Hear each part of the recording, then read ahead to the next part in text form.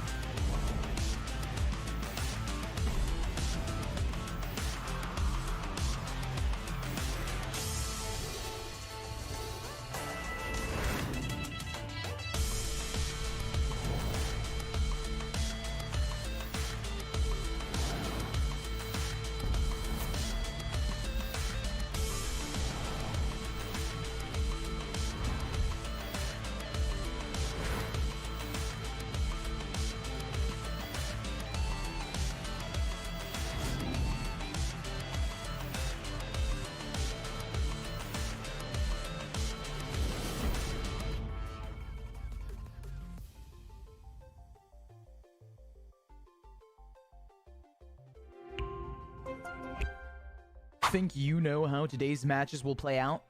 Prove it with Division 1 pick'ems. Follow along and put your predictions to the test. Each week, you can make your picks for both Valorant and League of Legends, or just stick to your favorite game. Predict the winners of our future matches and choose the players you think will have the biggest impact. Every correct pick earns you points. The more points you score, the higher you climb on that leaderboard. At the top, you'll find prizes waiting for you at the end of the split. It's easy to play, adds excitement to every match, and keeps you connected with the action all season long. So lock in your picks, track your progress, and see if you've got what it takes to top the Division 1 Pick'ems leaderboard.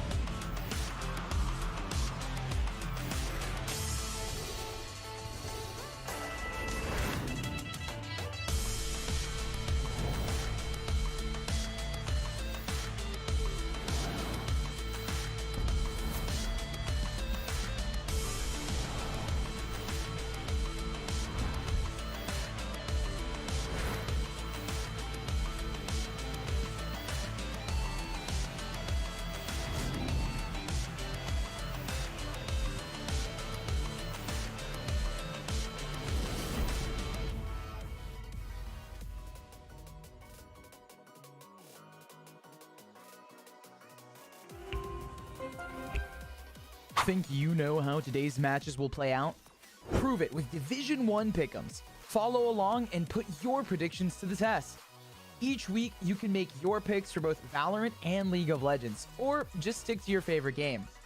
Predict the winners of our future matches and choose the players you think will have the biggest impact. Every correct pick earns you points. The more points you score, the higher you climb on that leaderboard. At the top, you'll find prizes waiting for you at the end of the split. It's easy to play, adds excitement to every match, and keeps you connected with the action all season long.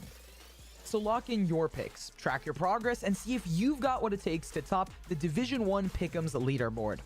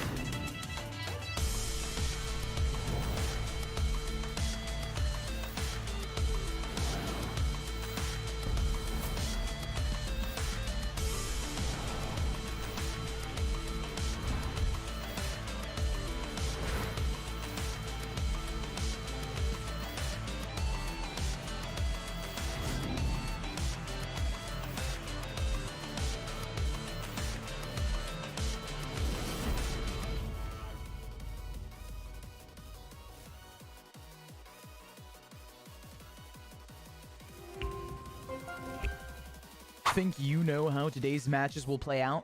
Prove it with Division 1 Pick'ems. Follow along and put your predictions to the test. Each week, you can make your picks for both Valorant and League of Legends, or just stick to your favorite game. Predict the winners of our future matches and choose the players you think will have the biggest impact. Every correct pick earns you points. The more points you score, the higher you climb on that leaderboard. At the top, you'll find prizes waiting for you at the end of the split. It's easy to play, adds excitement to every match, and keeps you connected with the action all season long.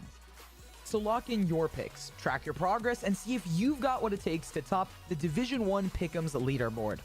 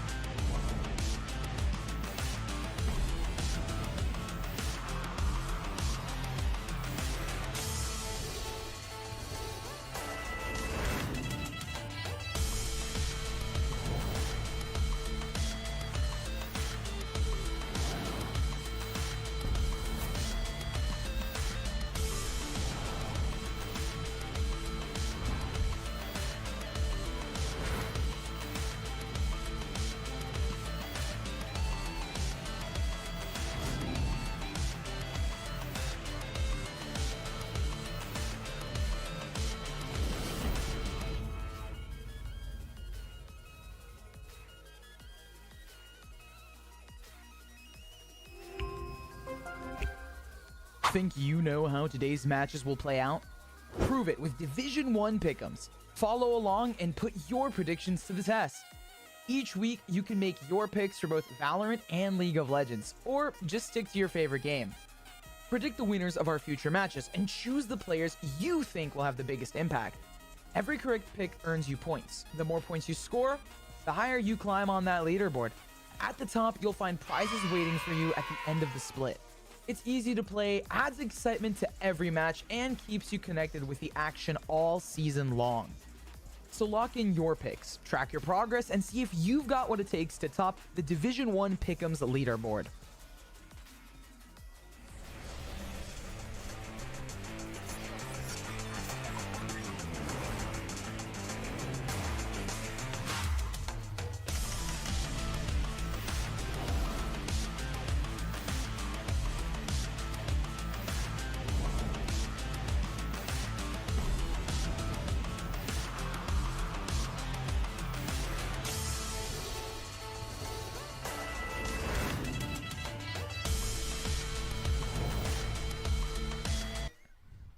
Welcome back, everybody. More Division One League of Legends. We were just here yesterday. We're back at it today, Woo! trying to sprint through our playoffs. We've made it to the semifinals. Alk Battery, Maryville University, the Ohio State Buckeyes. They're going to be doing battle today. And how about Ohio State yesterday?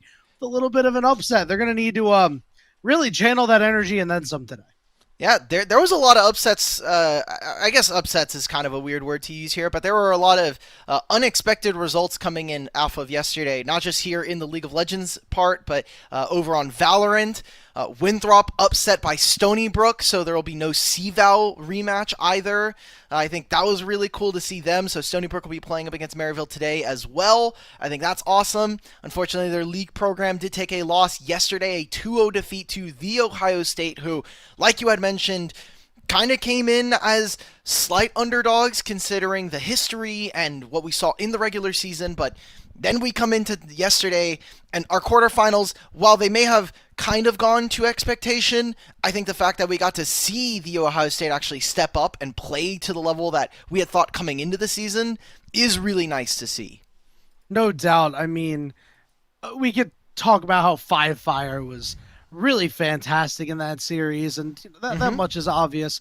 But I want to shout out Shalush as well. I think Shalush played a really solid 2 games, and that one not as expected. So we'll see what he's able to do today. Again, tough task and what you have to go up against, right? It's not the same guys on the other side. It's Music and Toasty for that mid jungle duo on the other side. Yep. It's going to be really, really tough.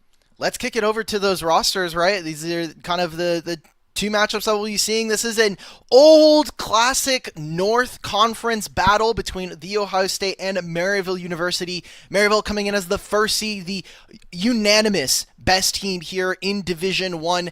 Seemingly best program here in Division 1 with first places in both League of Legends and in Valorant. Crimson, Music, Toasty, Scary Jerry, and Crougen.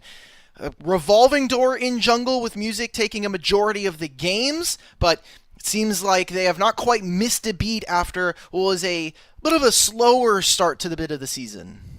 Without a doubt. And when you play musical rosters, that sort of thing can happen. We did see in the very first series of the year, things weren't as perfect. And I think in successive series, a lot of that has been covered up by the fact that they are just simply better than most of their opponents.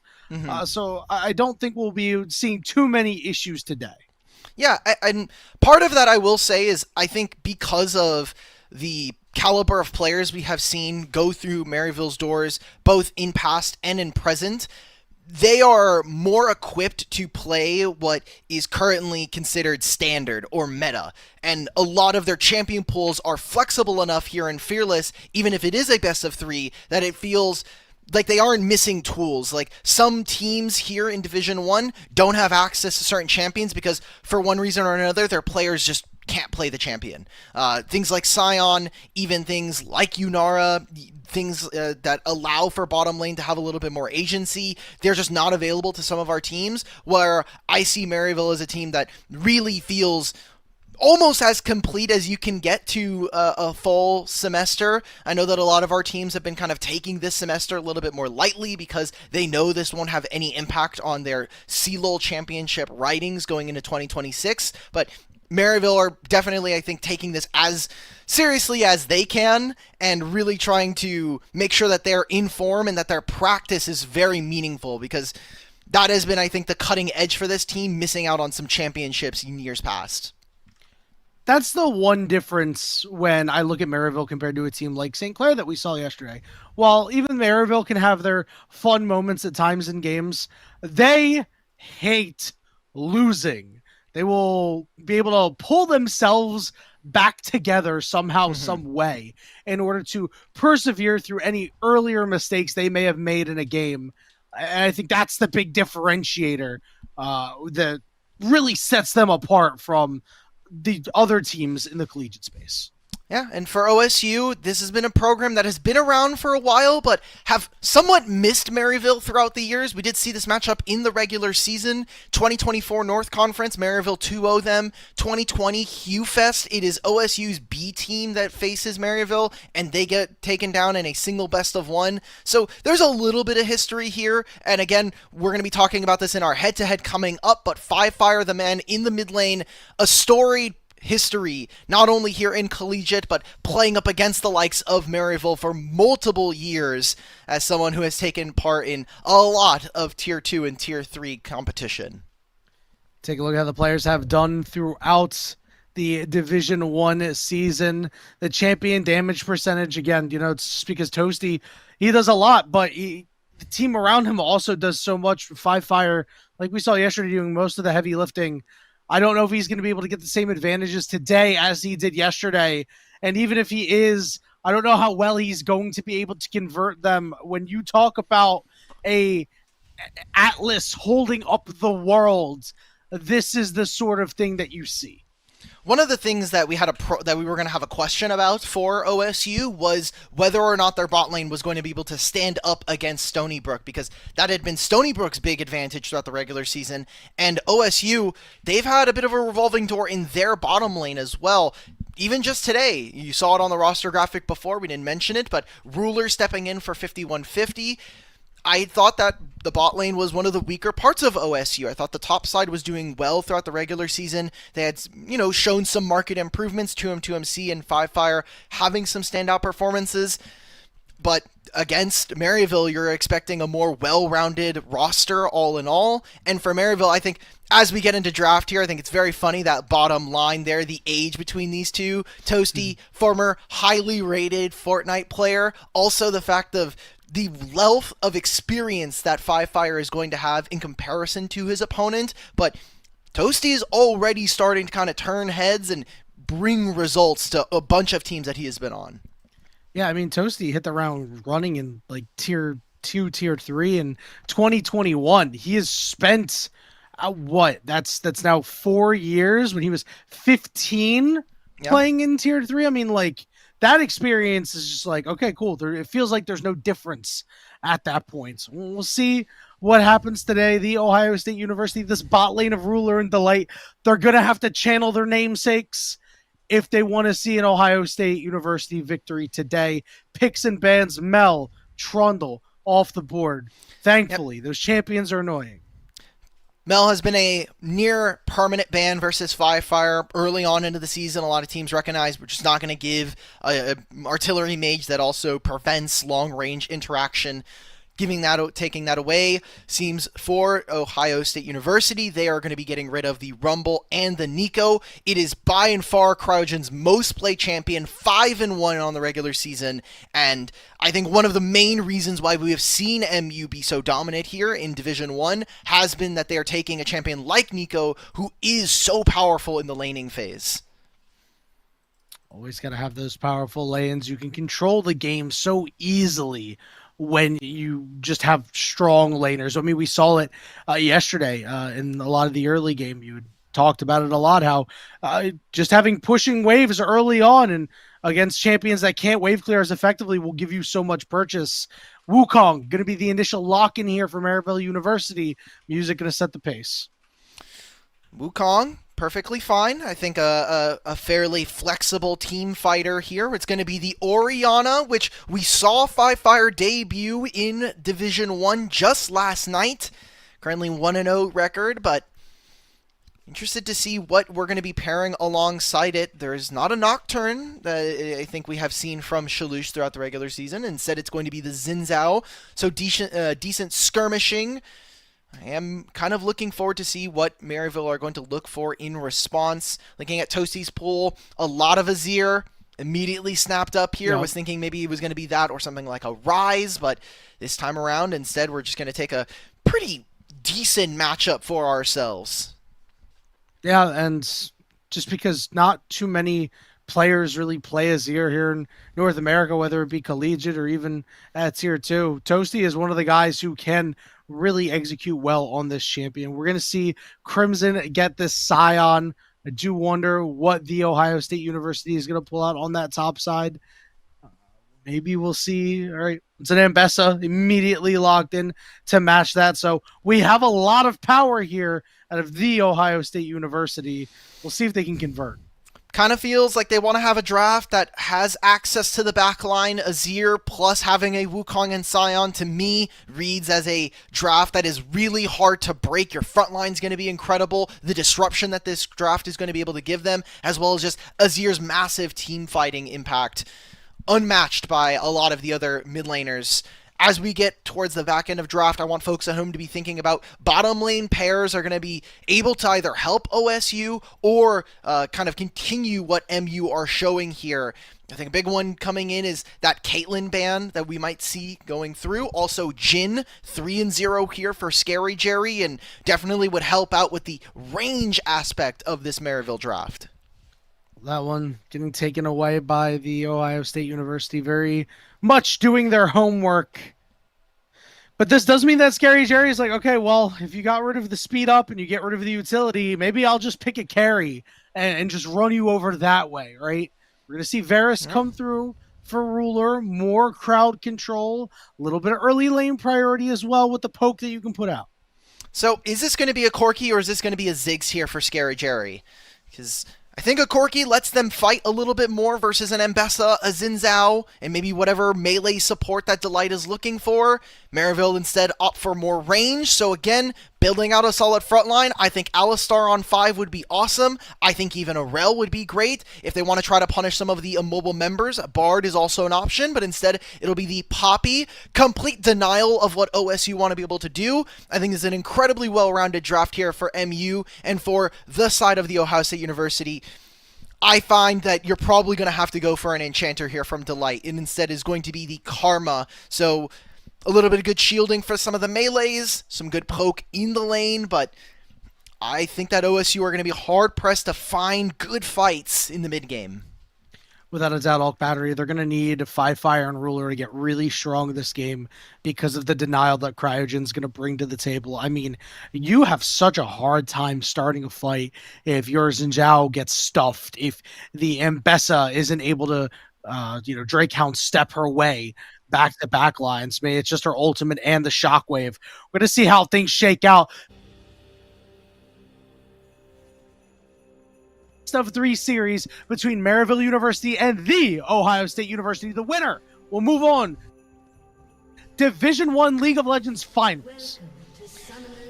And hey, for MU, they got to start in the quote-unquote upper bracket. They got a start, a free bye into the first round of playoffs, or past the first round. So they'll have to win a single best of 3, and then they will have one last best of 5 for either team be able to make it into our very first grand finals of Division 1. For the fall season, we've got some pretty interesting storylines going in. We were unsure if Maryville's dominant roster building was going to continue. Seems, when you look back on the regular season, that has definitely stayed true. And OSU, a team that we had some higher expectations for, but have definitely started to pay off here in the playoffs. Full court press already coming out from Scary Jerry, trying to make sure that Ruler wasn't able to recall. Both of the carries on the bottom side do have teleport. One note is that we have Summoner Spellbook coming out of Cryogen, so expect him to be able to bring a lot of utility, maybe move around with a cheeky teleporter too. His Ruler's already at half HP to start this lane. Oh, and no pot either. The all-in potential of a Poppy. A lot of people might think that the heal is more of a defensive summoner spell, but we've seen, especially with the adaptation of having this Unsealed Spellbook, heal is an aggressive rune, or aggressive summoner spell. You want to be able to use it to move forward. I like that Cryogen is also using that Buckler Toss to just consistently poke away. And this double range bottom lane of OSU are kind of getting met with a Poppy and a Ziggs. We expect it from the Ziggs, maybe not so much from the other Yordle here in the bottom lane. Also want to take note of the junglers who are going to be going towards opposite sides here, with Shalush pathing down to hopefully protect his bottom lane.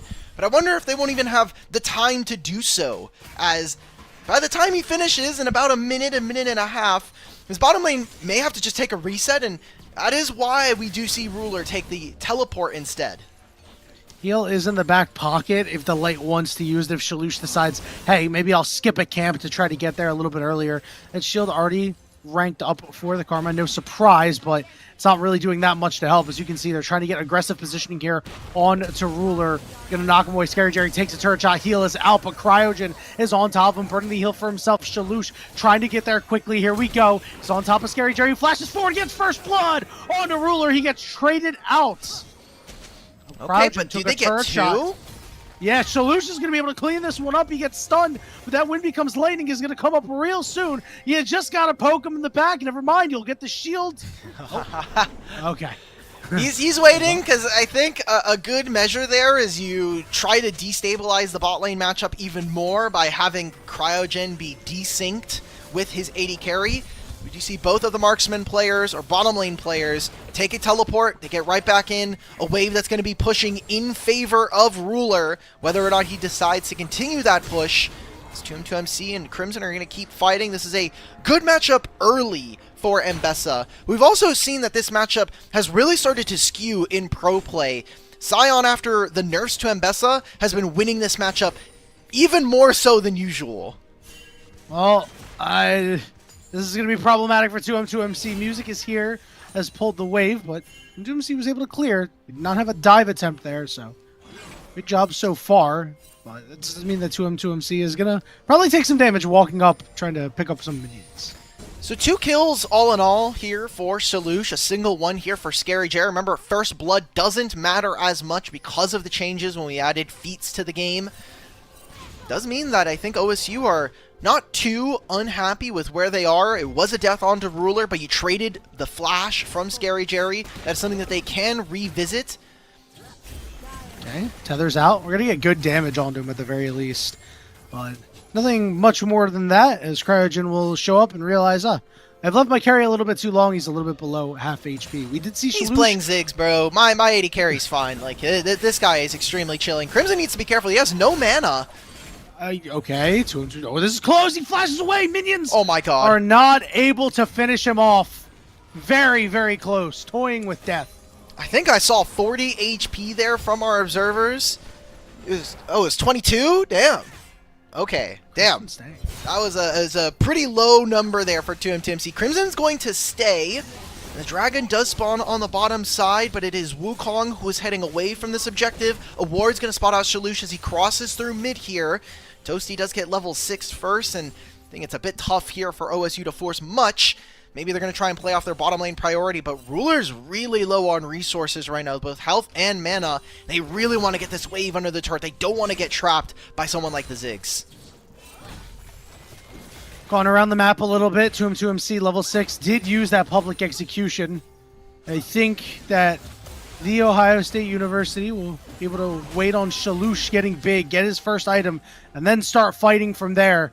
Scary Jerry is running down to light right now. We'll get him quite low, but not able to finish him off. This does mean that Shalush has to pull off the dragon. Fire getting engaged on by music. Shockwave is available, but not too much mana for the Orion. I think that was a really tough ask there for OSU to go for the dragon. Your bot laner had just recalled.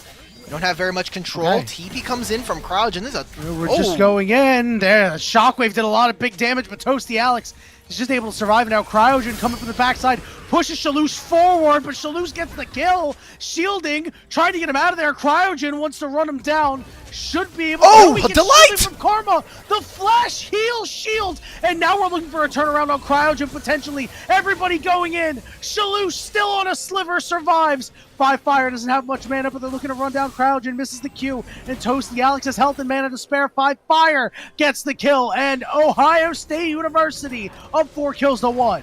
Oh, and now Ruler gets canceled. There's an ult here from Crimson if he wants it, but I think this is just a dead Varus. Flash comes up in a moment. Can he get out? I think this is just a 1-for-0 trade.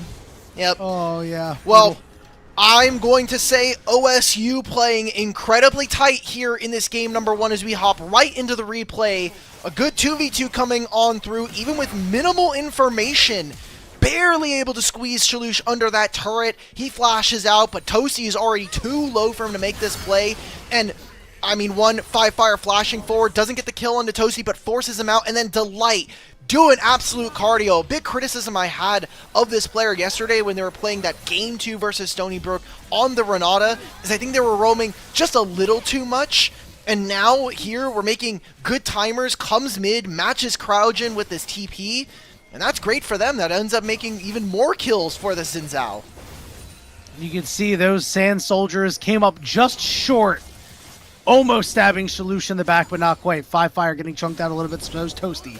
Shockwave going to be available as Music wants to go in. He's got his ultimate. Scary Jerry shows up. It's a 4v3 in the mid lane as Maryville going to ping out these grubs. They want them bad. Potential win condition here for OSU is getting Shalush further and further ahead. Something we didn't talk about here in the draft is it's a Xin Zhao with a lot of enchanters. Has an Orianna to give him a Shockwave ball delivery. Has a Karma to amplify his ability to stay in the front line. Ruler, what are we doing?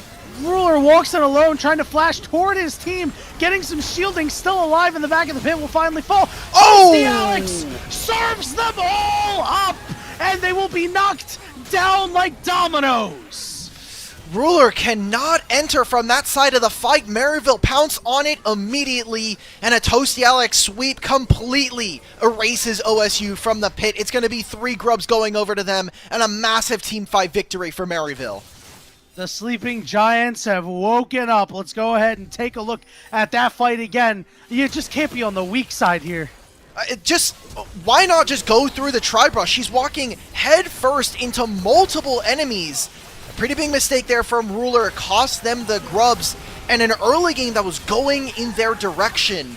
I mean, that death onto Shalush, the silver lining for OSU is the fact that the kill was taken by Cryogen. But aside from that, this Azir is going to continue to scale, and Music already has a pretty nice advantage for himself here on this Wukong. And it's not like this game gets much easier for them as the game goes in terms of game time. Oh, brutal. Down to half HP. You can see Scary Jerry has that Luden's Companion completed. First one to, well, him and 5-fire have completed items, but Rod of Ages and Luden's Companion not exactly equivalent when you just picked up Rod.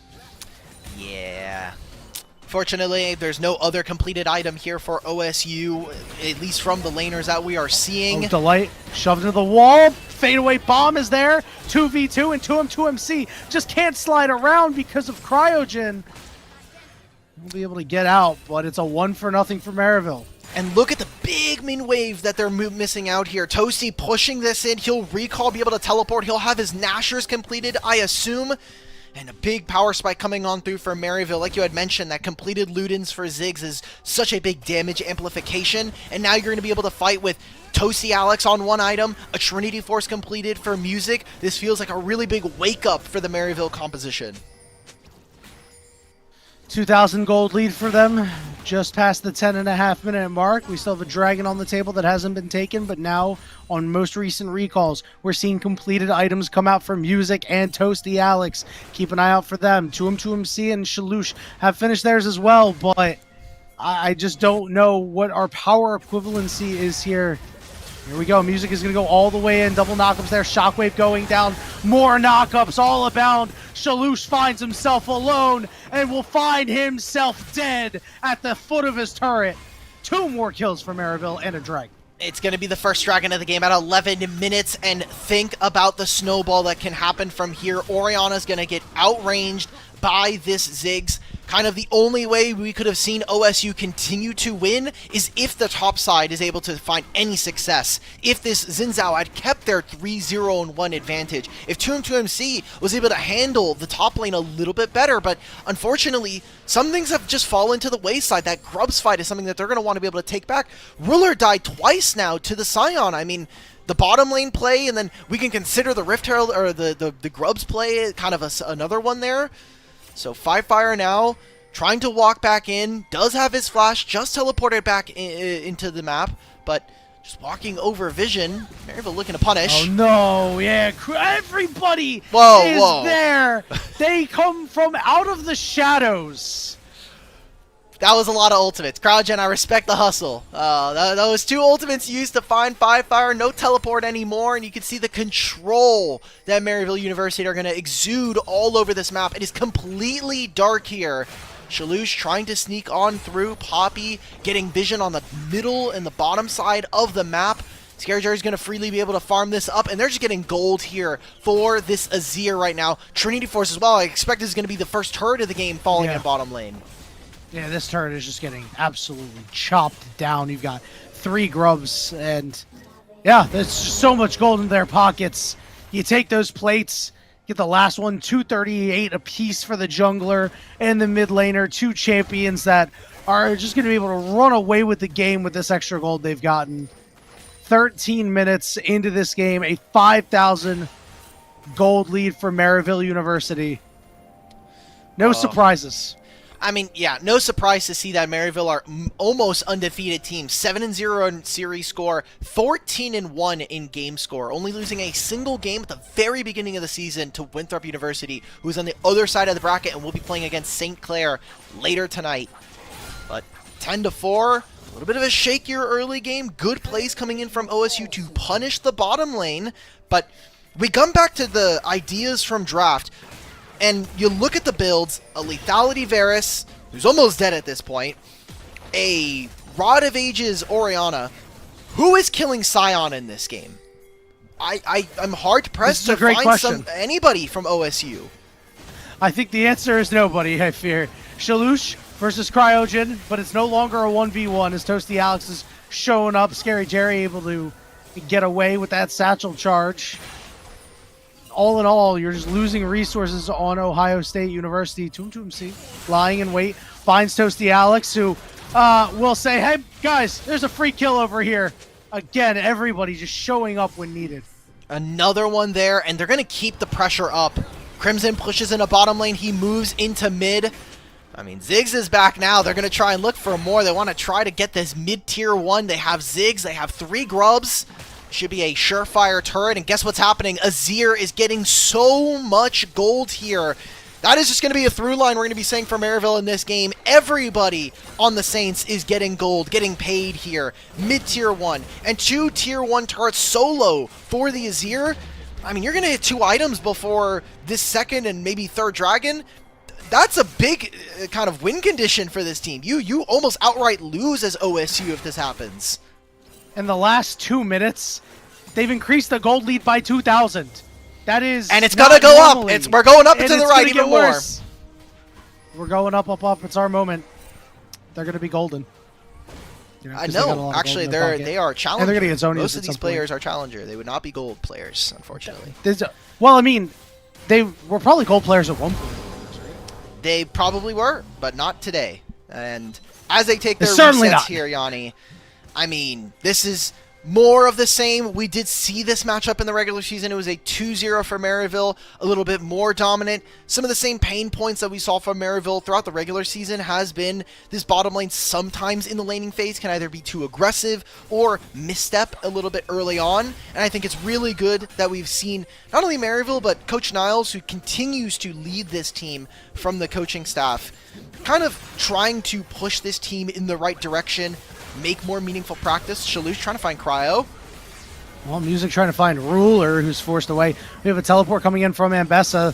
This has to be the moment that you want to take this. Toasty Alex off to the side, singled out, Shockwave dead. Crimson's ult doesn't quite land. This fight is messy, but Maryville still won it. Change the corruption going down, but Shalush is denied entry. Wow.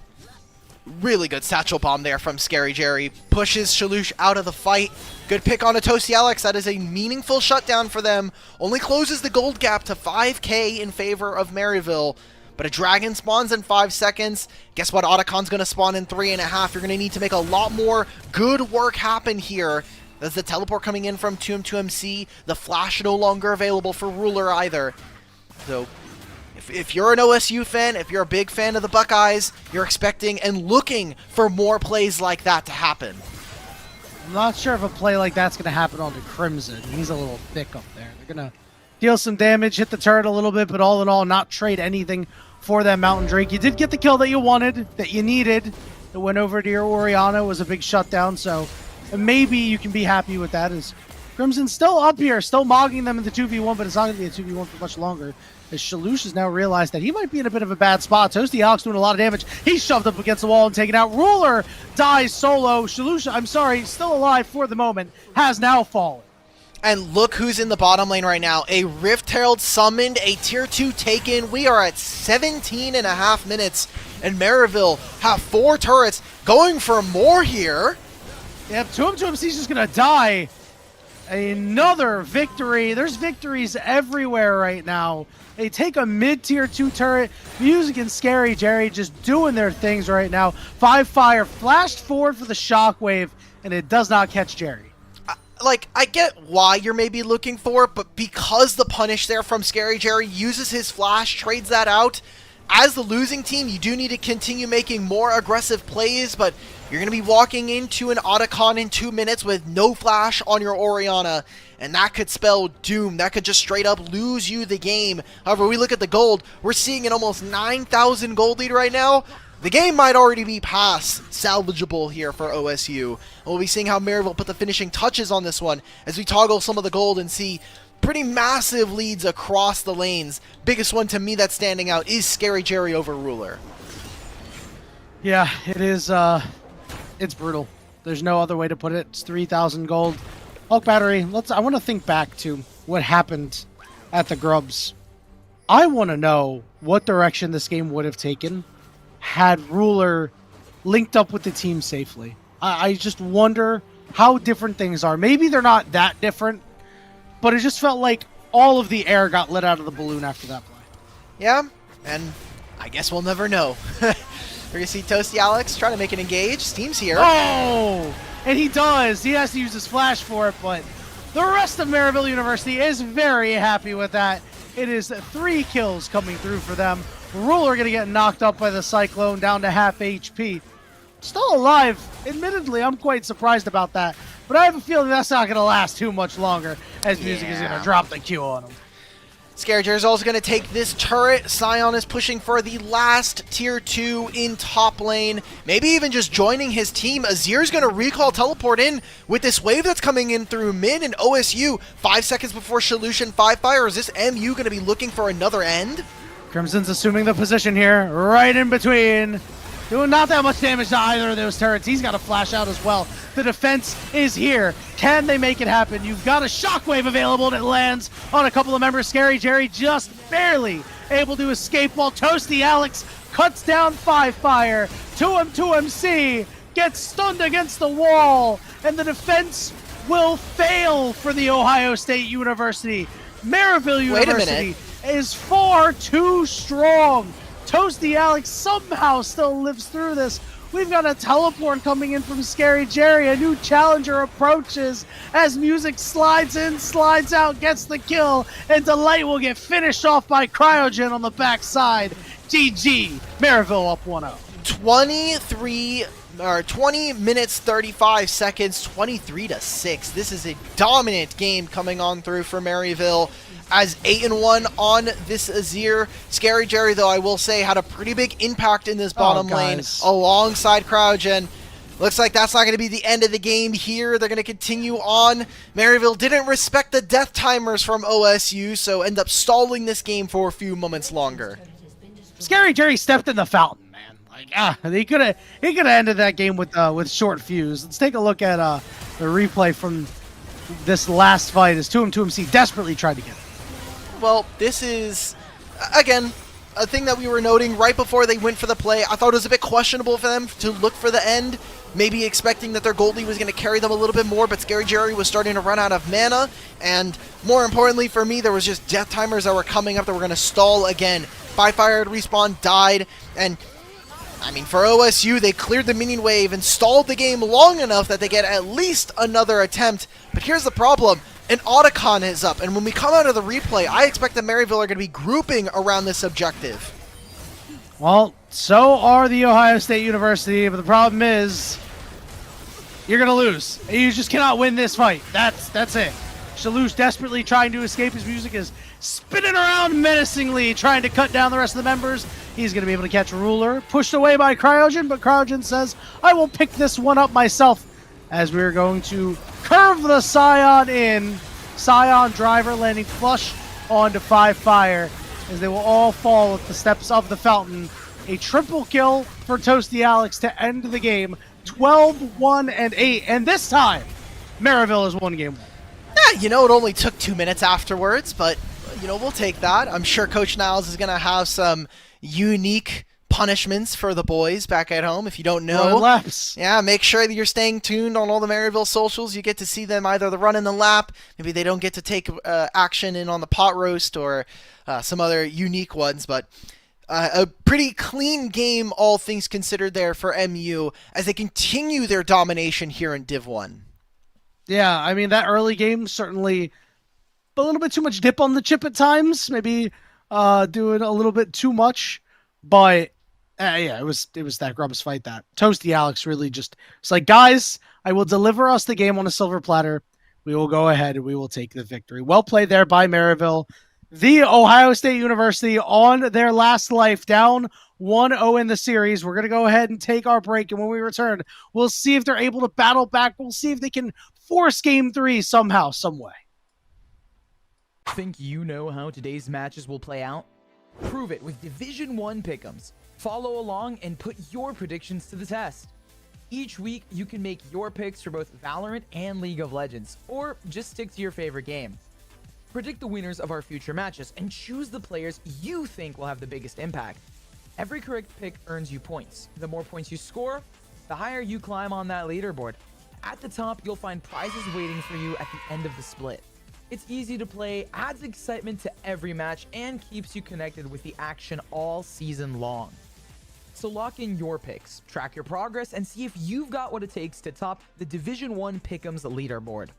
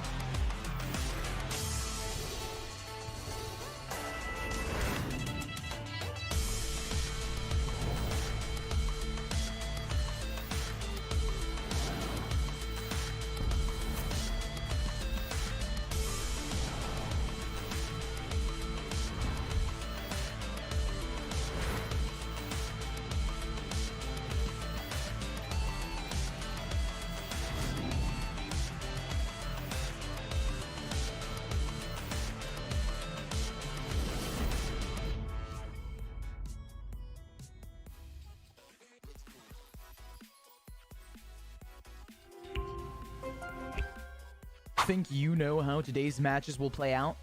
Prove it with Division 1 pick'ems. Follow along and put your predictions to the test.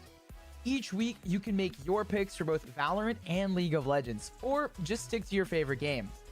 Predict the winners of our future matches and choose the players you think will have the biggest impact. Every correct pick earns you points. The more points you score, the higher you climb on that leaderboard. At the top, you'll find prizes waiting for you at the end of the split. It's easy to play, adds excitement to every match, and keeps you connected with the action all season long. So lock in your picks, track your progress, and see if you've got what it takes to top the Division 1 Pick'ems leaderboard.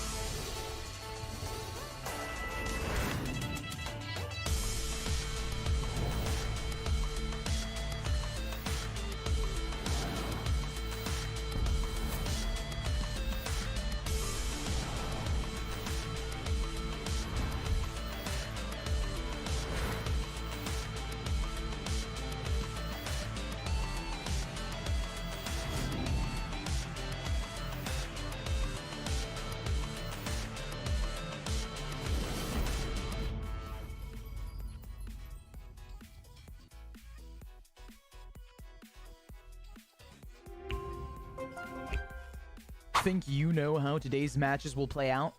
Prove it with Division 1 pick'ems. Follow along and put your predictions to the test. Each week, you can make your picks for both Valorant and League of Legends, or just stick to your favorite game.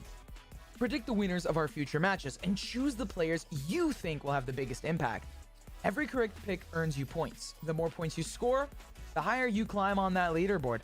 At the top, you'll find prizes waiting for you at the end of the split.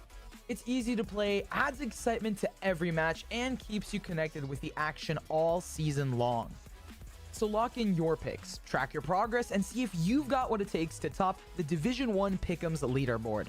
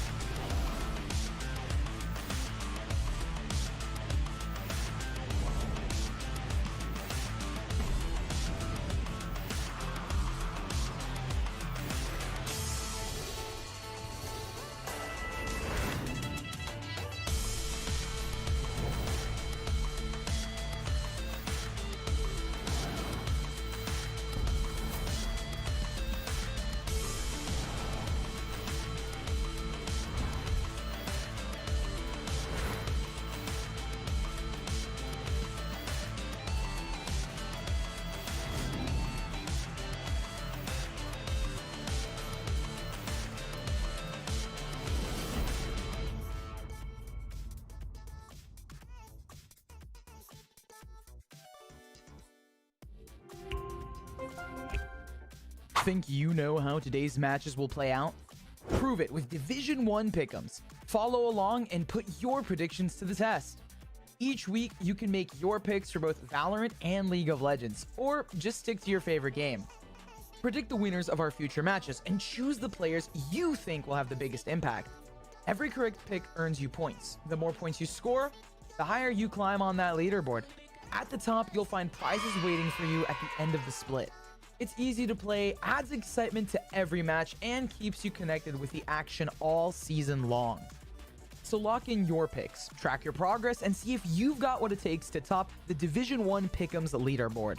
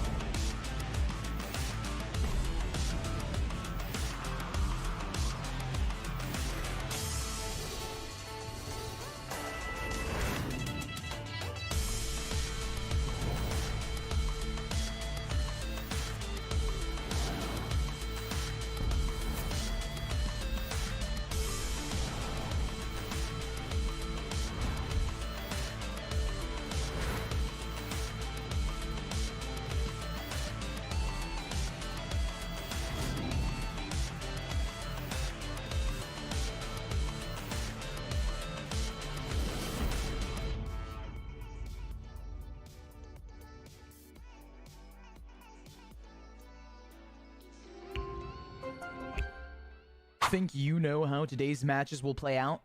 Prove it with Division 1 pick'ems. Follow along and put your predictions to the test. Each week, you can make your picks for both Valorant and League of Legends, or just stick to your favorite game. Predict the winners of our future matches and choose the players you think will have the biggest impact. Every correct pick earns you points. The more points you score, the higher you climb on that leaderboard. At the top, you'll find prizes waiting for you at the end of the split. It's easy to play, adds excitement to every match, and keeps you connected with the action all season long. So lock in your picks, track your progress, and see if you've got what it takes to top the Division 1 Pick'ems leaderboard.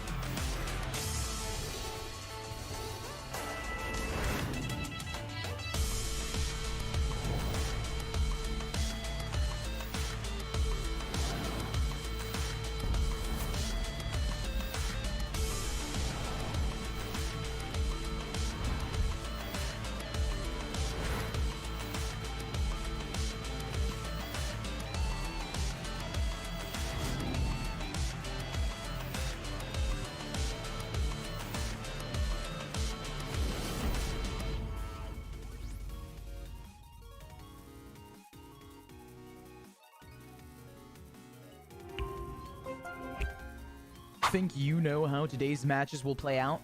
Prove it with Division 1 pick'ems. Follow along and put your predictions to the test. Each week, you can make your picks for both Valorant and League of Legends, or just stick to your favorite game. Predict the winners of our future matches and choose the players you think will have the biggest impact.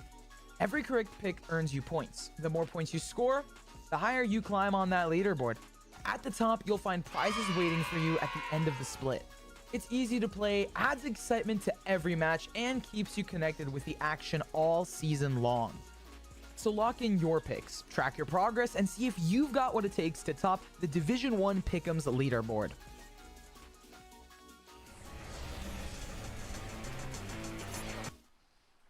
Welcome back, everybody, to Division 1 League of Legends. Maryville University taking care of business in Game 1. Let's see if they're able to make the clean 2-0 and waltz their way into the Division 1 League of Legends Finals. That would be pretty nice. I mean, you look at the streak that they're on right now, 14-1 after losing the second game of the very first series going up against Winthrop. That puts them at a pretty disgusting win streak throughout the rest of the regular season. So I'm kind of looking forward to it. I want to see if they can get it done, because I think potentially going what is 19-1 in a regular season and game score is unmatched, completely incredible. Mm. And not only that, if you manage to do it, it means that you would have 18 straight wins, which would be a record that would be very difficult for anybody to really break, right? Like, that's the cool thing about this league being brand new, is you get to start setting records in year one for people to try to break in, the next time around. I did misspeak yesterday, because we were talking about that there was the first Division 1 pentakill on Vladimir. I have to go back, but I'm pretty sure the first pentakill also goes over to Shimmer in their first game playing Pantheon. That was the I think I was on that game. 16-1 Pantheon game. Very, very good stuff, and a very impressive one. That was also one of the last times we actually saw Shimmer. His last series was, I think, up against Stony Brook University, correct? But yeah, they've done a lot here in the side of Maryville. And for OSU, I want to give them credit. One, because expectations were that they were probably going to lose against Stony Brook last night, but they ended up finding a 2-0 victory in a pretty dominant fashion. However, a lot of the pieces that still ended up making it work were pretty prevalent this game. I mean, Solution, Five Fire, while I think Five Fire's Oriana this time around didn't have the same impact that he did in yesterday's game, him and Shalush were definitely getting stuff done, especially Shalush early on. Those early kills that he got onto Scary Jerry and CrowdGen really hopefully put some wind back into their sails at the very beginning of the game. So we get back into draft. OFSU choosing for red side. I think a very unique thing that we're seeing from some of our teams, and now a division, because MU, they chose blue side for their very first game, but everybody else in the tournament, at least outside of our top two seeds, are choosing red. Yeah, I do find that quite interesting. They typically are giving, we saw a couple of times they've given last pick over to a couple of different players. I do wonder where it's going to go this time around, but one of the things I'm more curious about is what we're going to see them pull out here, because they could try to play meta and stock standard again, or you could try and maybe be like, hey, I have a pocket pick that might be able to throw some bumps in the Maryville game plan, right? The one thing I do want to see is I want to see Shalusha on another early aggressive jungler, much like the Jinzhao, because it seems like he's at his best when he's able to do stuff like that. See, Jarvan ban, this kind of tells me that they're okay with having a Trundle in the game. Remember, Scion's also gone, so a lot of those tank shredders are no longer necessary. And with Xin Zhao, you don't really have as many kind of fighters. Wukong was also a good answer, but is also taken away. So Caitlyn instead here. They don't want to play it from Ruler into Light. Pretty interesting to me, considering that they are on blue side. If they felt like it was as powerful, they could have just taken it. It's going to stay with the Nico and Rumble band here for OSU, rounding that out with a Corki as 3. Yeah, it just makes too much sense, right? Because if you give a Corki over to a team like Maryville, who is just so good at fighting for early objectives and laning and everything like that, why are you going to give him so much early game power? Unara is going to be the first pick coming through for Maryville University. They have drafted the centerpiece of their composition first. Let's see what they're going to be able to put around it. What Ohio State has to answer, I have a feeling I see a Nautilus in their future. Nautilus is possible. You could also just go for the Lulu. We've seen this time and time again. Imagine this might just be a Xayah Rakan answer immediately. Maybe if you are OSU, you want to see if they are willing to take the bait on the side of Maryville. Will you take the Rakan? No, instead they're going to lock it up now. So you have all of the bot lane information. Leona's fine. Braum is okay. Lulu, I think, is really good for stopping what OSU typically want to go for, which is long range, poke, slowly roast you over and engage. All right, Ryze going to come through here for Maryville. We'll see if they're going to leave support for the second half or if they're going to pick a jungler early. No, they're going to pick a Renata. We're starting to see a lot more Renata crop up, and that's, I think, pretty excellent into at least what Rakan wants to do, and theoretically what the rest of the Ohio State University would want to do after picking up this Rakan. Now what do? You just go for full dive? We're going to pull it to Leah here. I don't know, man. Yeah, this is how I kind of see a lot of the Renata gambits actually end up going, is you know that the enemy team is going to play a mobile control mage mid laners, so let's just pick a Renata. And if we can force out Xayah ultimate and either a Ryze duel or a Renata being in a team fight, I expect this would be really good. So I like the vibe band coming in from OSU for them. I think what they need to be prioritizing is a lot of those 80 junglers from Music. You do not want to have an 80 bruiser with a Renata. It's similar to a Xin Zhao and an Enchanter like we saw in game number 1. This is a very potent duo for them, and you have a ton of setup from the mid lane with this Ryze. I must admit, I am a little surprised that Vi got taken off the table by the Ohio State University, at least for the first ban of the second half. I'd think that's something that they would want to maybe keep available to them in case Maryville banned the Pantheon, which they did. So now, who is your pairing with this Talia, right? I mean, it might be Jax this game. It could be Volibear. I'm just looking at what Global with Nocturne maybe has played this with what Shalush has played this tournament. He hasn't played Vi. He has Wukong, Xin Zhao, Volibear, Trundle, and Jax. So we're kind of keeping it to that really tight, concise pool here for playoffs. I think it's fine to do it. This is match point here for Maryville. We play best of 3s up until the grand finals. So while it might be an elimination, I think making sure that your players are on comfort might trump the ability to just have something that's going to be a little bit stronger. Also, the Jax... That's fair. Technically a flex, even if we haven't really seen it from 2M2MC. We're going to finally round out Maryville's draft with a Cassante blind from Crimson and a Kayana coming on through for Music. So a lot of explosive damage coming on through. And I think even if Kiana isn't the typical burst assassin that a lot of people usually kind of profile her as, I think that Maryville have enough tools in their kit that allow them to stall fights out for a Ryze and a Yunara to really take over. Last pick Renekton here for 2M2MC. I must admit, I was hoping that 2M2MC would pull out his Sylas, because I think it would have been a nice little unique pick and say, hey, we'll take Kiana ultimate, we'll take Renata ultimate all day, and we'll hope it works.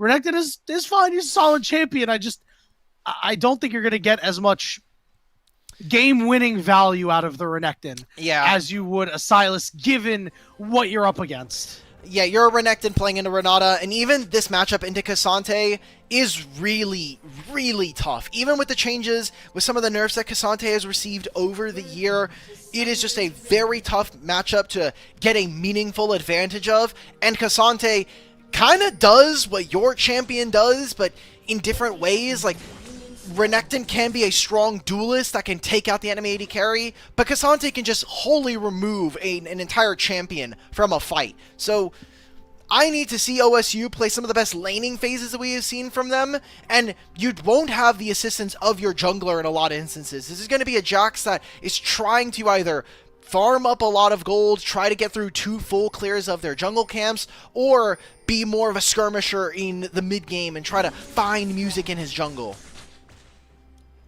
And it's really tough because I think that Shalush has been at his best when he's able to be an earlier skirmisher, right? Like, you know, level 3, level 4, we're fighting 3v2s and 3v3s and stuff like that. And I don't know if we'll find those fights in the jungle. I hope that he'll make a good game plan decision for himself, because the moment a gank becomes available for you to take, you have to decide, am I going to just abandon the turbo farm plan in the jungle and try to make a play and maybe even flip the game on it? I don't know. That's where you just gotta trust your instincts. And you gotta say, look, I have to play to my game plan. I have to do what's gonna help not only me, but hopefully the rest of the team find the biggest avenue of success. As we get into this game, both junglers are going to be starting on the same sides of the map, which means clearing down towards the bottom lane. Naturally, it should be that Xayah and Rakan should be able to get push early on with Xayah's ability to just land feathers, but a trade early on here for a bottom lane means that MU are stacking the first 2 waves immediately onto Ruler and Delight. The good news for Ruler and Delight is they should be okay. You've got the Gleaming Quill for any HP you lose if you manage to knock one on Cryogen or Scary Jerry. And as long as you are timing the auto attacks properly as Delight, Ruler should be able to pick up a healthy amount of CS.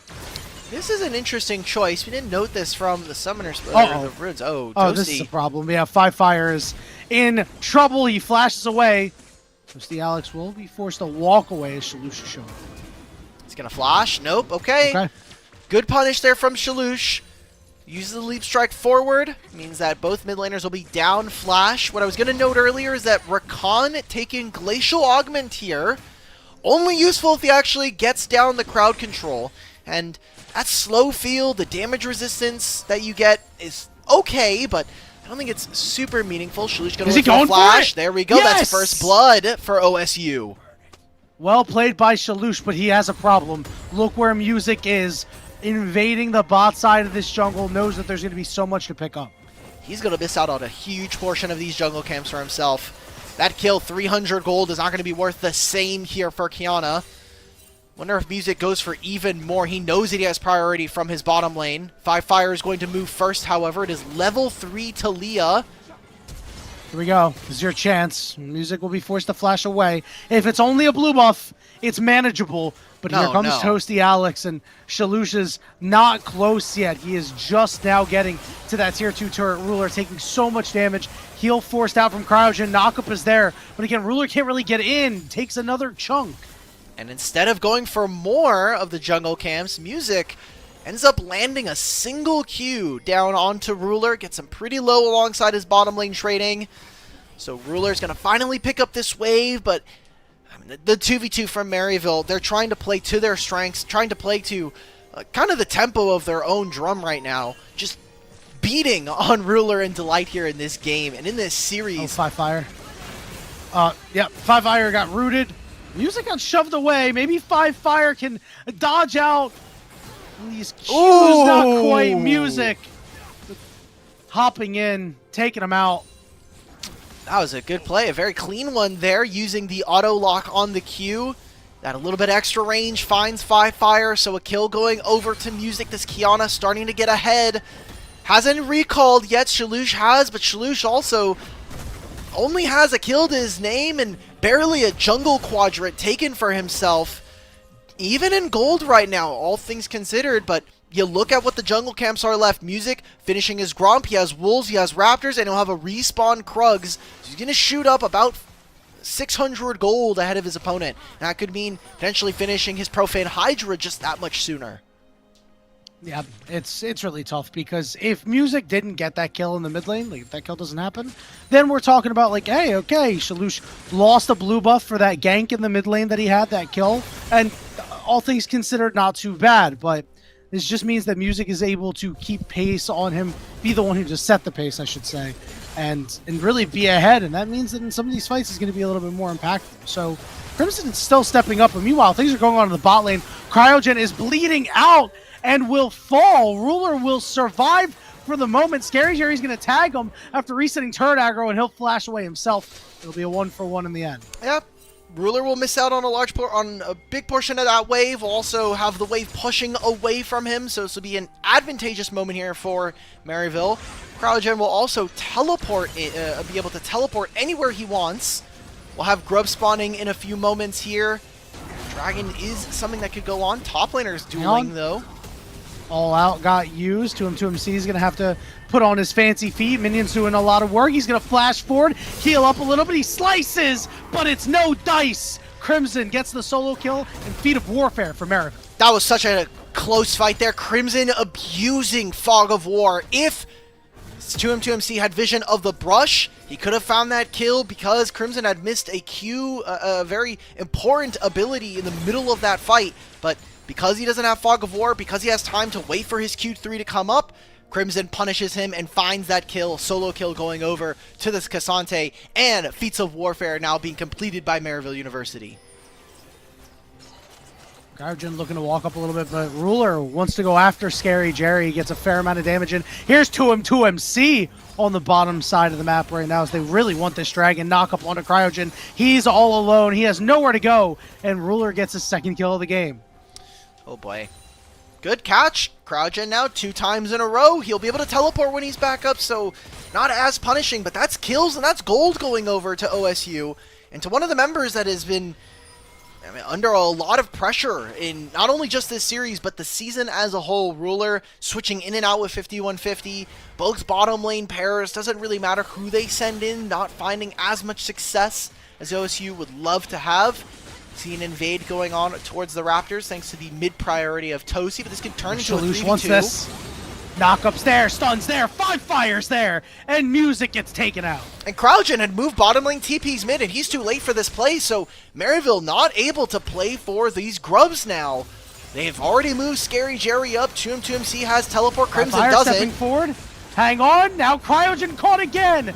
5 fire gets this kill. The flash forward for Toasty Alex. Will he be able to escape? Yes, he's able to realm warp out on 150 HP. He gets out, but this is 2 grubs now going over to OSU, the Ohio State University. Coming to play here in game number 2. We saw signs of life from them up until this objective in game number 1, which means they got 8 minutes of gameplay. Now they get to play a little bit more this time around. All 3 grubs going over to them. I don't know how useful these objectives will be, but at the very least, it'll be them getting towards that objective stacking and hopefully some battling back of getting these plates before they fall at 14. It also enables Shalush later on, if he finds himself in a side lane with free time on a turret, to really get a lot of work done there. Shalush is showing up to the top side here. Cryogen, they're really abusing this guy who has no flash right now, but he'll be able to at least walk away. Scary Jerry has to dash, uses his ultimate. Maybe they want to turn here in a 3v2. Root going down should stop the advance. He might get one more dash in another Arc of Ruin. Okay. Take Ruler to half. Cryogen burning the heal. They want this. The light turning around. Knockup is there. Cryogen did not get rooted, but Shalush slowed up, unable to get on top of Cryogen. Ooh, they thought maybe if they were able to get mid-prio to move, if Toasty was able to move forward. It's another jungle camp taken there by Music. Our observers just showing off a little bit of the jungle expertise. And if Toasty Alex had the Realm Warp, maybe there was a little bit more to go for. Trying to get some damage down to Ruler and Delight. Shalush still sticking in the area. The first dragon of the game going over to Maryville. OSU need this play to happen, but it's completely warded out. Yeah, but Shalush has the angle right now. Cryogen's still only level 5. Scary Jerry's going to be the initial target. Knockup is there. Stun is there. He uses the cleanse, but he will not escape. Cryogen will flash, only to get hit with the Bluetooth auto attack. Shalush with the double. Shalush now to a pretty big lead coming on through for this Jax. Maybe we're looking for something on the side of Maryville, but aside from what has been happening in some of these other lanes, Scary Jerry and Cryogen really getting taken to task here by this Jax. 4-0-1, very similar to the Xin Zhao start in game number 1, but I always have to hold out a lot of, we've got to hold our breath because we got baited in game number 1 of yesterday's series. We were really excited for Utah. They won that game number 1 versus St. Clair. And then the rest of the series still went to expectation. Maryville slightly behind the curve here. There's only a 400 gold lead for OSU. And we have pretty big standards already being set by MU by the pedigree. And again, their game record, 14-1 in the regular season. And just how good these players are, right? Because whenever you get a lead against them, if you are fortunate enough and you've played well enough, you have to play perfectly the rest of the game, or else they can get you. They can sneak up on you. They can take you down. They can get the gold lead, and they can run away with things. They haven't done so yet, but that has to be in the back of the mind of the Buckeyes right now. You can see lying in wait, Toasty Alex being seismic shoved, good damage coming through, and it's a solo kill for 5Fire. Music is just too late, not quite his tempo. Get more plates, not another play on the Music. Seems like they are still trying to push another rotation here as they send Ruler to deal with this Cassante and Toom2MC to hit the 1v1 versus Renata and this Yunara. Maybe feeling that they're a little bit on even keel with each other, considering the fact that they're even in CS between the carries. Music is going to come here to try to make a dive. You can see that Delight is on his way now. Remember, no quickness, no grand entrance, and Talia can answer with a Weaver's Wall. Oh, well, Toom2MC used his ultimate, but he'll go down. Delight will actually get this kill as long as he doesn't die, and he won't. There we go. So they go 1-for-1 on the trade. A big mini wave being missed by the carries. This is going to be what I think is going to make the big difference for me is while OSU are getting kills, they are missing out on a lot of golden experience and a lot of these waves. Like Scary Jerry, yes, he traded 1-for-2 in the last trade, or him and CryoGen did die, but that was not a big wave that Ruler was able to smash in. This mid wave was pretty decent for them, but they're still trading, and Cassante is up 40 CS in this matchup.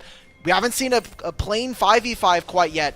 Once that starts to come on through, I think we have pretty big problems here for OSU. Thankfully for them, they will grab the first turret of the game. Yep, and that'll be a plate as well. So big golden fusion to 5Fire. 425. We questioned the Talia pick a little bit. We haven't really seen too much of the global presence outside of the one play at Chickens, but he has been really good otherwise. He's already taken Scary Jerry to half HP, and he's throwing rocks, and Scary Jerry what is Jerry looks doing? like a glass house. Shaloosh will get the kill. It's his 5th of the game. Ulk Battery, Shaloosh is the superstar right now.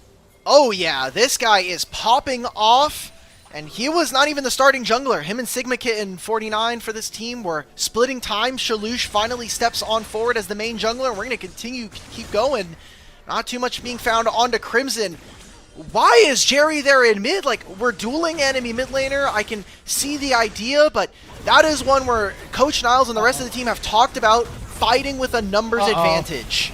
5Fire got caught. The light trying to save the day, but your shields aren't enough. Shaloosh is coming into this play, but a little bit late. Let's see if we're actually able to take out Crimson. The light getting chunked very hard. Shaloosh in, knocked up. He takes so much damage.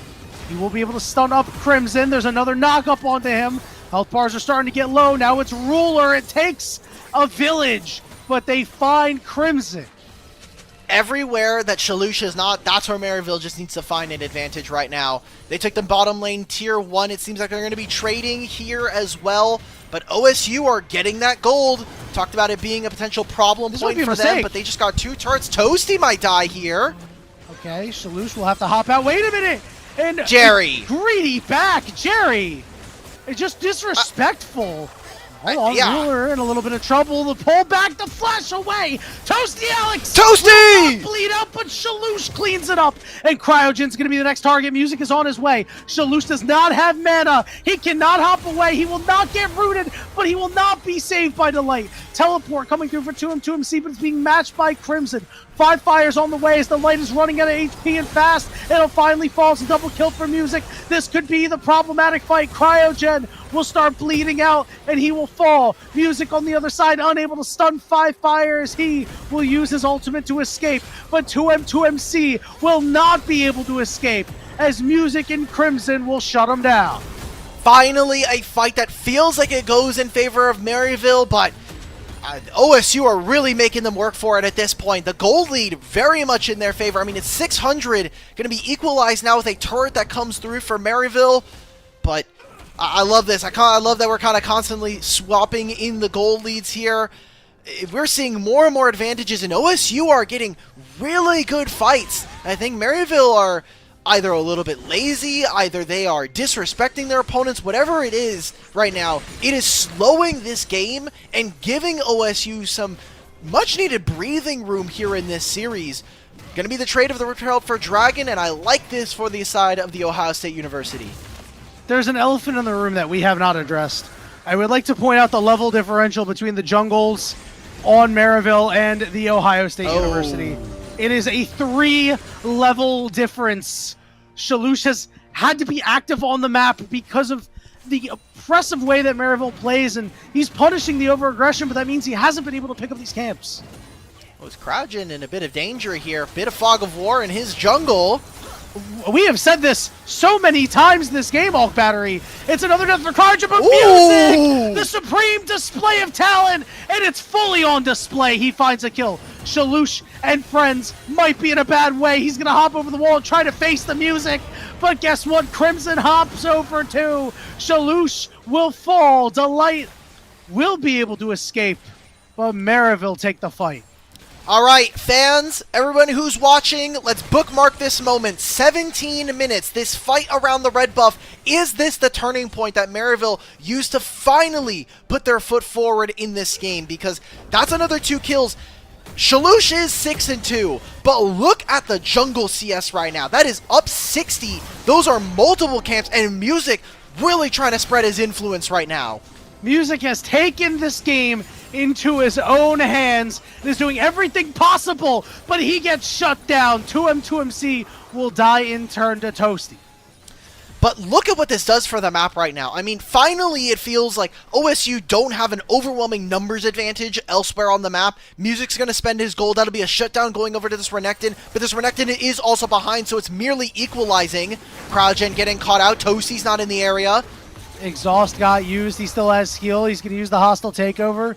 But we're going to have a re-engage. The knockup is there, and Cryogen is going to die. Toasty Alex going to be the next target here, as Shalush will not be able to survive, but as long as they can clean up Toasty, they can say #worth. Scary Jerry showing up to go after Delight, but will not be able to chase further. Actually, he will. He's looking for the angle here. Meanwhile, on the bottom side, 5Fire, the all-out. You cannot stand up to Crimson. This man is nigh unkillable. That's my problem, is who is going to kill the solo laners. It requires OSU to have multiple members present. We have another fight here where slowly Maryville are eking out a gold lead, but I think that mostly comes in from the jungle and the top side. Crimson and Music, who I want to shout out them in this game and in most of their series. I think Crimson and Toasty have been some of the most stalwart members for this team, and we saw his Azir in game number 1, but Music feels more like a team captain. He is there to manage the personalities on this team, get them all in line to get them ready for objectives, and kind of have to be a little bit of a line leader for Maryville. See them now fighting in the top side jungle. All right, Delight able to dodge out on that handshake, but it just means that Shalush is not getting access to this jungle. It's now a 4-level difference, Hulk Battery. This is so difficult to overcome. Shalush has done everything possible to try to will his team into this game to keep them afloat, but he has sacrificed so much and put himself behind doing so. Rift Herald getting used toward this mid lane here. Started about half HP. Shalush linking up with Ruler, who's 2 levels up on his jungler. That's a sight you never want to see. Yeah, but look, Shalush is absolutely the hero of this game. Like, if he Without doesn't doubt. do what he's doing right now, this game is already over at this point. So the fact that this guild is as even as it is, a lot of our top teams may be suffering from the fact that they didn't play for another 2 or 3 weeks, right? Like, Maryville, they took their break. St. Clair took their break, and their game 1 looked a little bit sloppy. We'll see Scary Jerry trying to take a duel versus Ruler. Opts against it, and look at the vision control on top side. We now crest over the 20-minute mark, and that's an Otacon being spawned up. Maryville were fishing for some summoner spells, fishing for a fight, and it is now darkness here for OSU if they want any chance of contesting one of the most important objectives here in the game. I mean, if this gets taken by Maryville, what's the level lead on in the jungle going to look like, man? Like, we could be talking 5 levels. All right, so they have 12. Okay, so OSU, they have 12 petals. At some point, we'll take a look at a Maryville member. Maybe it might just be Crimson, or maybe it's the sneaking Music behind 5Fire. We'll find out. Well, 5Fire's in a little bit of trouble. He gets knocked up and won't be able to hop on the wall. They have 23 for reference. Damn. Teleport coming in here to M2MC, showing up to the parties. The Light's trying to do what he can, but it's so much damage coming out. Crimson is doing so much more. We might have a turnaround. Stuns are up, but Cryogen with a hostile takeover sends them into a frenzy. What is Jerry doing? Up Shalush, desperately going after Jerry. He finds that kill. He needs time, trying to sidestep, has his stun, looking for Crimson, but he hops out. 2M2MC went too deep, and Music gets the kill. this is getting even closer. It is now Music. finally a 1,700 gold lead. Music's gonna go hunting. That's one. That's a double kill for him. Hoping, failing, just barely.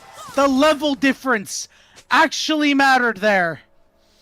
Level 15, no Otacon being started, but that all began with Firefire, the captain, the leader for OSU, falling short in the top side, being a little too far up. We talked about Vision. He was being a little, I think, a little bit greedy on the waves, saying if I can push this next wave, hopefully I can use that and transition that into a mid push.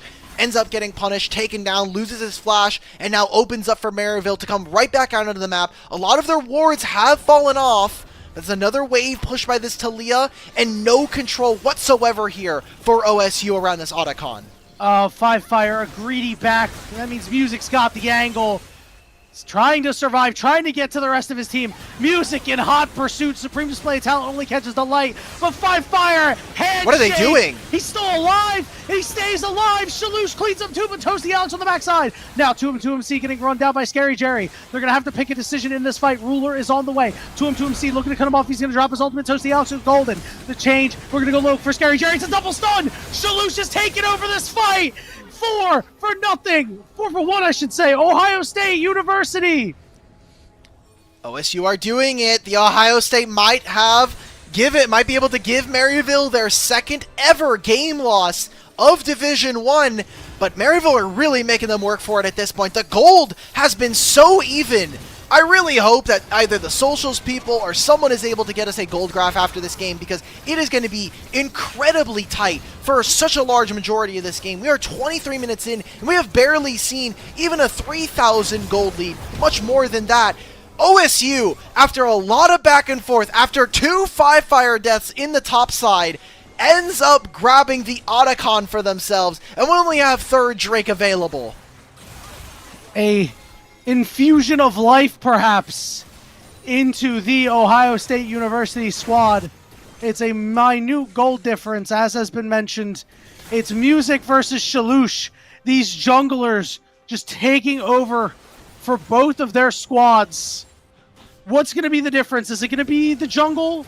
Is it going to be which member on either squad steps up first? We'll find out. Dragon started up here by OSU. Maryville does not want to give this one away, but they will wisely. Scary Jerry walking forward again. This man just stays walking forward, and they're going to go right after him. He does get stunned, but he's still alive, half HP. Shaloosh forced to turn around. There's a redemption coming down that's going to heal up this Maryville squad, as OSU will wisely walk away. Can you believe that with them taking Grubs and the Otacon and those 2 dragons, that's what gets them pizza? Oh, so wait a minute. Supreme Display Talent Music, 2 over aggressive, and that's Firefire getting the kill, and it will stop the push in the top side.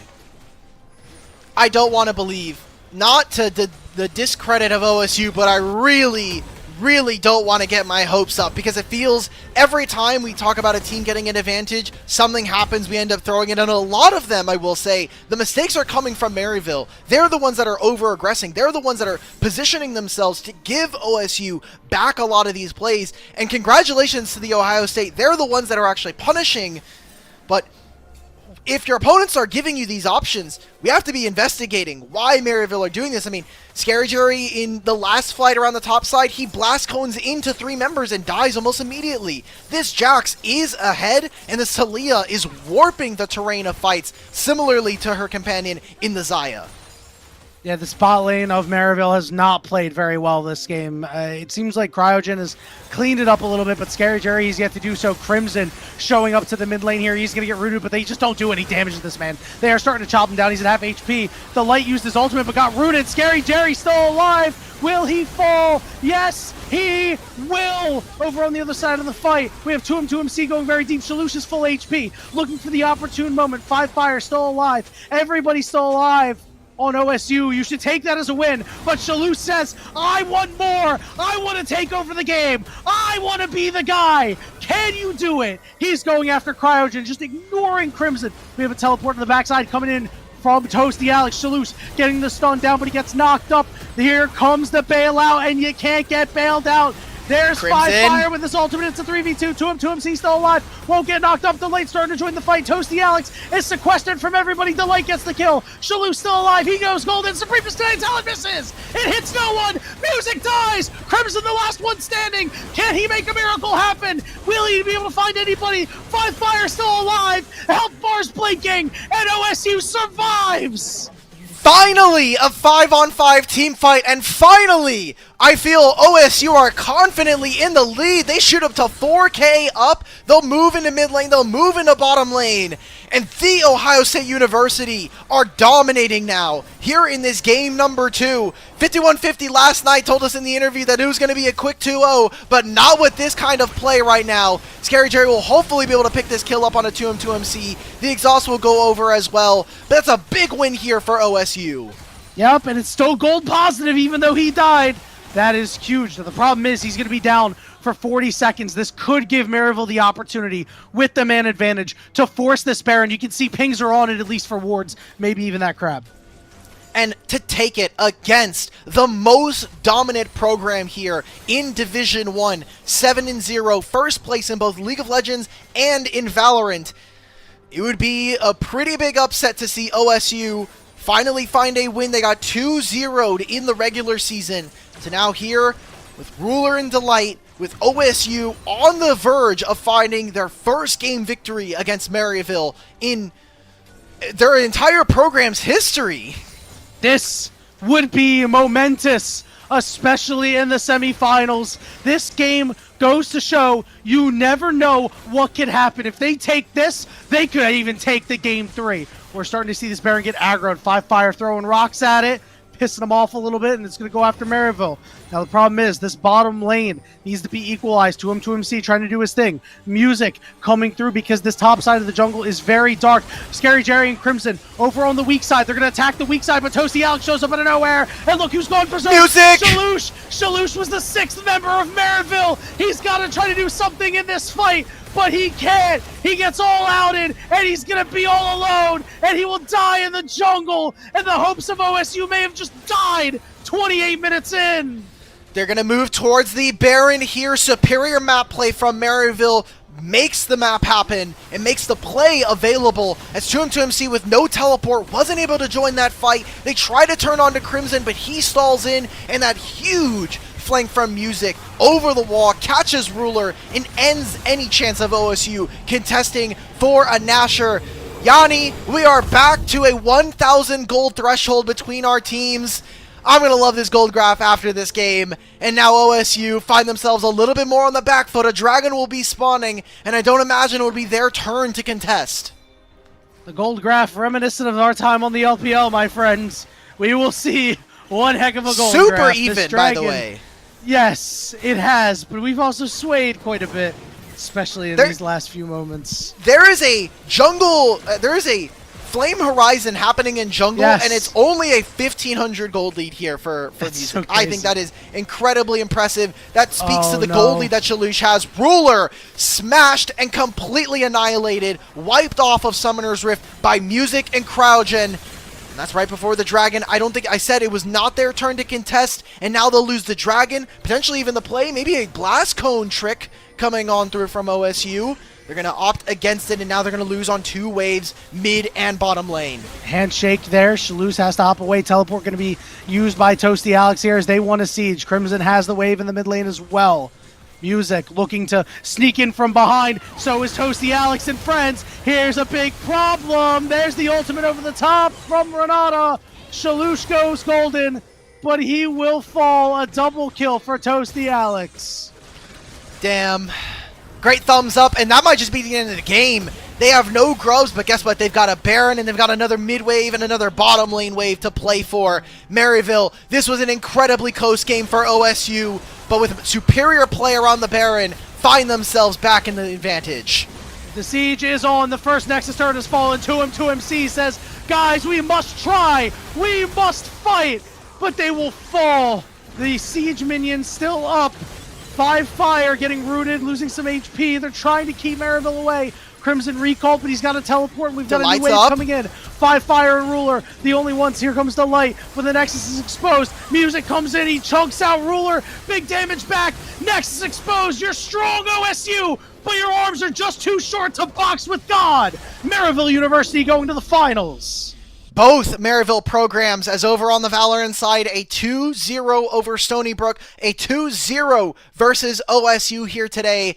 Maryville find themselves in both grand finals and potentially being the dual-head grand champions. We'll see that being decided on Friday the 14th.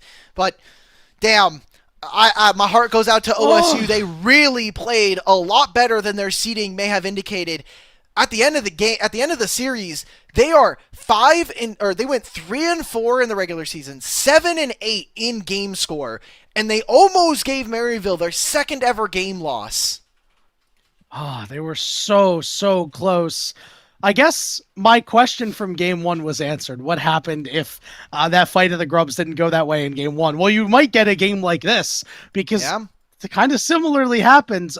Really impressive stuff out of OSU, a team that we weren't sure was going to even make it to the semifinals, right? Slight underdogs coming in, but they really showed their strength here. They really impressed us. And, big shout out to everybody on that team. Shalush especially, a tough game, really difficult conditions, but he did what he could. He showed up for his team. I'm really happy by what we saw from OSU. It's disappointing to see them fall in a manner where we could have been sending ourselves. This could have been our break going into game number 3. Yeah. But it kind of ends here. Them here in the semifinals, still an unexpected run, beating up on Stony Brook 2-0, a very dominant fashion, almost challenging Maryville in 2 games here. Unfortunately, parts of this will be just lost to the annals of history as people will simply scoreboard watch and see there's a 2-0, but I hope the people over at The Ohio State University can be really happy and hopefully hold their heads high in a couple of days' time that they played competitive games, and maybe this means that next semester they can look even further. They gave Maryville hell in that game, and I hope nobody ever forgets. Here's your gold graph. Wow, we are going up and down and up and down. So close. There it is. There's that gold graph. 3,000 gold barely in the middle of that game at 21 minutes for Maryville. Immediately dips back down. We have a CryoGen interview lined up right after this. I cannot wait to hear of the multitudes of punishments that will be coming down on the players from the coaching staff at Maryville. But congratulations again to MU. We will be seeing them in the grand finals in 4 days' time. And we're going to get to a short break while we get this interview ready with CryoGen from Maryville. Think you know how today's matches will play out? Prove it with Division 1 pick'ems. Follow along and put your predictions to the test. Each week, you can make your picks for both Valorant and League of Legends, or just stick to your favorite game. Predict the winners of our future matches and choose the players you think will have the biggest impact. Every correct pick earns you points. The more points you score, the higher you climb on that leaderboard. At the top, you'll find prizes waiting for you at the end of the split. It's easy to play, adds excitement to every match, and keeps you connected with the action all season long. So lock in your picks, track your progress, and see if you've got what it takes to top the Division 1 Pick'ems leaderboard.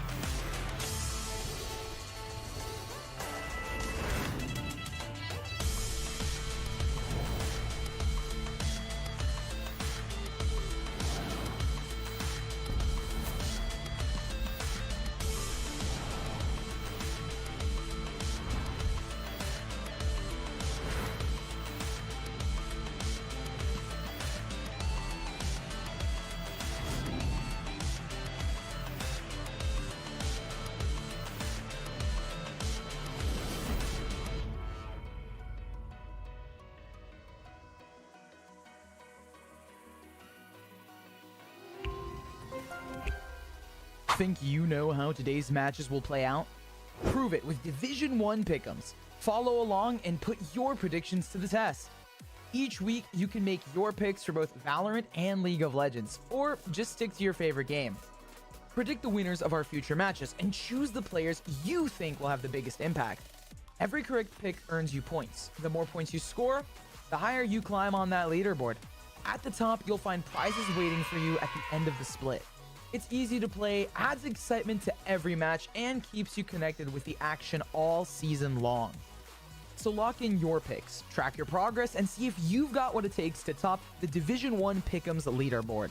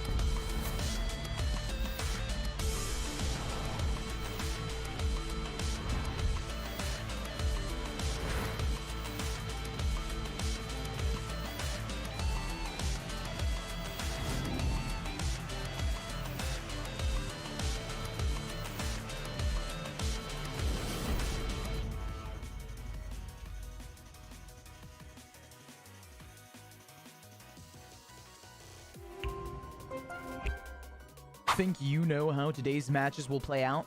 Prove it with Division 1 pick'ems. Follow along and put your predictions to the test.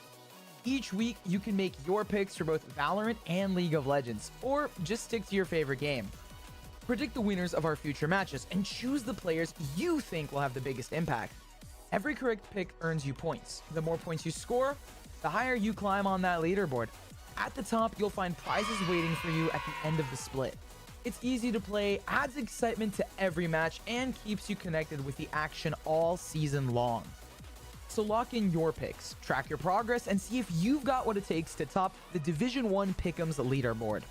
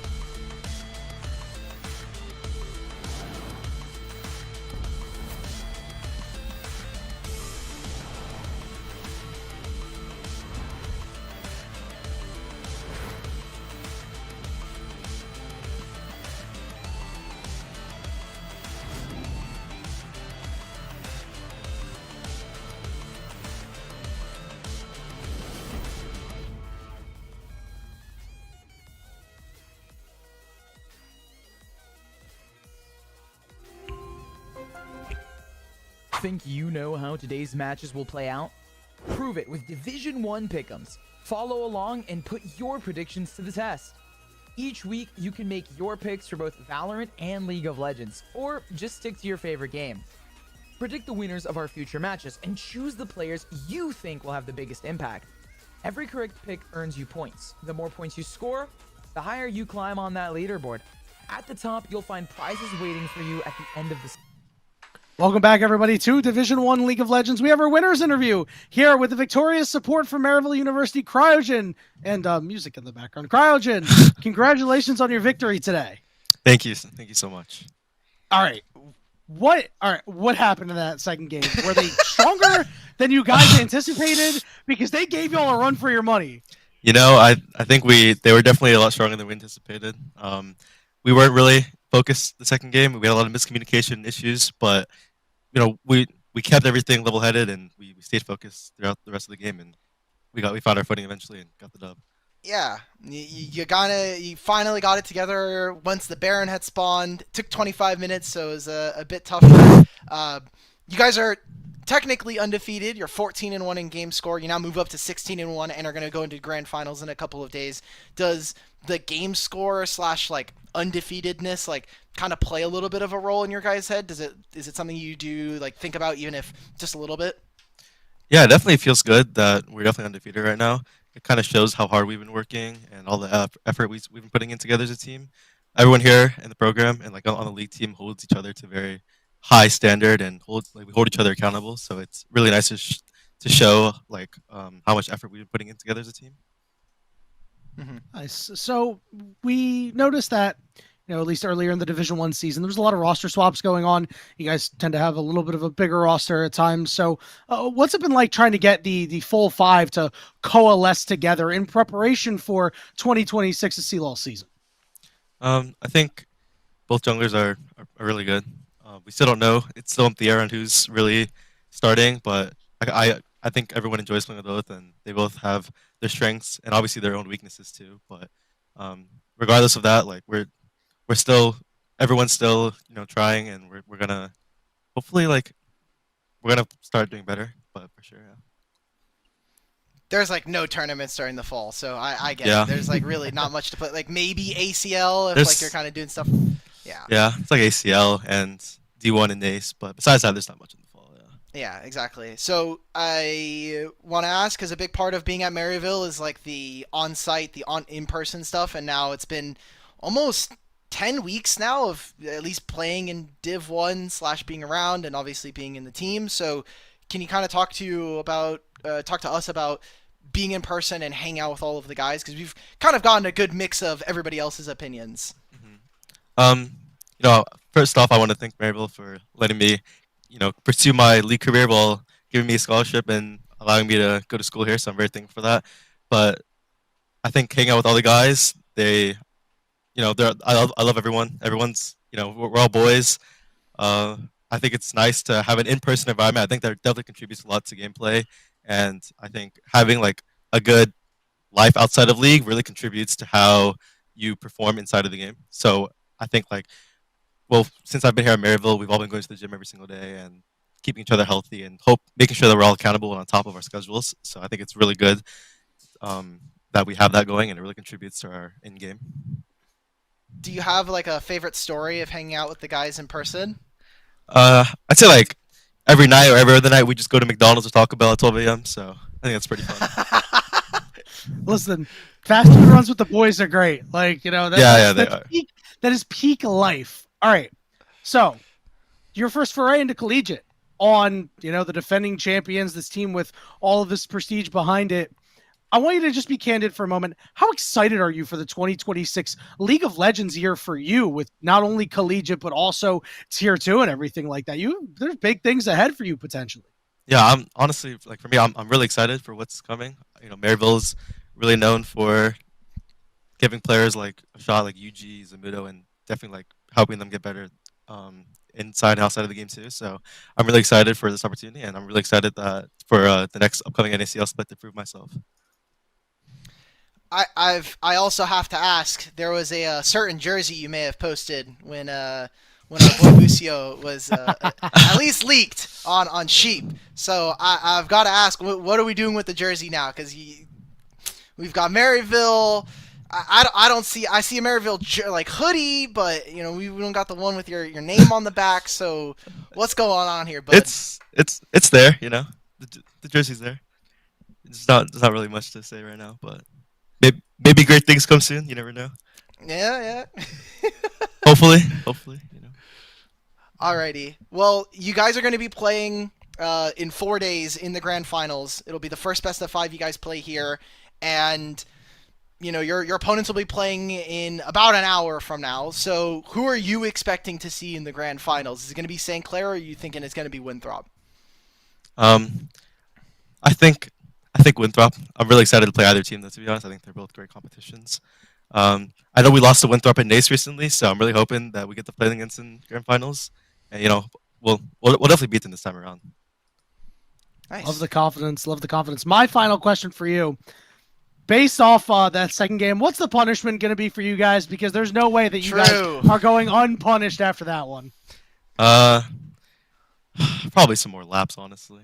Oh no, it's You know, doomed. we already have another punishment because we were kind of being we weren't keeping the lab tidy, so maybe he'll add some more stuff on top of that. So Oh, Well, no. was it Never something know. else, or did he just like what was the punishment for the unclean lab?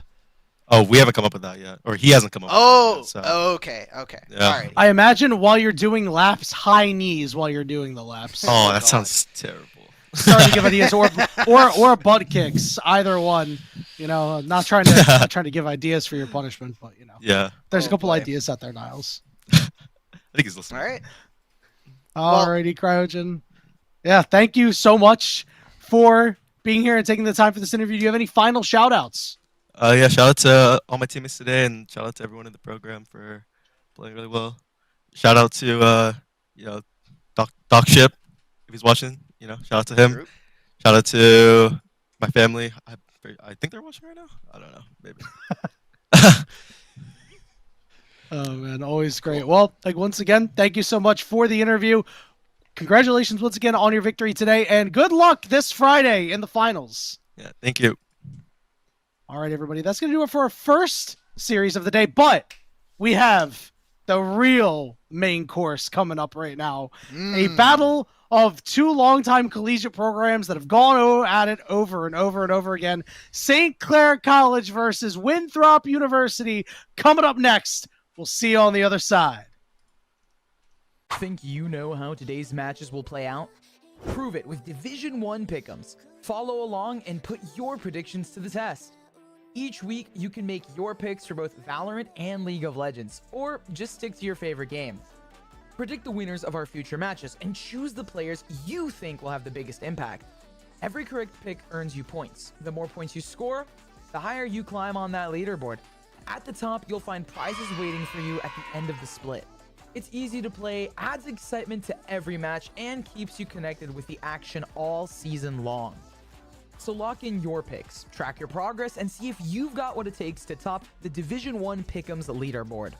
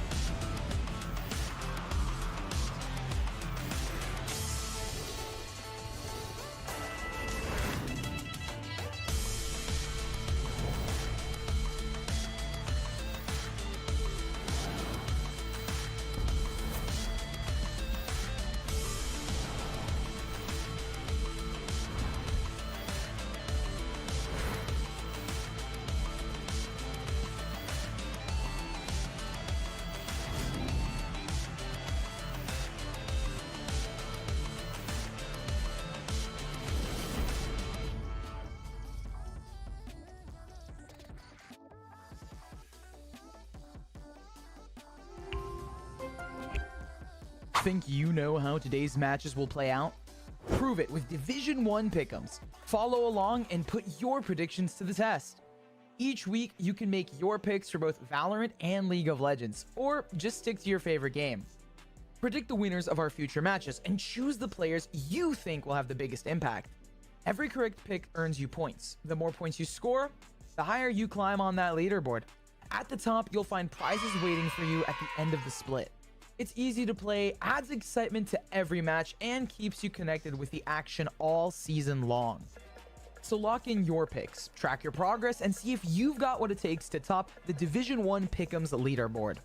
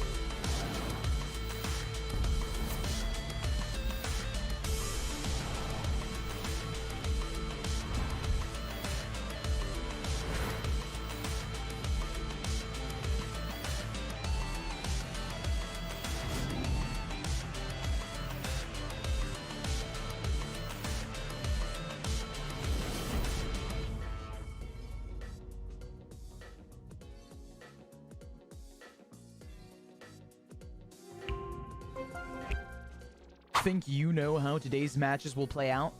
Prove it with Division 1 pick'ems. Follow along and put your predictions to the test.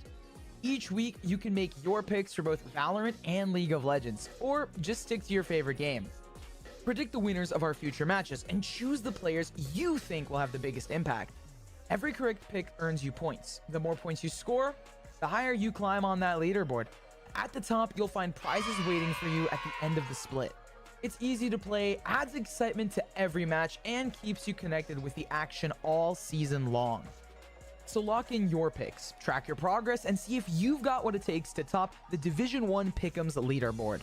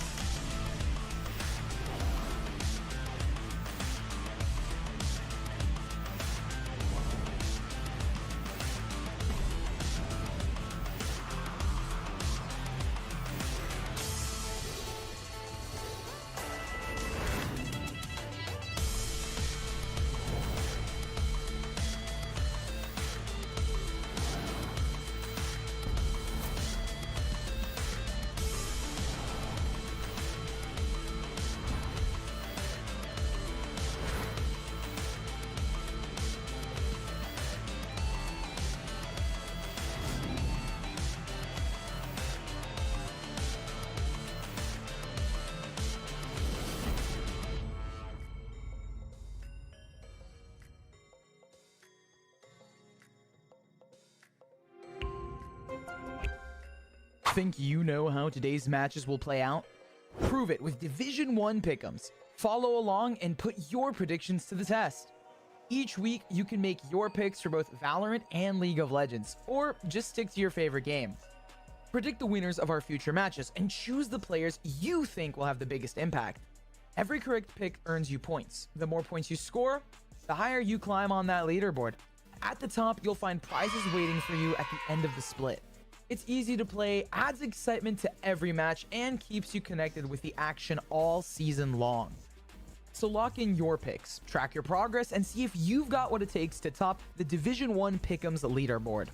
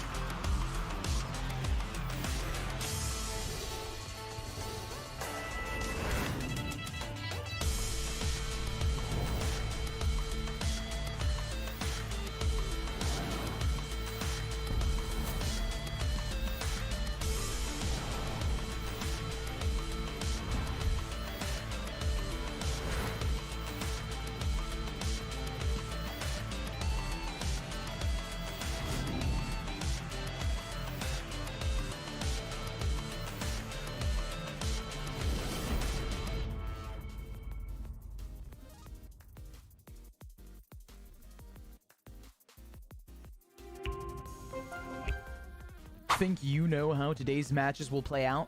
Prove it with Division 1 pick'ems. Follow along and put your predictions to the test. Each week, you can make your picks for both Valorant and League of Legends, or just stick to your favorite game. Predict the winners of our future matches and choose the players you think will have the biggest impact. Every correct pick earns you points. The more points you score, the higher you climb on that leaderboard. At the top, you'll find prizes waiting for you at the end of the split. It's easy to play, adds excitement to every match, and keeps you connected with the action all season long. So lock in your picks, track your progress, and see if you've got what it takes to top the Division 1 Pick'ems leaderboard.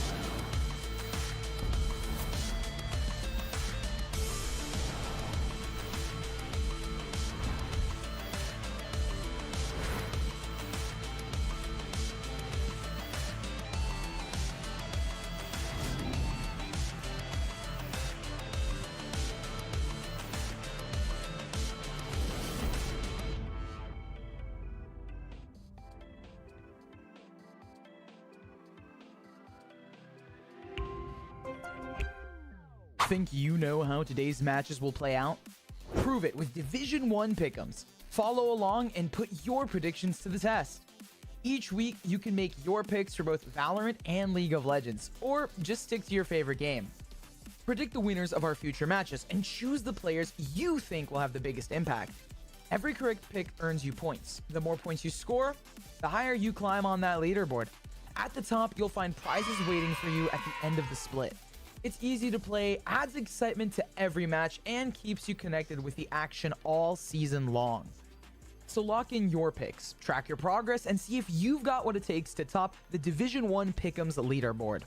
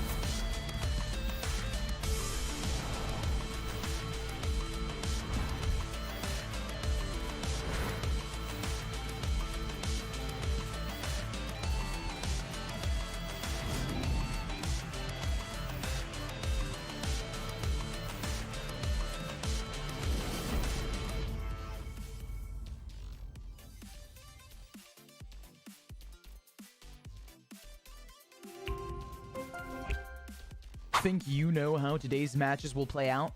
Prove it with Division 1 pick'ems. Follow along and put your predictions to the test. Each week, you can make your picks for both Valorant and League of Legends, or just stick to your favorite game. Predict the winners of our future matches and choose the players you think will have the biggest impact. Every correct pick earns you points. The more points you score, the higher you climb on that leaderboard. At the top, you'll find prizes waiting for you at the end of the split. It's easy to play, adds excitement to every match, and keeps you connected with the action all season long. So lock in your picks, track your progress, and see if you've got what it takes to top the Division 1 Pick'ems leaderboard.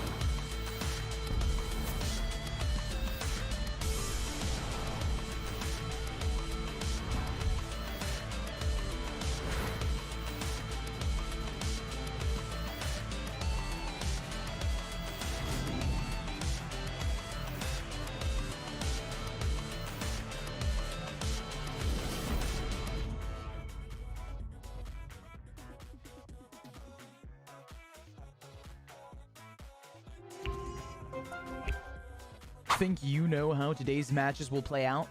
Prove it with Division 1 pick'ems. Follow along and put your predictions to the test. Each week, you can make your picks for both Valorant and League of Legends, or just stick to your favorite game. Predict the winners of our future matches and choose the players you think will have the biggest impact.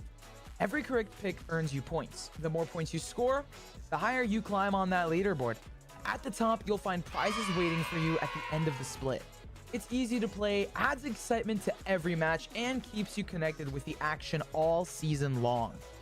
So lock in your picks, track your progress, and see if you've got what it takes to top the Division 1 Pick'ems leaderboard.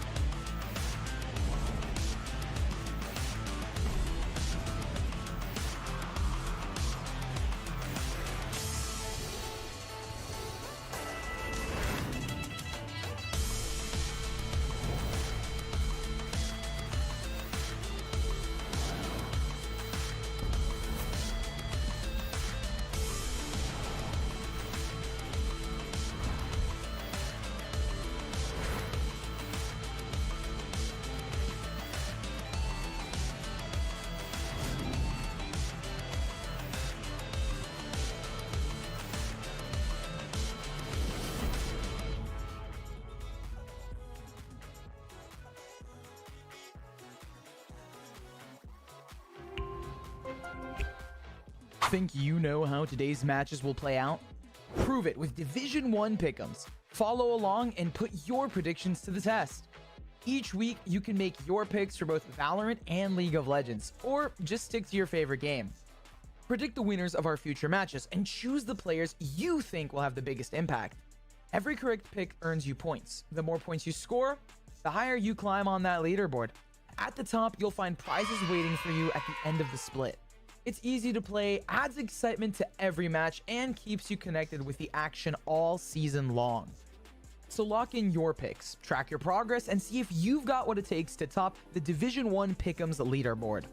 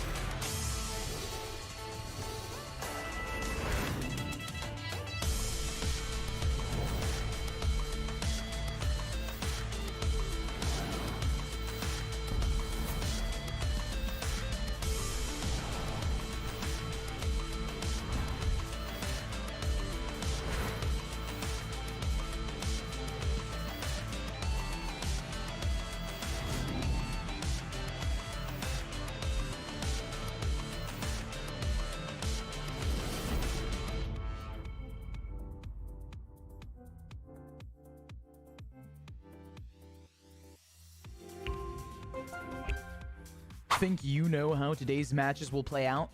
Prove it with Division 1 pick'ems. Follow along and put your predictions to the test. Each week, you can make your picks for both Valorant and League of Legends, or just stick to your favorite game.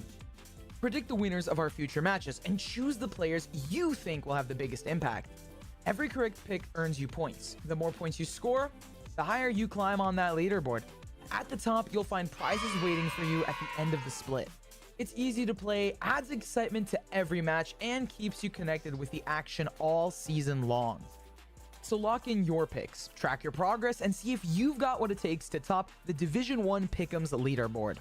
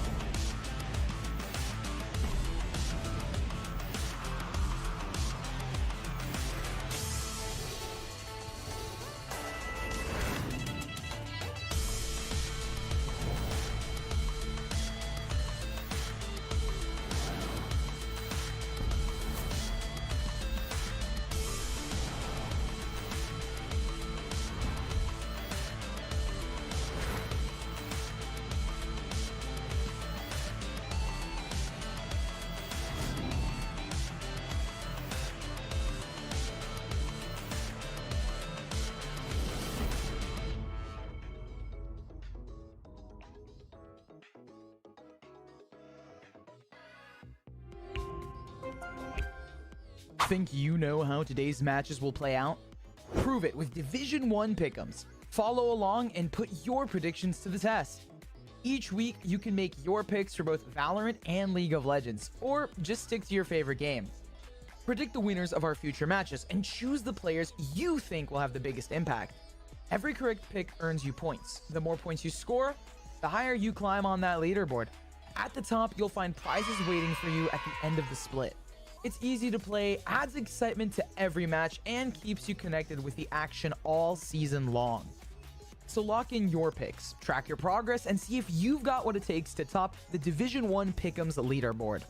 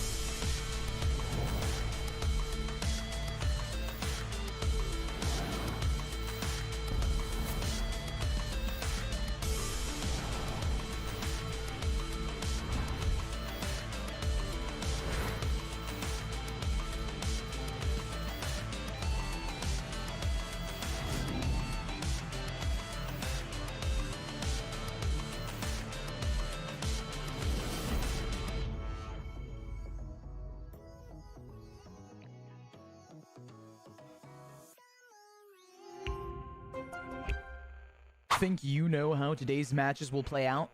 Prove it with Division 1 pick'ems. Follow along and put your predictions to the test. Each week, you can make your picks for both Valorant and League of Legends, or just stick to your favorite game. Predict the winners of our future matches and choose the players you think will have the biggest impact. Every correct pick earns you points. The more points you score, the higher you climb on that leaderboard. At the top, you'll find prizes waiting for you at the end of the split. It's easy to play, adds excitement to every match, and keeps you connected with the action all season long. So lock in your picks, track your progress, and see if you've got what it takes to top the Division 1 Pick'ems leaderboard.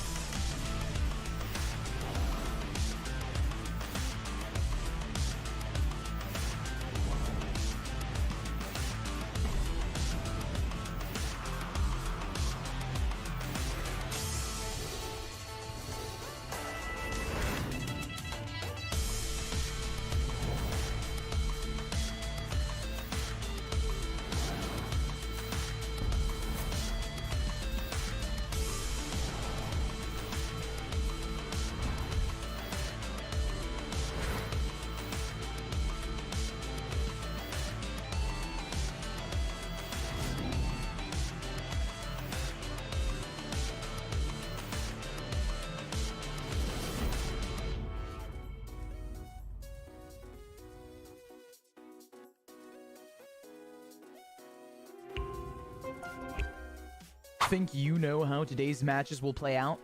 Prove it with Division 1 pick'ems. Follow along and put your predictions to the test. Each week, you can make your picks for both Valorant and League of Legends, or just stick to your favorite game. Predict the winners of our future matches and choose the players you think will have the biggest impact. Every correct pick earns you points. The more points you score, the higher you climb on that leaderboard. At the top, you'll find prizes waiting for you at the end of the split. It's easy to play, adds excitement to every match, and keeps you connected with the action all season long. So lock in your picks, track your progress, and see if you've got what it takes to top the Division 1 Pick'ems leaderboard.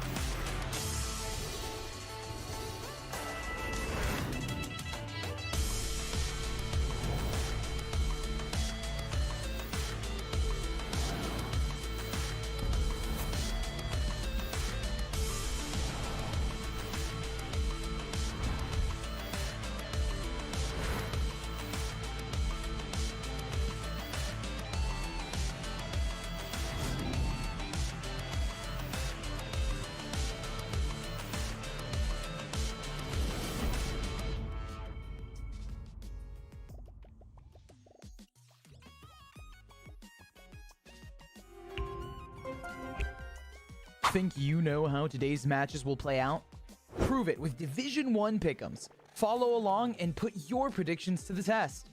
Each week, you can make your picks for both Valorant and League of Legends, or just stick to your favorite game. Predict the winners of our future matches and choose the players you think will have the biggest impact. Every correct pick earns you points. The more points you score, the higher you climb on that leaderboard. At the top, you'll find prizes waiting for you at the end of the split. It's easy to play, adds excitement to every match, and keeps you connected with the action all season long. So lock in your picks, track your progress, and see if you've got what it takes to top the Division 1 Pick'ems leaderboard.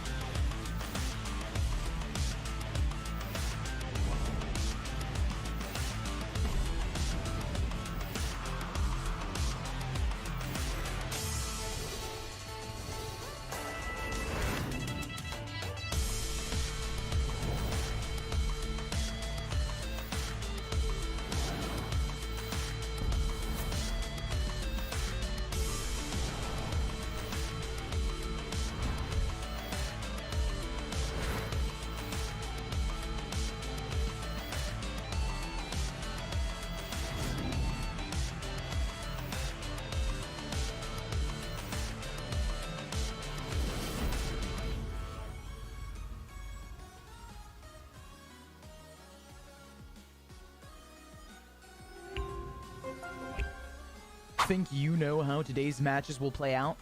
Prove it with Division 1 pick'ems. Follow along and put your predictions to the test. Each week, you can make your picks for both Valorant and League of Legends, or just stick to your favorite game. Predict the winners of our future matches and choose the players you think will have the biggest impact. Every correct pick earns you points. The more points you score, the higher you climb on that leaderboard. At the top, you'll find prizes waiting for you at the end of the split.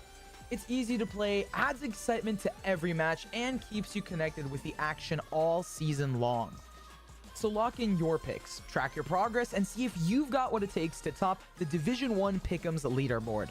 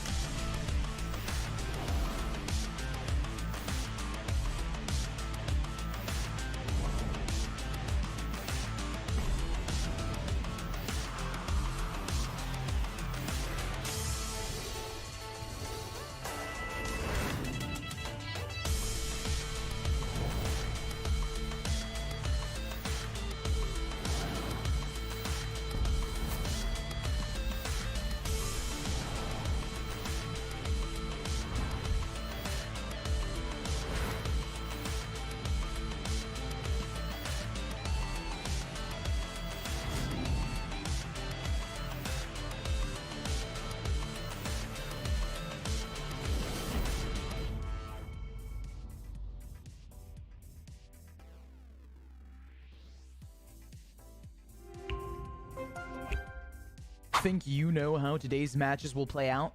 Prove it with Division 1 pick'ems. Follow along and put your predictions to the test. Each week, you can make your picks for both Valorant and League of Legends, or just stick to your favorite game.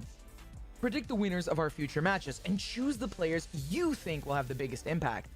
Every correct pick earns you points. The more points you score, the higher you climb on that leaderboard. At the top, you'll find prizes waiting for you at the end of the split. It's easy to play, adds excitement to every match, and keeps you connected with the action all season long. So lock in your picks, track your progress, and see if you've got what it takes to top the Division 1 Pick'ems leaderboard.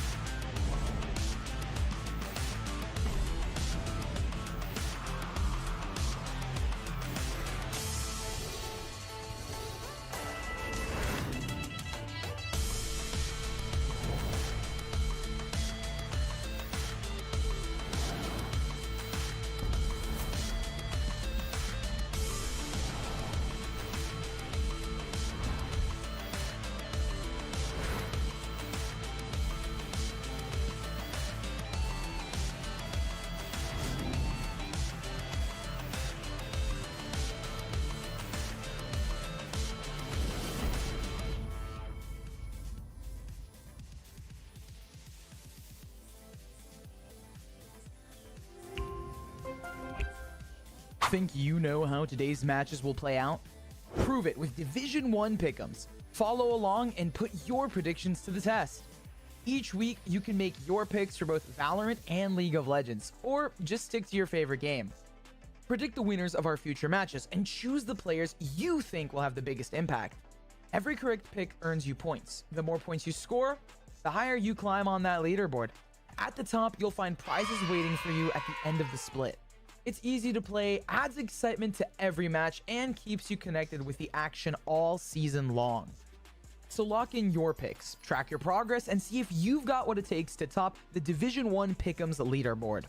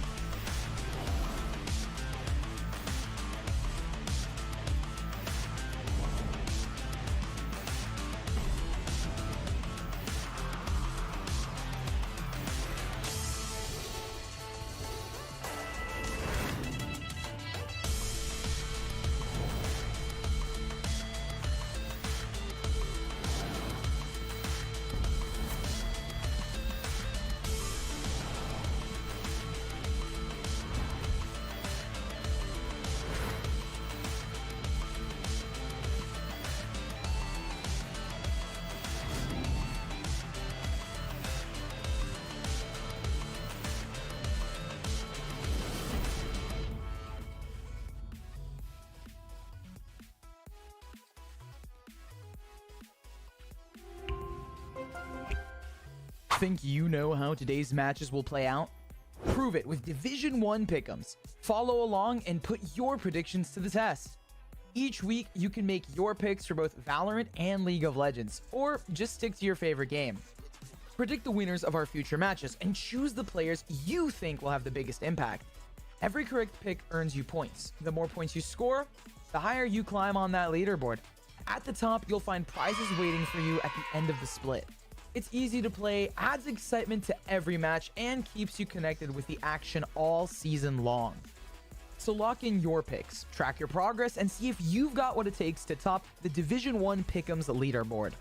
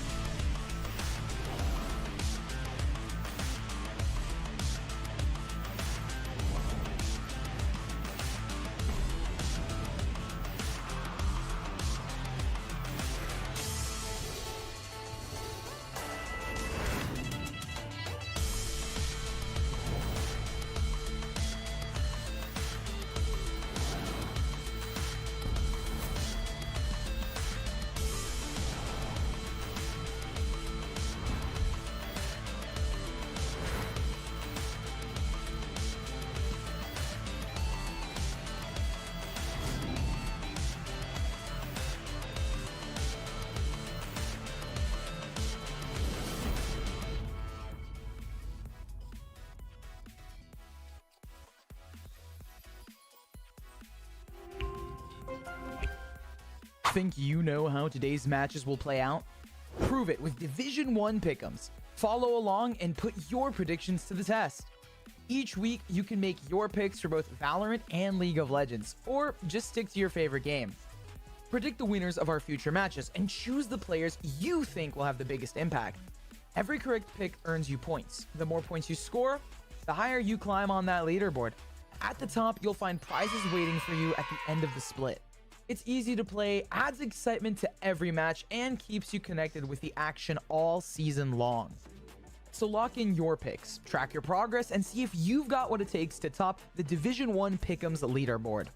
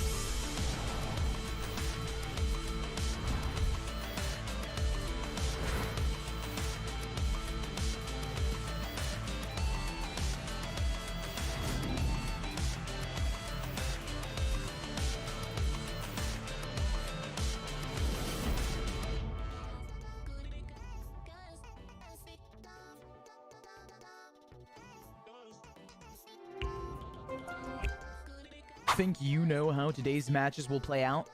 Prove it with Division 1 pick'ems. Follow along and put your predictions to the test.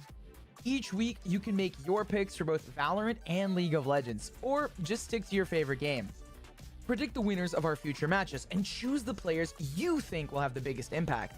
Every correct pick earns you points. The more points you score, the higher you climb on that leaderboard. At the top, you'll find prizes waiting for you at the end of the split. It's easy to play, adds excitement to every match, and keeps you connected with the action all season long. So lock in your picks, track your progress, and see if you've got what it takes to top the Division 1 Pick'ems leaderboard.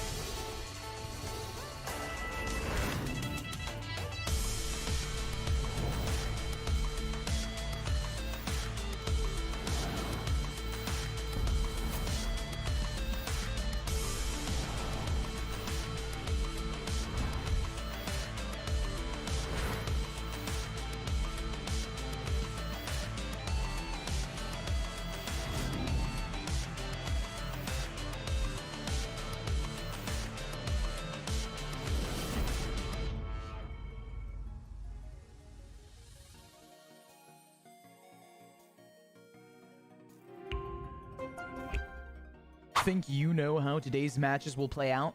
Prove it with Division 1 pick'ems. Follow along and put your predictions to the test. Each week, you can make your picks for both Valorant and League of Legends, or just stick to your favorite game. Predict the winners of our future matches and choose the players you think will have the biggest impact. Every correct pick earns you points. The more points you score, the higher you climb on that leaderboard. At the top, you'll find prizes waiting for you at the end of the split. It's easy to play, adds excitement to every match, and keeps you connected with the action all season long.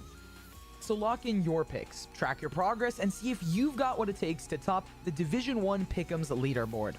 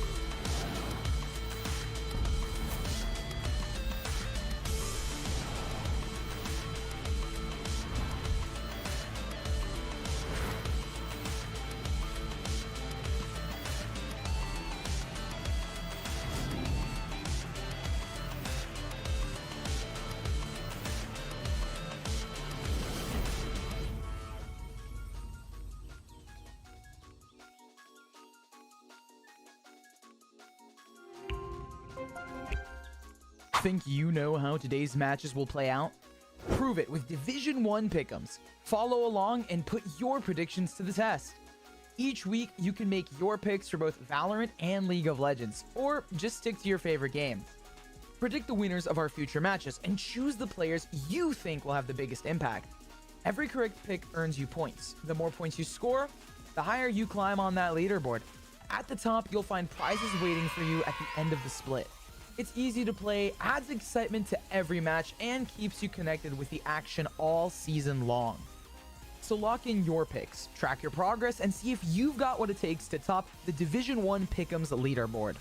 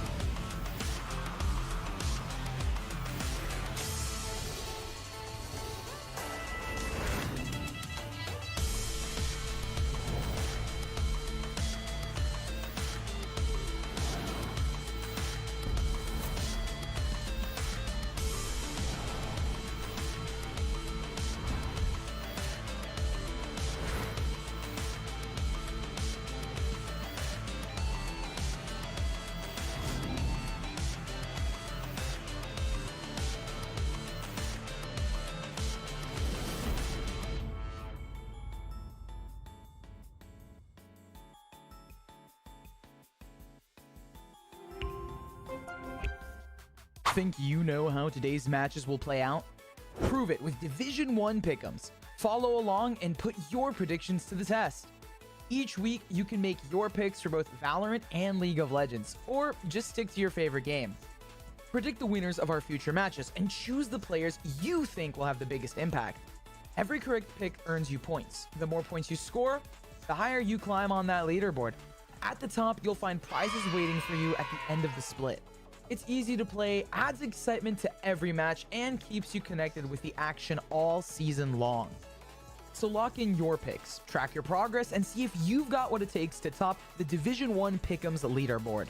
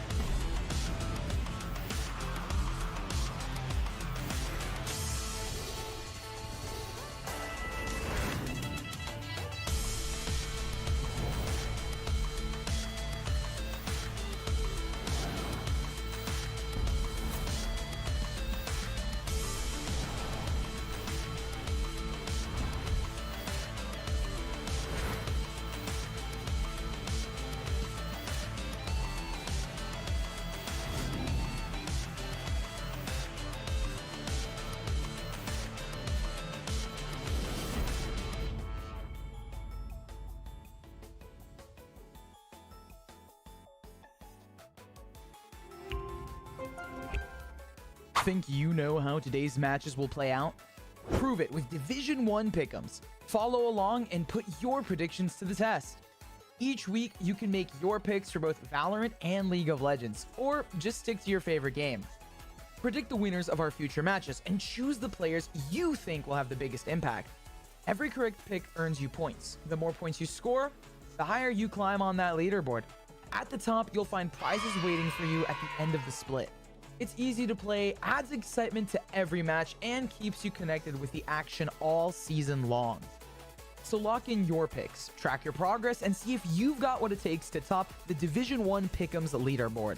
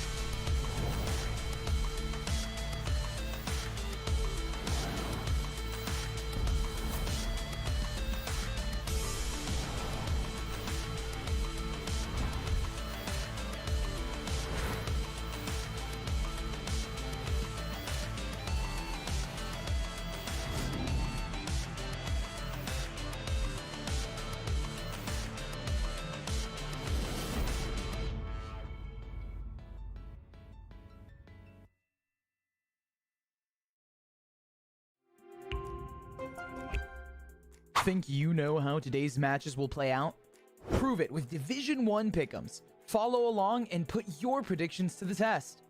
Each week, you can make your picks for both Valorant and League of Legends, or just stick to your favorite game. Predict the winners of our future matches and choose the players you think will have the biggest impact. Every correct pick earns you points. The more points you score, the higher you climb on that leaderboard. At the top, you'll find prizes waiting for you at the end of the split. It's easy to play, adds excitement to every match, and keeps you connected with the action all season long. So lock in your... Welcome back, everybody. Thanks for sticking with us through the break. More Division 1 League of Legends. It is our final match of the evening, our final semi-final match, Hawk Battery. Winthrop University at 6-1 versus St. Clair College. We're 5-2 in the regular season. Again, talked about that cascading wins and losses. But this is the matchup we've been waiting for. Oh yeah, this is the matchup that is probably going to be as close as our very first playoff series between Stony Brook and Ohio State yesterday. This is the battle between the second and the third seed. This was the battle to see who was going to be the second best team in Division 1. Winthrop won it in the regular season with a 2-1 series victory, and again, they'll have to be able to prove themselves here in this best of 3 in the playoffs. Let's see if they're going to be able to do so. Because, listen, it's going to be tough. St. Clair, if they play like they did yesterday, they are not going to come away with a victory. But they did say, they were very candid, that it's different when you play against a team like Winthrop, a team like Maryville. You come into the match a lot more prepared. So we'll see if they are able to do so today. Oh yeah, that's the big thing. We were talking to Maddie yesterday, if you missed it, on our interviews, and Maddie was saying there is just a difference in mentality that you need to have when you're playing up against these collegiate titans, when you're playing up against a much better team. Playing against teams like Utah and Stony Brook, it's not the same. There's history behind this, and we talked about it earlier as well. 3-3 in game score. They're 2-1 over in Nace. They lost 1-2 over to Winthrop here in Division 1. So with individual lineups across the history of these teams, it does slightly favor towards Winthrop. But as they've said, and as we've seen throughout the collegiate landscape, there are the possibilities for upsets. Although I will kind of temper that with, we haven't gotten that here in Division 1. There have been very, very few actual upsets in the tournament. Not quite. We've had an individual game yesterday. We had an almost individual game today. But if that's all we're getting, well, we need somebody to kick it up a notch. Maybe St. Clair will be the team to do it. Let's go ahead and take a look at the rosters for today's game. And if you are a longtime collegiate fan, you'll notice there are a few inconsistencies from when you may have last seen these teams if you're just tuning into Division 1 with Rapid in the jungle for Winthrop and FaZe at support for St. Clair, especially because we were under the impression that Miracle may have played today. Yeah, I'm just real quick checking. Yeah, they're having FaZe locked in. At least from what Maddie was saying to us, he was telling us that they were just doing a quick roster lock. It didn't seem like it was going to be, it seemed to us anyway that it might have been for all of playoffs, but at least for today it seems like FaZe is going to be stepping in. Did come back from Korean military service, so glad to see that he's back on the lineup and kind of showing off a little bit more. And FaZe, more of the Enchanter player than Miracle is, so I wonder if that's going to be able to match, considering our head-to-head tonight is going to be between our two bottom lanes. Yeah, these bottom lanes, these AD carries specifically, we know they can have times where they go crazy. We talked about Lig a little bit, how he can at times be over aggressive. And, to his point, Mobility can get these aggressive early game leads, but we've also noticed that sometimes he won't be able to actually convert them very well. So I'm curious to see which AD carry gets the advantage of Mobility does. Can he impose his will on the game state? I've loved what we've gotten from Mobility. I said on Division 1 podcast on Tilt Proof that he was by and far the most consistent player throughout the year, probably the most reliable AD carry that I would take if I was trying to pick up a team or make something. He's a player that I would very easily be able to build around, as I think that bar some individual performances where, just ebb and flow of time and performance, he has proven time and time again that he is a top-level AD carry. I think some of the years-old adages when we've looked at Mobility has been sometimes he is maybe a little too lost around the map. And something that he's worked on this year in particular, talking to us, was his leadership. So from everywhere between Tier 2 in playing in NACL, here to the collegiate space, and even in amateur tournaments, I feel like Mobility is starting to become the complete package of a player. Couldn't agree more.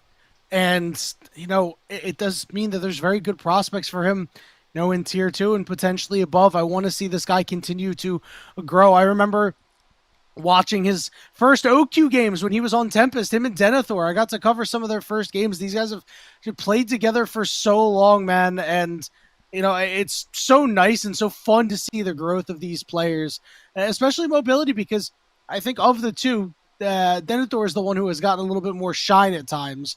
So whenever the AD carry can show up, especially because, people love to complain about AD carries. Hey, man, top lane has not been a real role for like 2 years now. Like, when Cassandre was broken, that was maybe where Denethor got a little bit more. We had a lot of talk about him on Gnar and Camille, because those are his champions. We have a lot of clips on screen right now. This is from their series from the regular season. 3-1, as you kind of noticed. That second game, they were on the verge of losing this one, and Mobility comes up massively clutch again to save them from getting 2-0'd by St. Clair. Then this game 3 is a complete wash. I mean, you look at it from the draft, I thought Flocon on something like a Yone was great. You have Aphelios and Lulu going into this team. I thought it was a really good matchup, but top lane was a wash. Ricky tried to take his counter pick and got waxed, and then around a lot of these objectives, I think that Mobility and the rest of the team kind of stood up against them. This jinx from him was incredible to watch. I love that you mentioned that, you had Denethor kind of run Ricky's pockets a little bit on the top side. That is one thing that you're going to have to watch out for today, because Ricky has been known to be over-aggressive at times. Denethor has been a stalwart, really good at taking what's given to him, and if he gets a lead, he will absolutely carry a game. He's been great. And on the other side, we've done a lot of talking here for Winthrop, for St. Clair. A story of inconsistencies, strong early games, but self-ascribed aggressive play has kind of shot them in the foot at sometimes. And so if this program wants to reach the high highs of the compatriots that they'll be facing here today, like a Winthrop, and eventually they make it to the grand finals like a Maryville, they're going to need to clean up their act, because we're coming into what has been a couple of years of St. Clair being at the top, but not necessarily being the top of the mountain. And if we want to see them take that next step, it is going to have to come with them refining their gameplay. Yeah, they're so close, and a lot of their players are too. I take a look at a guy like Flocon as the best example, who is like, what he takes that next step. This is a guy who could be, a solid mid laner in Tier 2 even, as stands, he's a good collegiate mid laner. He's a good tier 3 mid laner. But if you really want that advancement, if you really want to be a guy that can put this team over the top, that can put them in the conversations with the Winthrop, with the Maryville as big collegiate programs that you need to fear, he's one of the guys that really has to step up, branch out, play these meta champions exceptionally, because he's got his off meta champions that he's really good at. Mm-hmm. Oh, for sure. Let's take a look at our head-to-head. We teased it a lot. It was our 280 carries. Lig is a bit newer to the North American scene, but I think that Lig has really shown up both on the solo queue ladder and here in competitive. Always an aggressive player, and something that we've seen from St. Clair is kind of an evolution of his role. He's gone from this really up-in-your-face marksman player that's going to try and play things like the Draven, like the Kalista to smash you in lane, to now even just yesterday, showing off things like the Yasuo, even the Mel as well. So taking a bit of a step back and allowing for that flexibility, and especially because you have a player like Ricky who's going to want to play some of the off-the-wall stuff. Flocon, who has a more unique champion pool than some of the other mid laners that we've been talking about. I think League is really exciting, and a lot of this feels like a battle of an immovable force versus an unstoppable will from St. Clair. The ability to keep going forward, where Winthrop try to really emulate a slow style of play. And what I really love about what we saw yesterday is because it creates this sort of chess match, because it's like, okay, well, did League play these champions because they're playing against a weaker team in the Utah Utes? Or is this something that is in the bag that you have to respect? Because if you don't, maybe he will just pull out the Mel. He will just pull out the Yasuo if the conditions are right and say, listen, you guys didn't respect the fact that I played it because I played it against a team that you deem not as good as yourselves. Well, I'm going to make you pay for it. Yeah. Well, we'll have to end up seeing. I think Amel opens up a lot of possibilities, takes a champion out of the mid pool, something that Sword did also pull out in their last regular season games versus West Virginia University. I don't know. I'm really excited for this one, because this is one of the closest seeding matches we'll have here in the playoffs, and definitely one of the ones that is at the top. The only way we get closer to this is sending Winthrop to the finals to face off against Maryville in a couple of days' time, but anyone can take it. Shibby on the broadcast team was talking about he wants to see St. Clair in the finals. Almost everybody that we have talked to outside of the St. Clair camp says that Winthrop are the expected favorites out of this matchup. But anything can happen. It's a best of 3, and we saw how close this series has been throughout 2025. And for what it's worth, I agree with them. I think Winthrop is the team that will move on, but the Saints, again, they are a team that is battle tested. They've played against the best. They have shown that they can hang. They might not have always gotten over the top, but they can take games. They can win series. We know it's possible with good drafts, with pristine gameplay. They can get it done today. Picks and bans coming through so far. Just the Poppy, one of the winningest champions at Worlds. You can't let that one through. And of course, they're going to go after Rico Chen's Azir. Sword not going to be able to play that one. Yeah, makes sense that we're getting rid of Azir, even though he hasn't been able to play it in this tournament. Makes sense that they want to try to get rid of a strong AP mid laner. Now, what else are we going to be looking for from Winthrop? Are they also going to be looking towards getting rid of a champion for Maddie? Because right now what I'm seeing is a lot of jungle focus on one of the biggest drivers for St. Clair in their early games. Yeah, he did get to play his Nunu yesterday. Ended up being a loss, but I think they were a little bit silly in that series. I think that if he gets the opportunity to play it today, he's not going to let himself lose twice on it. So far, okay, there we go. Okay. We were thinking that maybe it might have been left up to chance, but Winthrop is a team that takes no chances. Yeah, Winthrop just have a lot of prep. If we're talking about St. Clair and their ability to prep with Coach Maddie at the helm, Winthrop, both with Tails coming in previously from C9 and Artemis from EG and Clutch. Kind of looking forward to what their first pick is going to be. Yeah, we'll see what we get here. Obviously, this Camille Open, Denethor will slam it into mostly anything, but I don't think it'll come this early. We will stick with a stock standard jungle pick, and the Xin Zhao does open up a lot of things in the mid lane, namely this Talia that Sword has shown proficiency on.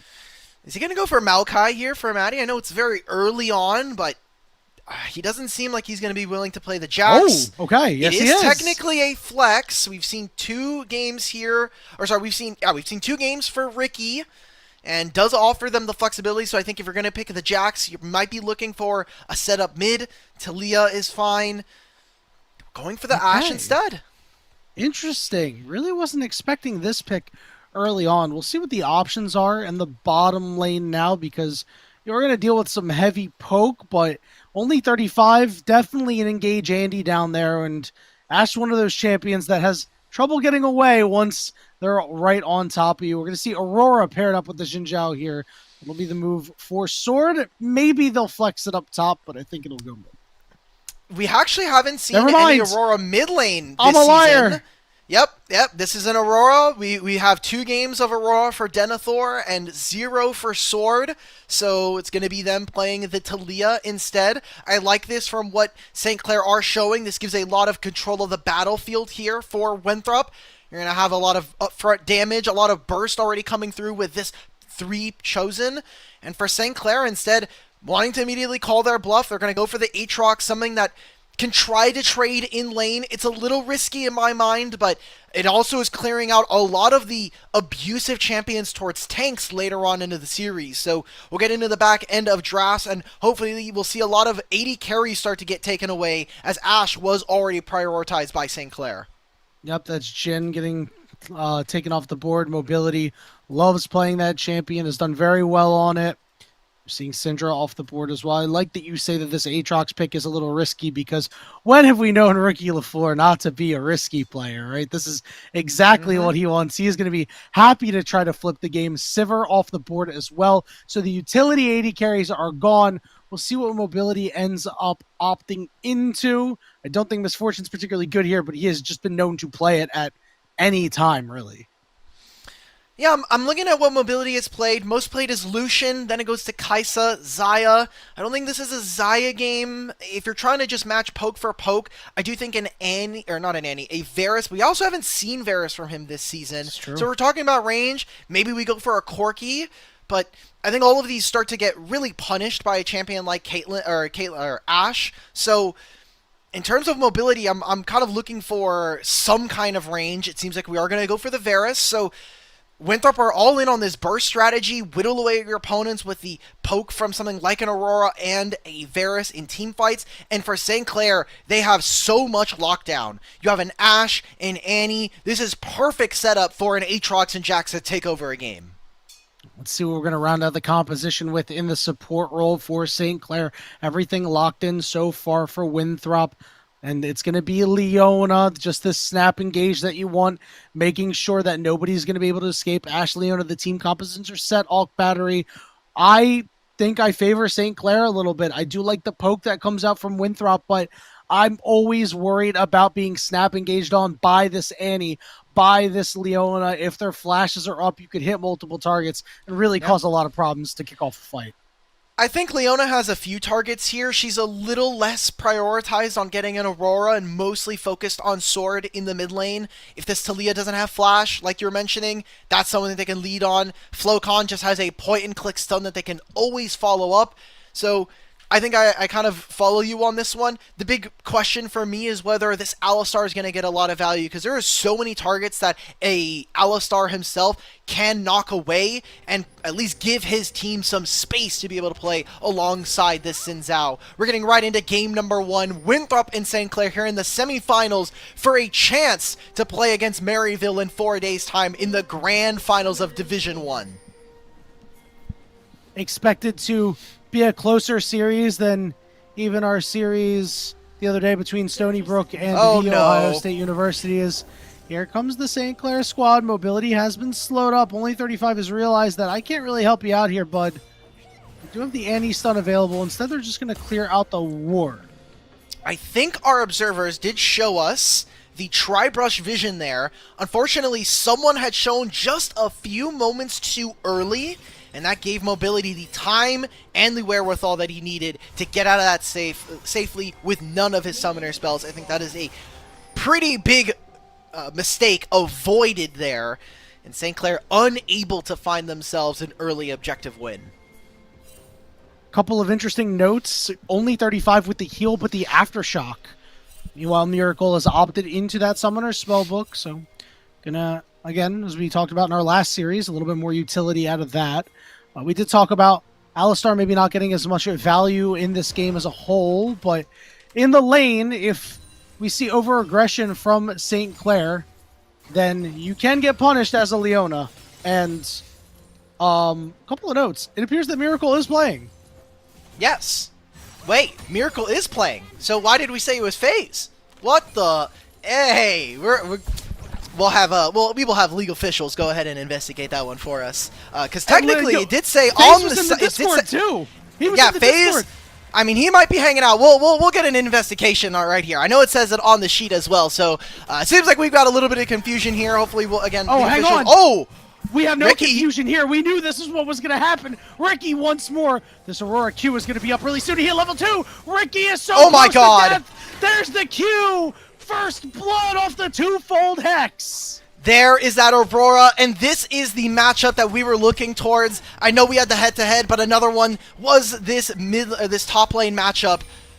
Denethor always feels like a rock in the top lane, and Ricky has been someone that has been pretty volatile in his performances. Massive carry that we got from him yesterday versus the side of Utah, but here today already starting off with a solo kill from Denethor. Hopefully that leads to some more explosive action between these two. You know that Pill Scar's a proud papa. He's seen his boy get a kill for first blood many a time and watch Winthrop march to victory. We'll see if this early Aurora pick and if this Aatrox into it ends up being the downfall for St. Clair. Rapid showing up to the top lane. They want to dive this man, but Maddie is. This is close though. Maddie is in the area and double buffs available as well. She's going to move Xin Zhao and Jax away.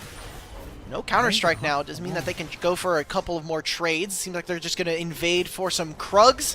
This is a big pain point for Xin Zhao, or for Jax. He wants to get through a couple of full clears of his jungle before he feels more and more comfortable to get into fights, but usually he's able to win the 1v1. Thanks to the priority from his top laner, though, Rapid is able to steal away a camp. Yeah, we saw that in our last series when, you know, you have Shalush who wasn't really able to get all of those camps, had to make an early move, and he got behind, and while he did have a great game, a big difference was because we saw Music get super far ahead and have a real big impact in the game. We'll have to keep an eye out, see if anything else like that happens. Flocon having to sidestep the knockup, but he will be just fine. This Miracle is going to flash forward, force the flash out of mobility. Meanwhile, in the mid lane, Rapid going back in on the Flocon here, taking him low.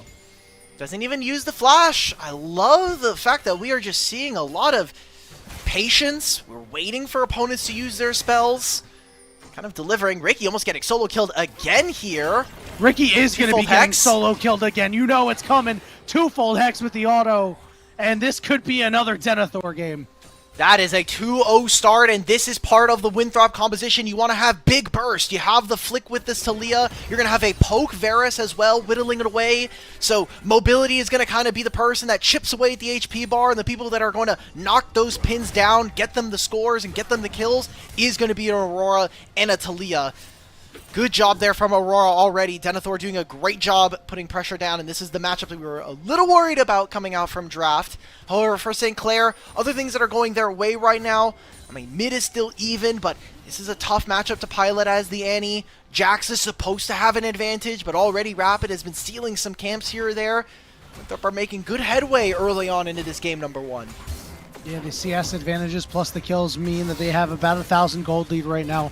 Only 35, taking a lot of damage here. He's been known to go over aggressive, and that he is going very aggressive, burning that flash, looking for Lig. He will die, but Lig will fall. It is a 1-for-1 and the feat of warfare to the Eagles. That is a really good play, and part of the question that I was going to wait to see if it was answered, Sword gets engaged upon. Okay. This is a nice play, and they will be able to finish him off. This is what we were worried about at that Annie.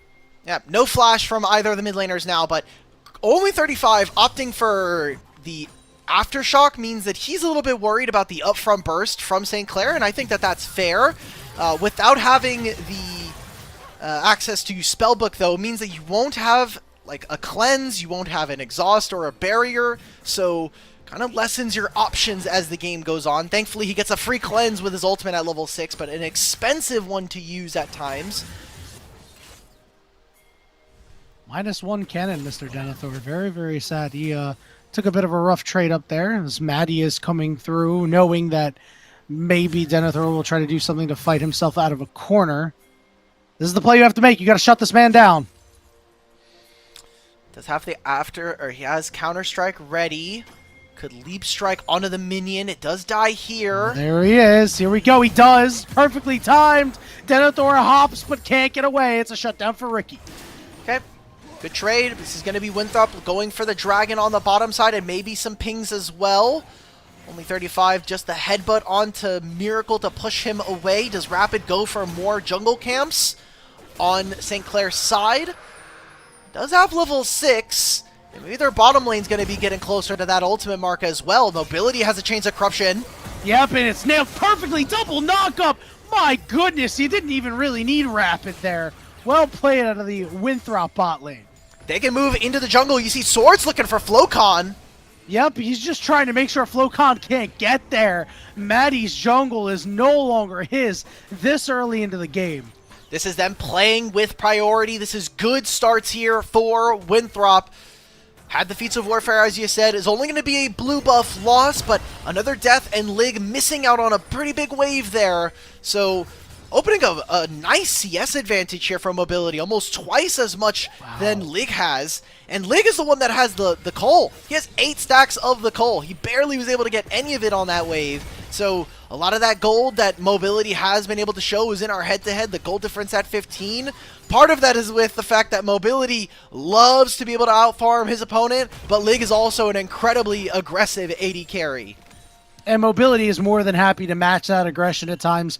There have been many Winthrop games where you're looking at 14 minutes into the game and Mobility's got 6, 7 kills. He can really stuff the stat sheet early on in the game. Grubs up right now. A couple of members on both sides milling about toward the top side. Only 35 getting to the mid lane first. Spotted up by Miracle. They've both just hit level 6. They have a man advantage for St. Clair as Maddie going to go over the wall, find the stun at only 35. Forced to use the ultimate. Rapid turning around. Ricky starting to come through with the rest of the squad. There's big stuns coming out. The Annie Leona combo picks off Rapid. Ooh, and only 35.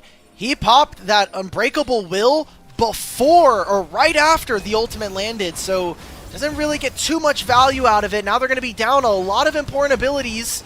Sword has no ultimate, but he is walking towards this fight. Flocon is teleporting in. This might just be a turn from Winthrop. Yeah, they're going to try to make the play onto him. Here comes the rest of St. Clair. Double knockup is there. Chains is there, but guess what? Mobility is cut off. He's pulled back through the chains. They do find the Annie, but Maddie is now on top of him. Meanwhile, on the other side of the fight, Miracle trying to do what he can to try to stuff Denethor. Maddie, oh, Ricky, spit off a little bit more than he could chew. Big knockups coming through, and Ricky is making things happen. Denethor goes down full HP bar. He wants sword, but only 35 will knock him away. Mobility waiting for this Q to come up, looking for the arrow in the back. Miracle forced to flash. Ricky with the turn. Oh! Knockup is there. They deny Ricky.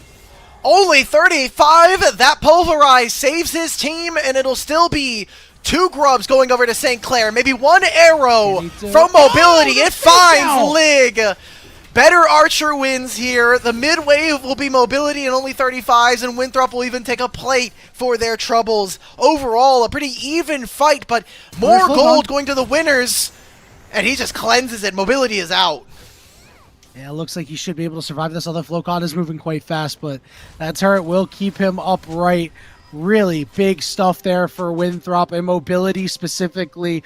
Wow, I like how he moved toward Miracle a little bit, like he was aiming for him. May have caught Lig napping a little bit. And Aurora goes into that fight. Doesn't get as much damage as we would have seen. Aatrox really performing. We'll see. Oh, excuse me. What Ricky is able to accomplish here, just because this Aatrox, there's a lot of burst here, but if he gets access to things like the Sterix Gauge, I think that getting an influx of HP and the shielding there could actually give him the survivability necessary to make big impacts in these fights. Here we go. We're going to try to go in on the only 35 here. Is trying to just clear out a pink. Only 35. Ready for the turnaround. Never met a fight he didn't like. Maddie wants to get him with the counter-strike, but it's only on only 35. Mobility is way safe. He has been exhausted, but he takes out Miracle anyway. Lig just doesn't have any damage right now. Now Maddie's going to be the next target. He's not going to be able to escape. He's got to just jump back in to try to get any damage he can. Other side of the fight, Sword manages to escape. Denethor gets a solo kill up top. Sword cuts him off and leads to Rapid and only 35? Yep, the knockups are there. The seismic shove is too. And Rapid cleans that one up and rapidly Winthrop has expanded their lead. Winthrop just got 4 kills across the map, Lig being the only one that didn't die, but guess what? This Ashe does no damage when you're this far behind. He knows he doesn't have cleanse, his mobility able to get out. Look at him. He's putting the arrows in his back. Oh yeah, he got him. That's finally a big gets cash out. him. That's a shutdown going over, but a TP immediately matches this, means that Lig cannot go for more. He cannot collect going past 200. He only gets a single turret plate for himself. Take a look at what happened to the top. Oh, all right, this is pretty obvious. Level difference between worlds. See ya. I mean, this is literally what happened at like level 3 and like level 5. So hey, there was a between worlds on this one. Yeah, that is true. That is also part of why at level 5 he was able to do that, because he didn't have the ultimate. So a good punish there from Aurora makes him miss out on another wave. Those are big turret plates going over to Winthrop. It seems like Ricky's going to try to equalize this fact and does have teleport if his team wants to make a play. Only 35, an aggressive X-Flash over as this wave is just going to crash. Meanwhile, Dragon's been started up for Winthrop. Ability looking to link up with the rest of his team. Ricky is going to teleport in. Denethor does not have a teleport. This could be a man advantage, but it's going to take time for Lig to actually get there. You know, Miracle wants to go in, trying to clear out the sword. He'll X-Flash over the wall. They have no idea that Ricky is coming, but they are moving toward that tribe rush. Dragon should be secured for St. Clair. It's the teleport investment, but it is a solid play. If they had Flash of mobility, maybe that's more playable. If they had the Weaver's Wall, that's something that they could look for. It is another plate going over. Ricky gets his back canceled, and that's huge. Oh no, and Flocon gets caught and is dead. Now Ricky, with the World Ender, kind of forced to go in here. Tivers trying to help out a little bit. Meanwhile, Ashe Arrow goes wide. Miracle very low. Charge up that arrow, young man. Strike true on Miracle, but hold it in the back pocket. Meanwhile, Ricky still in the mid lane, having to contend with Sword, and he just throw another rock and another rock and another rock. Wait, I want to look top lane right now. There might be a fight on bottom lane mobility. Oh, the knockup prevented Maddie's Counter-Strike from actually applying. Only 35 mobility. This is going to turn into a 3v5. There's going to be turned into a 3v3 right now, and Aurora does have teleport if this goes long. Maddie hops back in. Only 35 with a level up, keeps him upright. Rapid wants to get in. Maddie getting chunked very low, but now here's the turnaround as Lig and Miracle moving forward. Flash Zenith Blade, you don't have the HP for that. Mobility gets jumped up, but he's got the cleanse. It's a double kill for Rapid, and they're going to clean up Lig too. I don't see the play there from St. Clair. You are asking for a lot of your team members, and again, Lig did not have the damage. He could have recalled and gotten Kraken Slayer, but instead, they try to push for more. Yeah, good night, Flocon. See ya. Flocon has some fancy feet. He'll get taken down by a single Aurora auto. And while all of this was happening, by the way, Aurora takes a top tier 1. So that's feats of strength going over to the Winthrop Eagles. And they continue to dominate this game at 15 minutes with a 5,000 gold lead. Yeah, after that fight where they picked up the 4 kills all over the map, it just felt like they have realized that we are the better team and we are going to ride it out to victory here. We have Ricky, who's down 2 levels to Sword, burn his flash, but nothing more. I mean, yeah, I guess, but the way that I would really see this is that I think St. Clair are tripping over themselves. A lot of the times, it's them getting picked on rotations through lanes. Winthrop are being really smart about when and where they can take their battles. Like, Ricky should never die on the mid wave in that situation. I think St. Clair shouldn't be looking for that fight, but maybe they recognize that this game isn't getting a lot easier for them as it goes on, so they need to kind of flip it a little bit, but because they lose the flip, it ends up making it even worse for them. Hopefully now, with this Herald up, they're down 6,000 gold, but there's no flash and no cleanse, specifically for mobility and for sword. Lig has no HP. Miracle moving up. Only 35's 2 levels ahead of him. He's going to headbutt him all the way back. Only 35 can do no wrong in this game. Miracle going to go down. Not much of a fight. They're going to push off of this, and look at who's just farming in the side lane right now. Aurora with a 2-level lead. Denethor continuing to show off excellence. They're going to move in other side lanes, make sure that they're getting gold. Another solo turret here for this Aurora. I mean, you're going to turbocharge a second item, and then you're not able to fight for the next dragon. How are you ever going to fight for even the Otacon that spawns in 4? All right, well, Denethor has walked in. He does have Between Worlds to try to make his escape. He'll put some distance between himself, Ricky, and Maddie. Meanwhile, Rift Herald will go over to the side of Winthrop, and Denethor escapes without having to burn Flash. Yeah, but guess what? Who does? Maddie loses a summoner spell, and that is going to continue to compound the gold differential. Aurora should be able to get out here unless Ricky just walks up. A very dry solo kill. 4th one of the game here onto Ricky. Now a play in the mid. Yep, there's that Weaver's Wall. Lig forced a flash over the wall. Seismic shove. Knockups too. The ultimate lands flush. Double stun. Maddie ends up in between the turrets because of only 35. The Mad Cow has shown up to the party. That'll be a mid wave. Hell, they're trading it right now. It's trying to see if Flocon can do anything topside. Sword's gonna match. They push a bot lane wave in. A tier 1 in mid falls. More gold going over to Winthrop. And more so showing why they have been so dominant. And kind of the tier listing that we had in our scoreboards. Trying to find Flocon. He'll get out finally with a last moment teleport. But Winthrop, the only team that they lost to is Maryville. St. Clair, the only 2 teams they lost to are Maryville and Winthrop. But we basically have had kind of a, if you're above me, I'm not beating you, but I'll beat everybody below us to make it through. Yeah, and you just hope that the teams below can challenge, right? And right now, it doesn't look like too much of a challenge for Winthrop, as Lig has just had such a miserable game. Down about 40 CS, has 1 kill to Mobility's 9. I think Mobility had the most kills in Division 1, and it's a big reason why is the ultimate coming down. Chains of Corruption plus the Seismic Shove means that Miracle is just dead. Just gone. Can't really do much. I'm going to send another Rift Herald strike here. This is a super convincing win, and this is kind of how our playoffs have been. I won't lie, Yanni. While we've had a lot of really exciting games, they feel like you can count them on your one hand. A lot of these games so far in playoffs have been incredibly one-sided stomps, speaking to the domination of some of these teams over others in our format. And it's really nice to see that Winthrop is locked in particular. They have not made too many mistakes. They are, we talked about it earlier with Maryville, and that this is a team that generally dislikes losing. Winthrop is also one of those teams. Really dislikes losing. Don't like losing.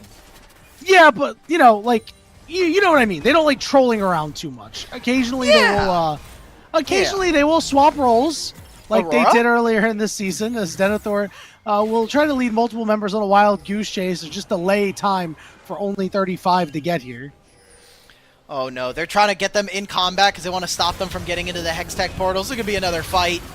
Yeah, and the shove is going on. Meanwhile, on the bottom side, it's going to be a 4v3. Miracle has no HP. His ultimate goes wide.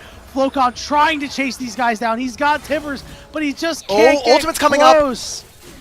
Oh my god, Mobility with an arrow now makes it a 3v3 knockup on the Flocon. He drops Tibbers, but it won't matter. They're just winning the 4v3 on the other side. Maddie goes down. Ricky gets to take a Hex Gate, but it's just so doomed, man. Mobility, an 80 carry, willingly walking up to an Aatrox, and luckily only 35 was there. Is that the end of the game? I mean, look who's up. Miracle is the last one up right now. They have another inhibitor that they're going for. Instead of going for the Nexus turret, they're going to leave. They're going to take 2 inhibitors, and they're going to put themselves at a 13,000 gold differential. Winthrop not messing around. We talked about the pedigree of this lineup, the pedigree of this program. And, I mean, we saw yesterday versus Utah, St. Clair, not really all in a line, not really as focused or as concentrated as they need to be here in the playoffs. It was an easy series after the first game, but aside from that, these small things, these small bits of expertise, of excellence, are what kind of separate you from the cream of the crop. Winthrop has it, and so far St. Clair hasn't shown it. Ricky is going to find himself in a bad way, forced to ult hop over the wall, but he's got to navigate through his team's jungle that has a lot of Winthrop members. He's getting on the wrong side of the tracks. The waves are shoving into his team's base. Sword will get that kill as Winthrop will siege top and look to close it up.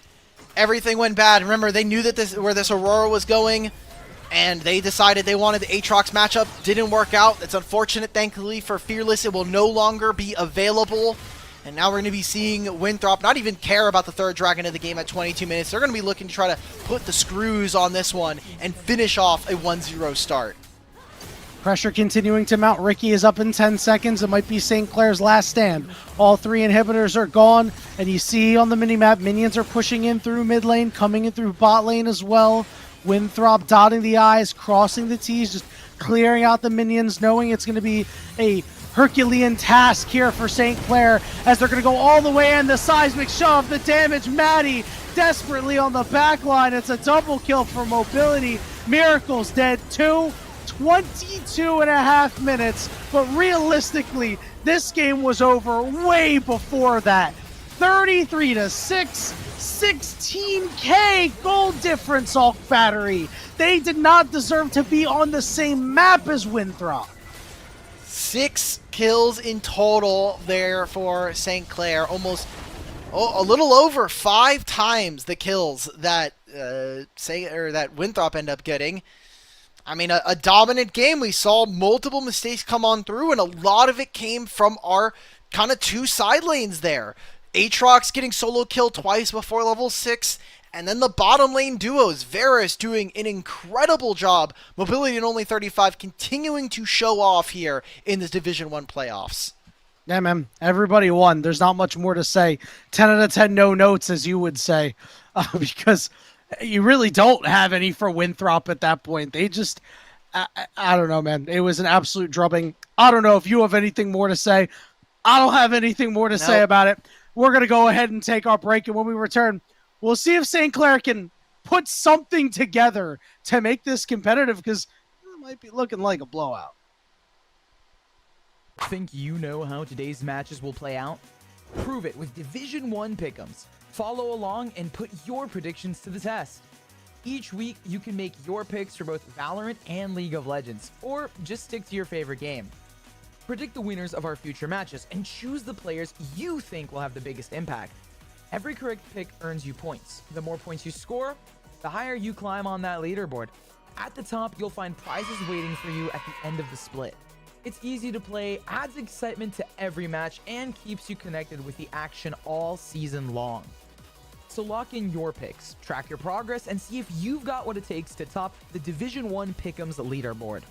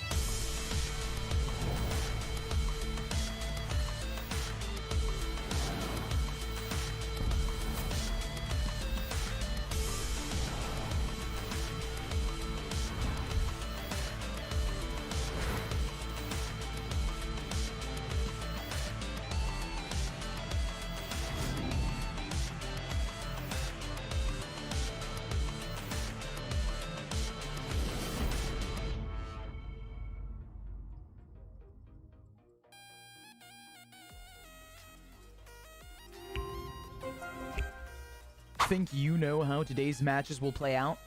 Prove it with Division 1 pick'ems. Follow along and put your predictions to the test. Each week, you can make your picks for both Valorant and League of Legends, or just stick to your favorite game. Predict the winners of our future matches and choose the players you think will have the biggest impact. Every correct pick earns you points. The more points you score, the higher you climb on that leaderboard. At the top, you'll find prizes waiting for you at the end of the split. It's easy to play, adds excitement to every match, and keeps you connected with the action all season long. So lock in your picks, track your progress, and see if you've got what it takes to top the Division 1 Pick'ems leaderboard.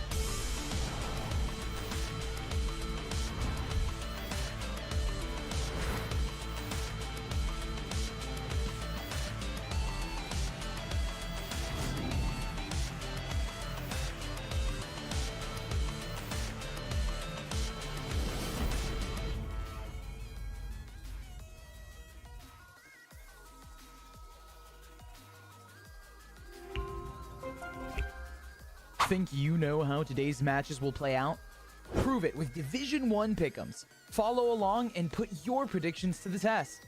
Each week, you can make your picks for both Valorant and League of Legends, or just stick to your favorite game. Predict the winners of our future matches and choose the players you think will have the biggest impact. Every correct pick earns you points. The more points you score, the higher you climb on that leaderboard. At the top, you'll find prizes waiting for you at the end of the split. It's easy to play, adds excitement to every match, and keeps you connected with the action all season long. So lock in your picks, track your progress, and see if you've got what it takes to top the Division 1 Pick'ems leaderboard.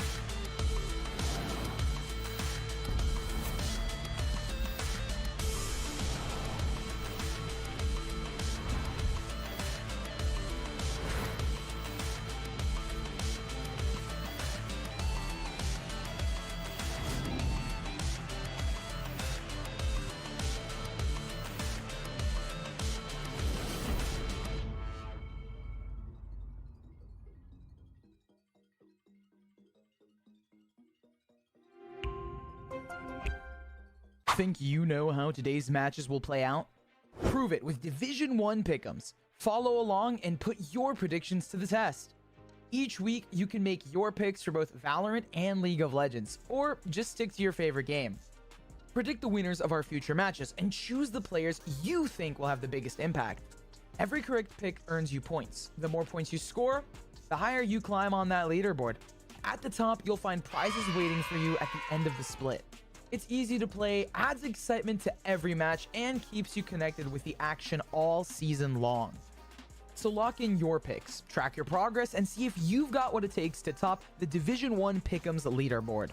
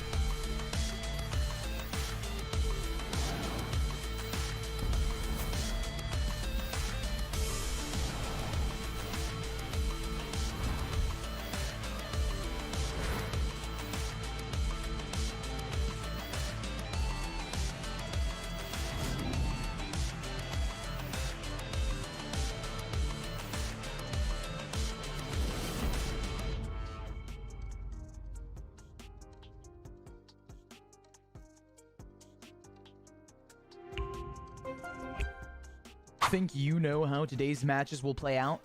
Prove it with Division 1 pick'ems. Follow along and put your predictions to the test. Each week, you can make your picks for both Valorant and League of Legends, or just stick to your favorite game. Predict the winners of our future matches and choose the players you think will have the biggest impact. Every correct pick earns you points. The more points you score, the higher you climb on that leaderboard. At the top, you'll find prizes waiting for you at the end of the split. It's easy to play, adds excitement to every match, and keeps you connected with the action all season long. So lock in your picks, track your progress, and see if you've got what it takes to top the Division 1 Pick'ems leaderboard.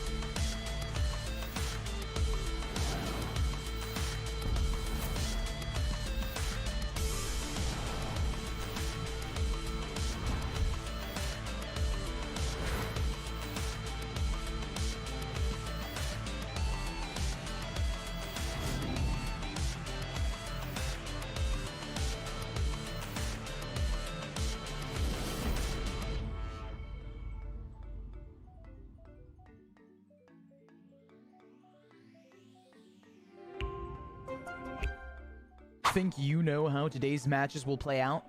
Prove it with Division 1 pick'ems. Follow along and put your predictions to the test. Each week, you can make your picks for both Valorant and League of Legends, or just stick to your favorite game. Predict the winners of our future matches and choose the players you think will have the biggest impact. Every correct pick earns you points. The more points you score, the higher you climb on that leaderboard. At the top, you'll find prizes waiting for you at the end of the split. It's easy to play, adds excitement to every match, and keeps you connected with the action all season long. So lock in your picks, track your progress, and see if you've got what it takes to top the Division 1 Pick'ems leaderboard.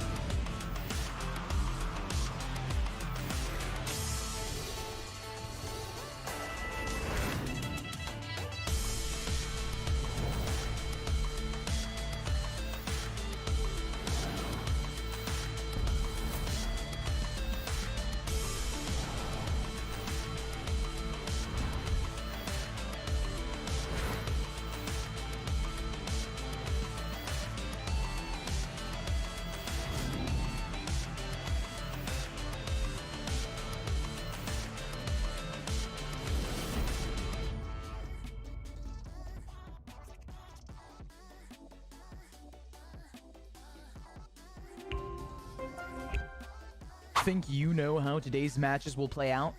Prove it with Division 1 pick'ems. Follow along and put your predictions to the test. Each week, you can make your picks for both Valorant and League of Legends, or just stick to your favorite game. Predict the winners of our future matches and choose the players you think will have the biggest impact. Every correct pick earns you points. The more points you score, the higher you climb on that leaderboard.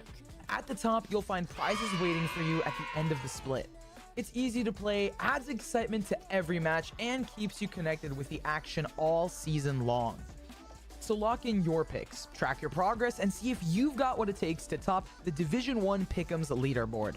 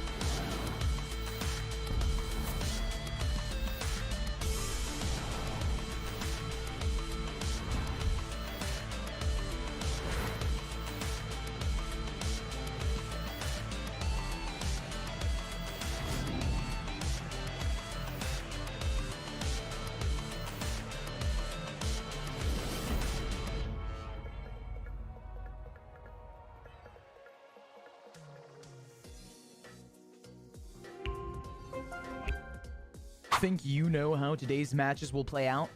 Prove it with Division 1 pick'ems. Follow along and put your predictions to the test.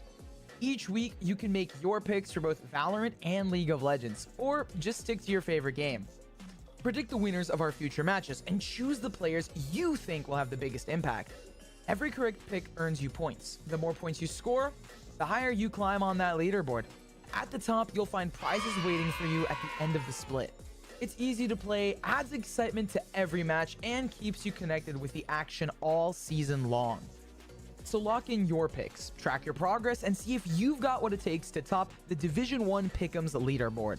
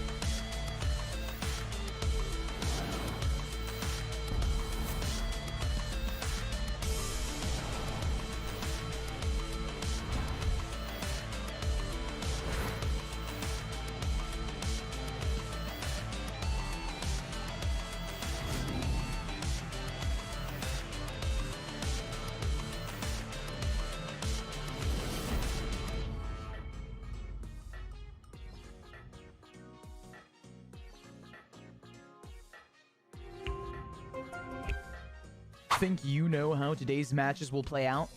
Prove it with Division 1 pick'ems. Follow along and put your predictions to the test. Each week, you can make your picks for both Valorant and League of Legends, or just stick to your favorite game. Welcome back, everybody, to Division 1 League of Legends. A 1-0 series lead for Winthrop University in dominant fashion. But the St. Clair team, they can bounce back. We've seen it happen before. They will never quit. Yeah, it's whether or not Winthrop are actually going to give them that leash to do so, right? Because this is Winthrop's series to lose. We came in with this expectation that Winthrop were going to be the dominant team on the night, and so far they are showing that that is going to hold true unless proven otherwise. Yep, and the good news is there isn't really much to pick at for St. Clair because, I mean, that game just did not go very well, right? We can wipe the slate clean, just be like, all right, game 1 happened. Go into game 2 with a fresh mindset. My only suggestion is maybe not flip the game at like level 2 or level 3 in the top lane for Ricky. I mean, it's technically when you look back at the game, like that is not really like flipping. Yes, it was very low, and if it goes the other way, maybe we're talking about a different scenario here, but like that is a tough matchup. I think you need to be able to do something in the laning phase to get around the fact that Aurora is a very, very strong laner. And outside of that, you think about all the gold that Denethor was able to accomplish just by himself, right? Like, yes, he gets the 2 solo kills, but then he also gets a free bottom lane turret as well. He also gets a free top lane turret as well. So at a certain point, it's just untenable, and not a lot of people are going to be able to match him. Meanwhile, on the opposite side of the map, I don't think we got to really see this Maddie and Flocon combo really work. Like, this Annie is supposed to be a big initiator. That never ends up coming true. Also, I will kind of tie in the fact that this bottom lane for St. Clair just got smashed, right? Like, Ashe did nothing because they lost the laning phase, and they just have no damage after that. So, you lose mid lane, you lose your solo lanes, you lose bottom lane. I think you're in a tough position as St. Clair to really find any avenue of success past that. Don't lose lane, Forehead, just win lane. There you go. You know, that's the our Korean advice subreddit from is that even still used? People still post on there? I don't even know. I don't. Definitely not. I never did. I technically never really posted on Reddit, but I don't know. I don't really get that as a platform. Anyway, aside from that, what I want to kind of push us towards, and I want the fans at home to start thinking about, is whether or not this is actually going to be a 2-0. Because we came out of the first game saying, this looks like it'll be a stomp, this might just be a 2-0, but St. Clair have always shown that, like, a little bit of tenaciousness, a little bit of a they got surprise. Yeah. Let's see what they have this time around. No substitutions or anything like that. Miracle is indeed playing, yes, much like he was in the first game. Had a little bit of issues, and already off the bat, they are banning the Nunu, leaving nothing to the imagination. This time around, I remember some key champions that got taken away. That Azir was not able to be played by Sword. It's a champion he's been so good at for so long. Denethor had the option to take Camille, elected not to. You know, I want to see Flocon maybe pull a page out of Horizon's book, because I know that Flocon himself has a really good Vladimir, and if the conditions are right, I would like to see this man on a hard carry and be the guy that they really put the game on his shoulders. I think that's fine. I'd like to actually see Flocon have some agency in the game. I agree. We'll see if that ends up being the case, because we come into this series and we're thinking, okay, mechanically speaking, I do think Flocon has a small edge over Sword, even though it might not be massive. It's just that they have different champion pools. Sword is someone who's going to be mostly moving towards control mages. Flocon has a little bit more of that explosive melee carry-centric kind of play style. I think of his Akali from this season, even going back to Cassandra yesterday, which I think was pretty funny. And you mentioned his Vladimir, you know, some more unique, more niche champions in mid lane. Pull out the Zeri. We'll see that. Zeri is true. Technically also has a Sivir game, but we won't really talk about that one. He plays a lot more Zeri. Continuing more of the same that we saw from them in game number 1, and the strategy that a lot of teams have taken, which is just ban Maddie out. Yeah, and you know what? It works. I mean, Matty does have a very deep bag. He can play a lot of different things, but when you take out his best jungler and then two very blindable, strong junglers, it's going to be really, really hard to overcome that, especially since you won't have the Poppy to stop the Ambessa. Ricky is going to pull out the Renekton to deal with this Ambessa early on. Good punish. Great in the lane, so already doing well. We're getting a Sejuani. Got to be worried about a Yone here. This could be a Yone angle coming on through, and then we get those mages that we were talking about. There is no Mel ban this game so far. So another champion that has a lot of flexibility. We've seen Sword play it. We've also seen Lig now pick it up. So I think a champion that everyone at home does need to keep their eyes on here. All right, we've got a Vi pickup for the side of Winthrop, so perhaps we'll see something a little bit more defensive coming out of Lig. Rise going to be the move for Sword. He's also been very good on this champion at times throughout the year. His realm warps have been fairly exceptional from games that I've seen of him. I think this is still the Yone slam. They are going to go for it. So now we're looking second half here. Is a Braum going to get a ban, or is it going to be the pickup for St. Clair to try to make things easier for them? I think champions you need to be thinking about. The Mel, obviously. Ziggs is another one, even though we haven't seen Lig play it. The only mage that he has available to him is Mel, so, or at least that we have seen here in Division 1.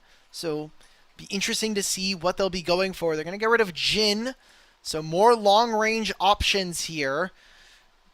Also, no Nico banned in this game. That's available.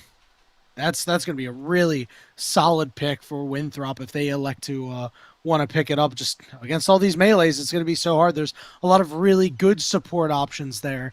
A couple that are, no longer available, but I mean, like, I'd even like a Renata here if I'm Winthrop. There's stuff that you can do. What's the bottom lane pair going to be for both of our teams? Full top sides chosen in order of role. Is that Braum?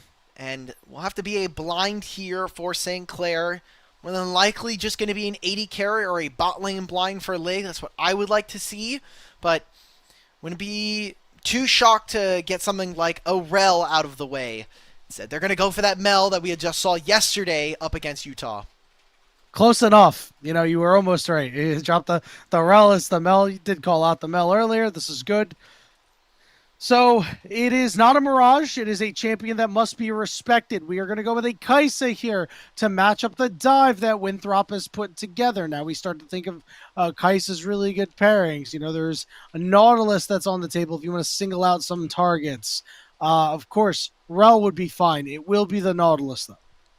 So the problem that I'm starting to see here for St. Clair is that they have a lot of go buttons, and they'll have ways to build Lig the ability to get those executions with the retribution. The problem is that he also doesn't have very many skill shots to dodge with rebuttal. You're going to have a Vi that's going on top of you. That's not going to be stopped. And Bess's ultimate, you can block it, but that's really it. You're not going to really reflect it. It's not a projectile either. So the rebuttal is merely a get out of jail free card, a spell shield that is on cooldown, and a 22-second one at that. And the Tahm Kench, I'm worried for St. Clair that they actually don't have enough ability to go forward.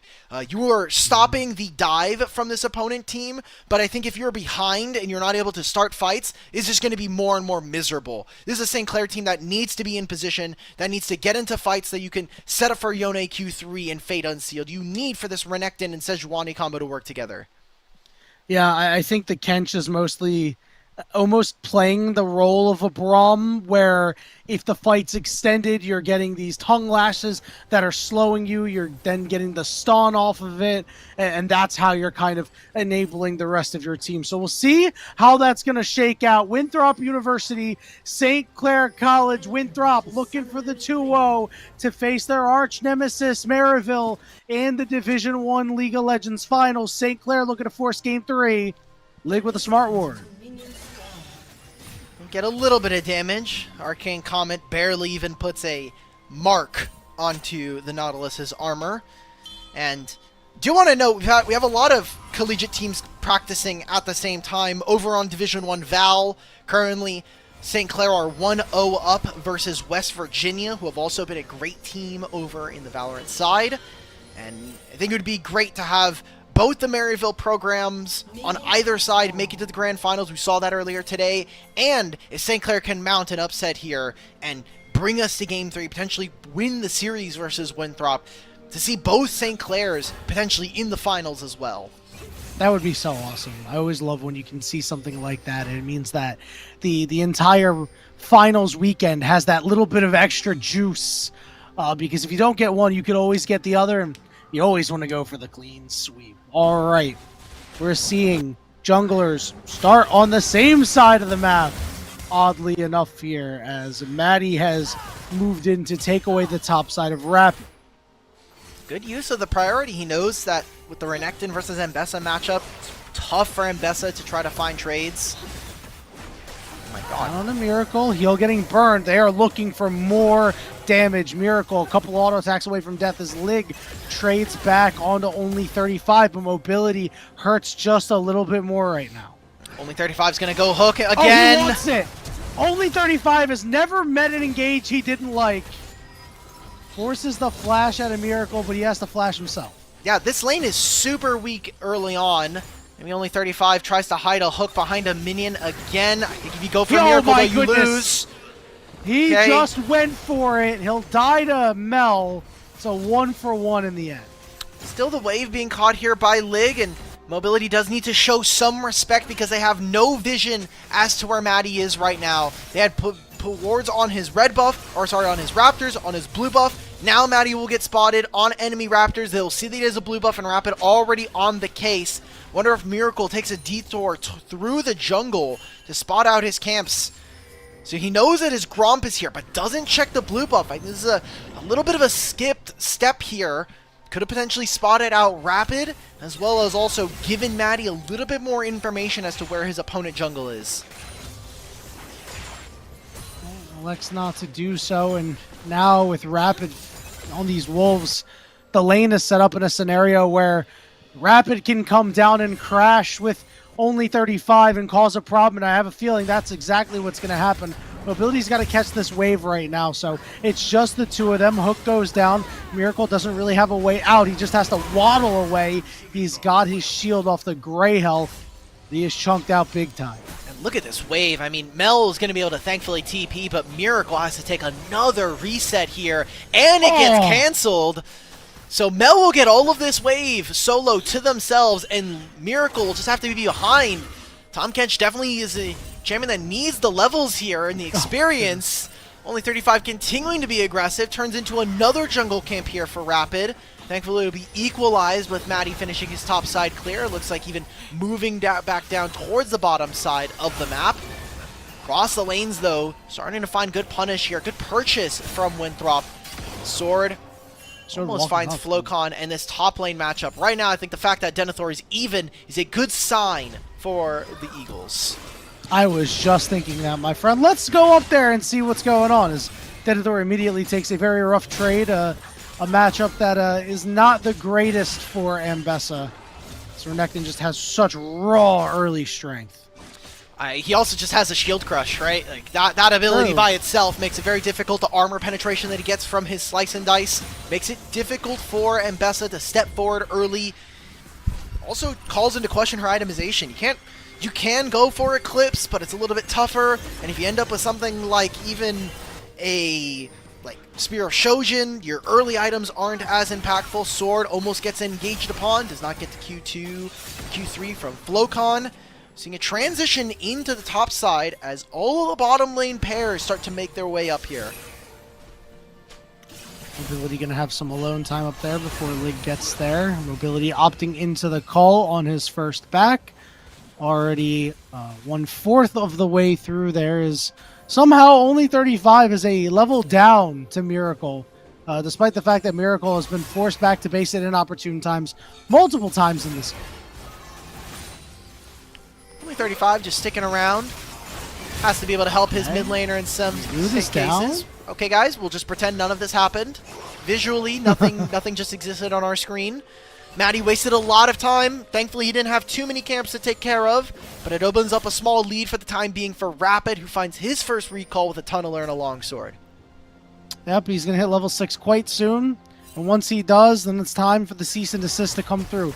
Lig gonna walk into the bush, take some damage from Mobility. Root was missed, but here comes Kench. Mobility forced to flash away. Oh my god, does Denethor get fighting more? I mean, he has public execution. Ricky does have flash. He's building up the rage. No turn comes on through. He knows enemy jungler. He knows his jungler's on the top side of the map. He has an idea that Maddie's probably close by, at least for the Yone, but no eyes quite yet on Maddie, as Mobility is just soaking this wave all by himself. Does hit level 6. Only 35 has been doing some real cardio around the map, giving up that experience lead that he did have early with Miracle's early recalls getting cancelled multiple times, and using it to help out some of his other lanes. Yep, sometimes you just have to buoy the rest of the squad and lose the experience for it. Does mean that you're going to be further away from that depth charge at level 6, which we all know can make a great impact in a fight. St. Clair going to determine that this is the time for them to take the dragon, as they have worked hard for priority and they will get it. It'll be the first dragon of the game just after the 7-minute mark. It is a Chemtech dragon. I mean, moved our bottom lane pairs. I think that was a smart anticipation there from St. Clair, because they're like, okay, Denethor probably wants to get out of this matchup. Let's go ahead and make a swap. If Denethor opts to go for a fight now, he'll have Kaisa who can fly in on the wings. Maddie is coming, though, and Rapid will be late.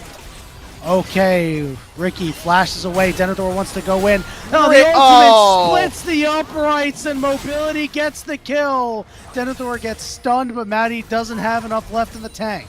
If that stun lands, it's at least a 1-for-1, but pretty critical spell going wide, and a massive now trade, as it is going to be a turret play going over to Mobility. But while all this is happening, Denethor will not be able to teleport, and that'll be a nice wave going over to Mel. So I think scaling-wise, both teams, while Winthrop might be more happy with the trade overall, Lig getting resources and this Mage getting gold is good.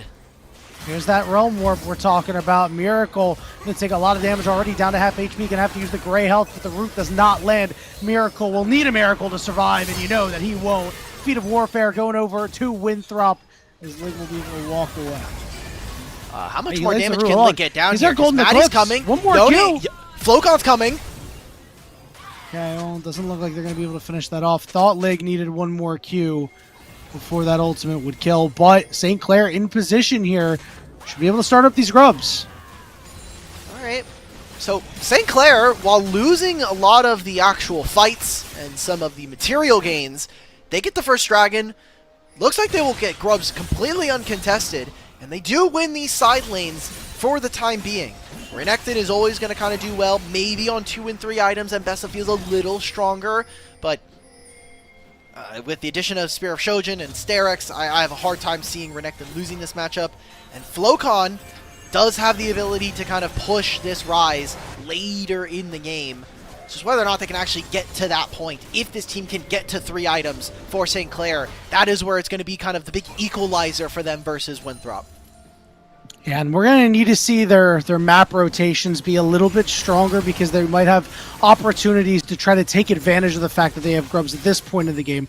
Obviously, you can wait a little bit longer until you get your items, but if you're able to kind of outplay Winthrop on waves, you could get a plate or 2 before they fall, maybe even a turret with some alone time as Flocon cancels the back. I thought maybe he would have just went for it.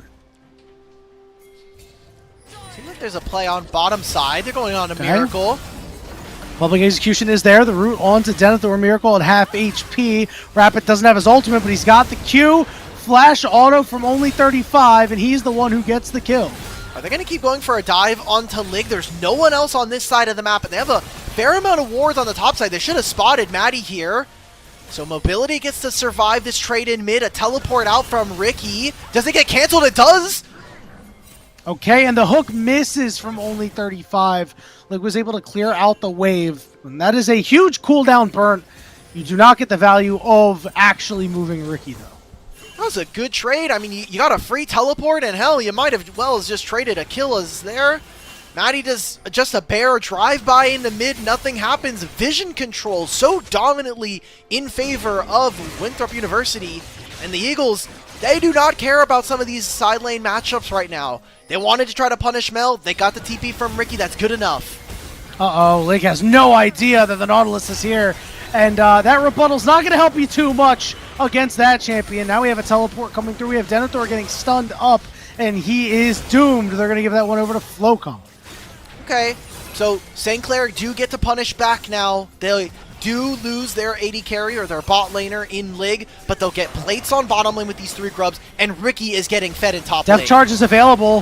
Here we go. It's a double knockup. Mobility's showing up as well. Fate Sealed not going to hit Mobility. He's trying to do what he can to kill Miracle. Uses that ultimate, is able to finish it off. Now it's a 2v1. Mobility is very strong. Get hit by the Permafrost, and Rapid on the way to cut him off. Mobility will opt to go for the wave instead. Meanwhile, Ricky wants a piece of Sword. Drops the Dominus. Takes Sword to half HP. Chase him to his turret. Rapid going in on Maddie here, but it's just him. I really think you can do more about this. He drops the ultimate down. Lig is on the way here. Rapid able to escape the Q3. And a perfect public execution right on the dot. Lig trying to escape toward Miracle. Miracle eat him up. Spit him back out with a big shield, but no fight can be had for St. Clair. Perfect chase there from Winthrop. Gets them the second dragon of the game. Ricky tries to find another all-in versus Sword, but it doesn't matter. Yeah, I think the fact that he's even trading his ultimate like this is really dangerous, because that additional 300, 400 HP you get from popping Dominus is something that could be used to push Sword out and lose resources. But using it just to get himself control of the wave, control of the 1v1 for now.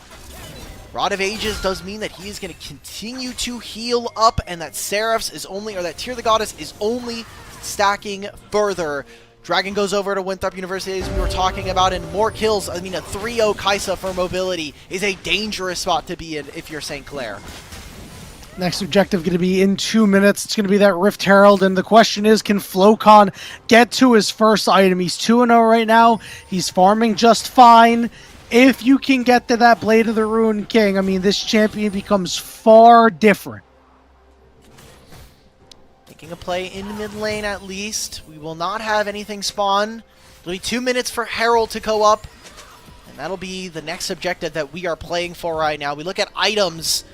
Big spike here for Flocon as he gets his Blade of the Ruined King. A finished Heartsteel for his jungler.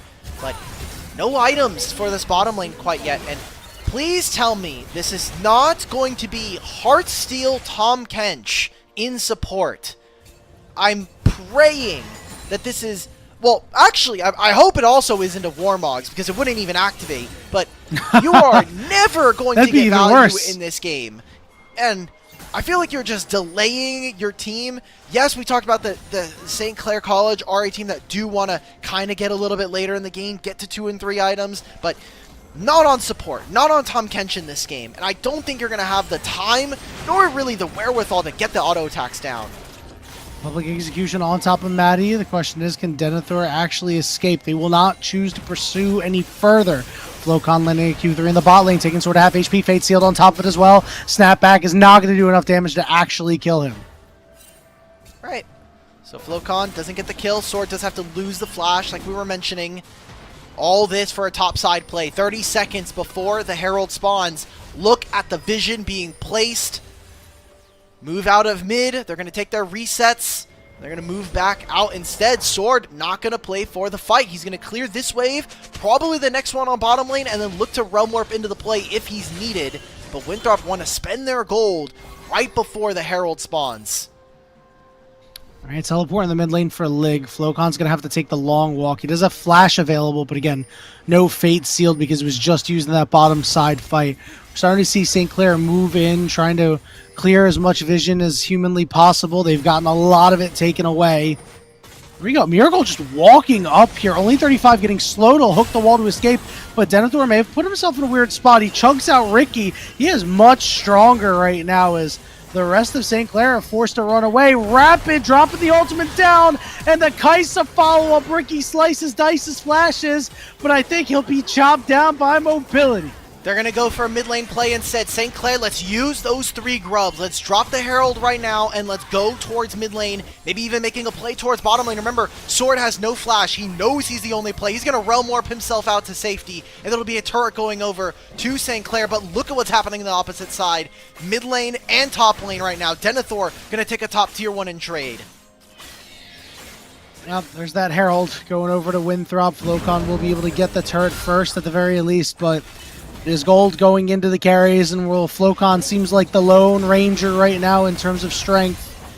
You've got a lot more over on the Winthrop side. Teleport coming in the mid lane here. It's Ricky trying to show up mobility, able to flash out rapid, chunked very low, but Ricky once more Golden Eclipse doesn't quite kill, but the shutdown comes through anyway. Flocon over the wall, Q3 lands. Fate Sealed not on to mobility though. He's still alive. Sword desperately trying to stay alive, and he still is. Ricky will finally fall. He gets a shutdown, but mobility finds 2 more kills. Hook down from only 35 as mobility is thirsty. He wants them all. Miracle will eat up Blink.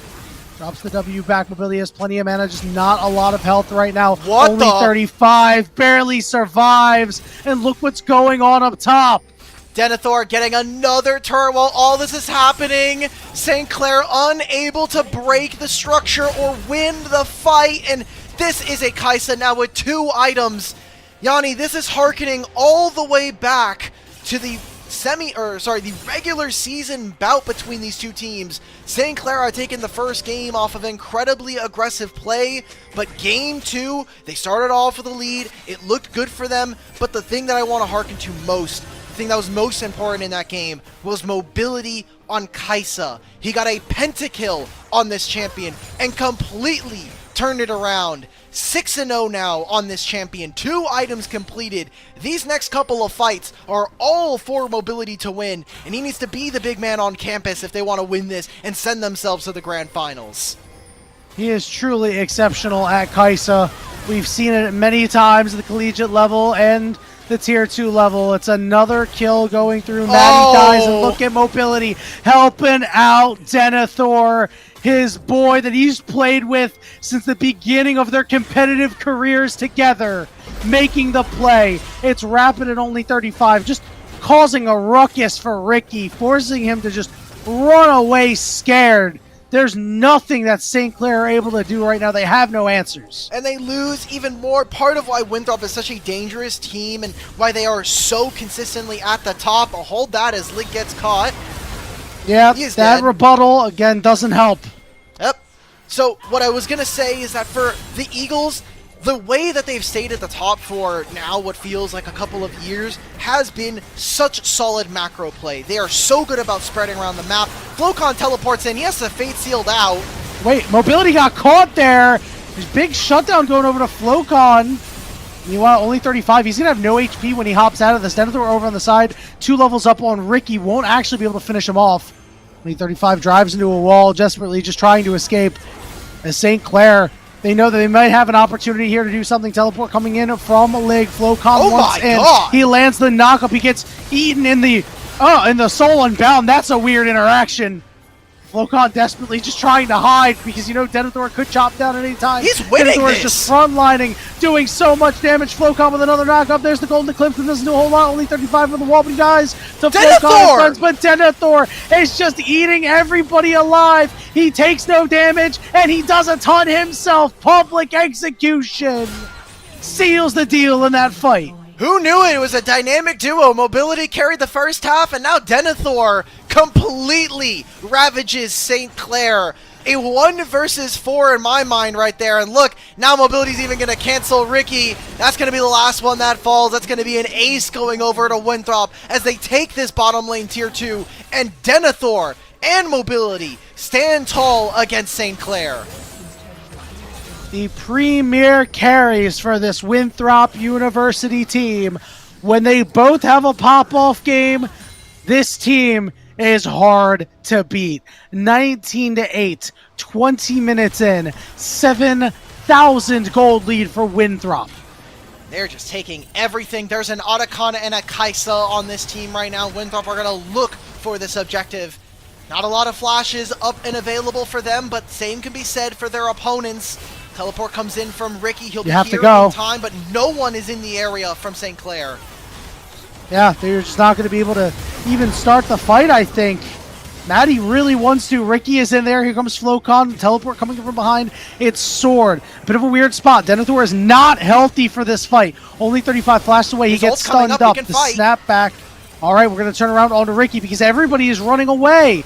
Ricky trying to get away from Denethor, who's out of energy right now. Does Rapid want in with the Q? Maddie's ult goes wide. Mobility is still healthy, but they find only 35. Health bar's looking A-okay for St. Clair right now as Winthrop's in full retreat. They'll win the Otacon, but not much after that. St. Clair very tanky right now. It takes them a little bit of time to get through these HP bars from the side of the Eagles. And Winthrop University will not be able to push too much more after that. Rebuttal is down, 18 seconds on that cooldown. Rise is going to keep pushing on mid. They want this turret. They want it real bad. We're going to dive real deep here. Denethor, a good buffer on the ultimate. Mobility still alive. He finds Maddie. He's going to look for Ricky. This could be another Mobility pop-off fight, but it's stolen away by Sword. Sword ends up cleaning up to himself. And it's an ace for the Eagles. He realm warps into that play. We were calling into question his flank TP. He didn't get much on that, but guess what? He got a do-over on that. He goes into the play. That was a great engage from Flocon out from Fog of War, but it wasn't enough. They don't have enough damage. And remember, this St. Clair team, they don't have very many ways of engaging fights outside of this mid-jungle duo right now. That's kind of the problem. They need to wait. They need to trickle down, take their opponent's low HP, and let Mel and Flocon kind of be the last hitters, one that knock those dominoes down. Winthrop now, they grab the dragon after all and now lead themselves with an 8,000 gold differential. Yeah, and St. Clair just couldn't do it in that last fight. They are, Lig is trying to, hit these guys with his Qs. They're just playing at arm's length. Maddie didn't have his ultimate up because he used it earlier on. It didn't land on anybody. Yeah, it resulted in a kill for only 35, but you said it. When they went for that turret dive, they just did not have the resources. It's an item diff at that point. Denethor, oh my god, you're seeing the yellow chunks. That's how you know it's bad. Denethor will walk right through Maddie's ultimate. Hook lands, and this might be a killer fight. Going to take out Flocon, and it looks like Winthrop is not going to look for anything more. But they are in the area still. Only 35. Another hook. This man, again, will just go in on anything. Wait, he would hook a ham sandwich. I just realized we also might not be able to see the special interaction when Mel is versus Ambessa. So she has a passive. Oh, yeah. When Mel kills Ambessa, it says she finally did it, which is kind of sad. But it's put on Ambessa's toolbar. So darn. We'll wait to see that if that one comes on through. Ricky's currently pushing on the bottom side of the map as Winthrop continue to completely destroy this top side of the map. Now flank TP comes in from Flocon. You must go here. Rapid able to realm warp over to the side. Flocon had to get out. He is very, very low. Mobility still quite healthy. Only 35 lying in wait. Again, he will fight anything, and the conditions are good. Knock up onto the Kench's Miracle. All that health and the Heartsteel can help you there. Ricky trying to get over the wall. He slices over, but he's found 4 members of the enemy team, and he's immediately sent back to the base. Lig, the only member on St. Clair left standing. And they have a wave on bottom lane. They don't have a wave in mid lane. They're going for trying to catch Lig. There we go. Public execution on Mel. It's poetic. That's it. That might just be the game. They have a top wave to play around to go. Winthrop might have just sent themselves into the grand finals with a dominant 2-0 over St. Clair. Miracle is up. Flocon in 5. Maddie in 3. First Nexus turret's going to fall. Rapid at only 35. They're working on the bottom side. Winthrop was not convinced that they would be able to end the game right now, but if they can stagger these death timers, maybe they actually can.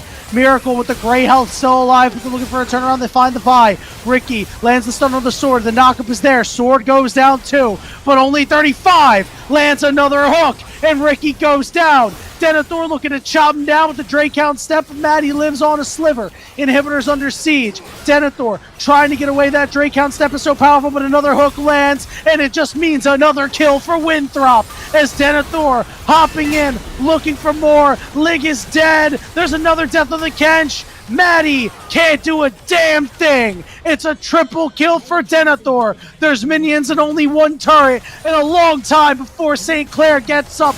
Winthrop University have another date, another chapter in the rivalry when they face Maryville on Friday night.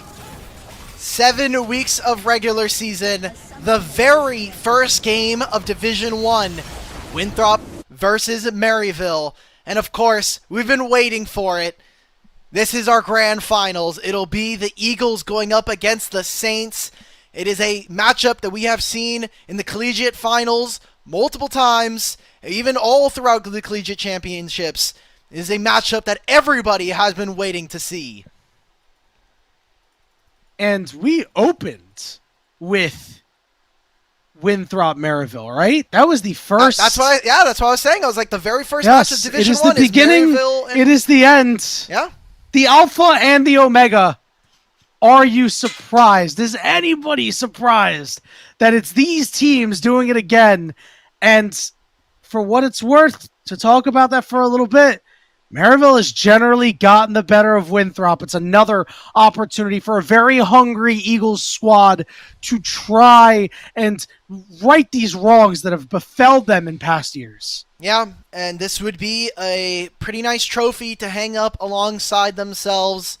Maryville often the victors in these matchups, in these best of fives, but Winthrop always feels like they can push them. It always seems like they are one step behind Maryville in a lot of these years, and this might be the time, because we had some questions about Scary Jerry and his performance. Mobility is starting to surge in terms of his relevance and height in terms of his play, and if everybody else can kind of get behind them, I do think that this is going to be about as close as it's ever been for Winthrop without it being just straight up a CLOL championship on the line.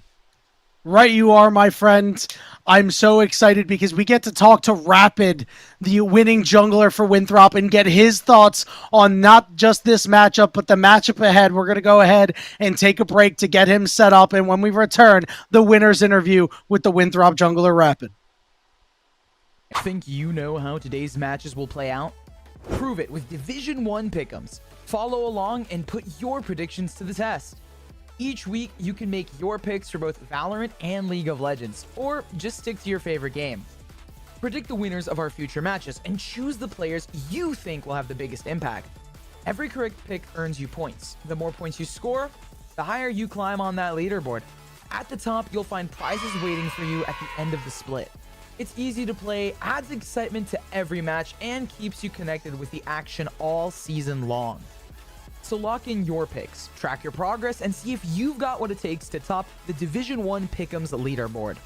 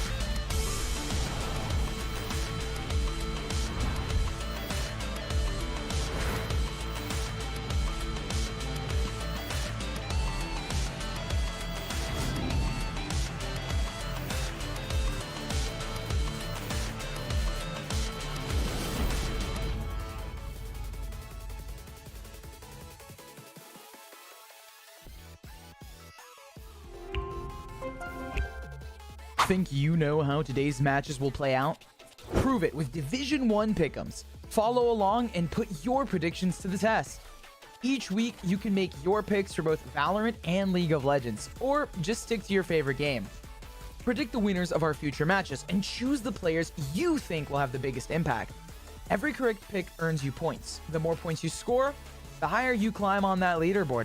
At the top, you'll find prizes waiting for you at the end of the split. It's easy to play, adds excitement to every match, and keeps you connected with the action all season long. So lock in your picks, track your progress, and see if you've got what it takes to top the Division 1 Pick'ems leaderboard.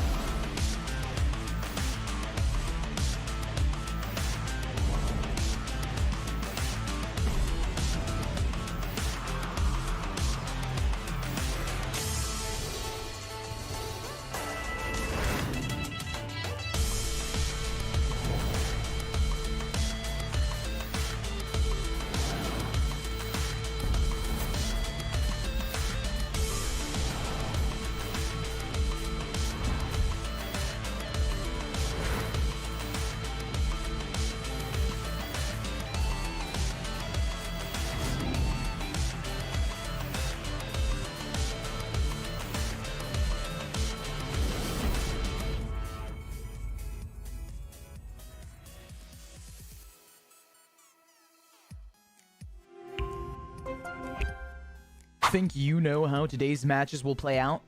Prove it with Division 1 pick'ems. Follow along and put your predictions to the test. Each week, you can make your picks for both Valorant and League of Legends, or just stick to your favorite game. Predict the winners of our future matches and choose the players you think will have the biggest impact. Every correct pick earns you points. The more points you score, the higher you climb on that leaderboard. At the top, you'll find prizes waiting for you at the end of the split. It's easy to play, adds excitement to every match, and keeps you connected with the action all season long. So lock in your picks, track your progress, and see if you've got what it takes to top the Division 1 Pick'ems leaderboard.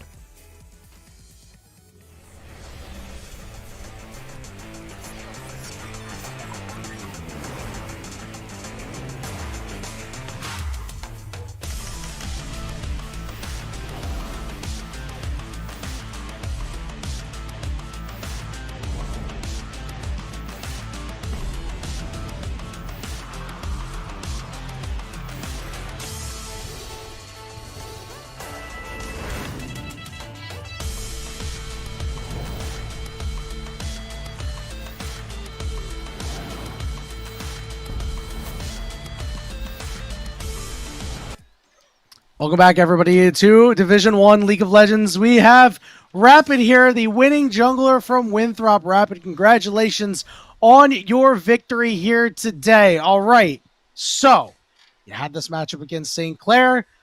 You guys clean it up 2-0. So were there different expectations coming into this match after seeing St. Clair struggle a little bit yesterday? No, we prep for all the teams basically the same, like they're going to be our hardest match, and just try our best no matter what.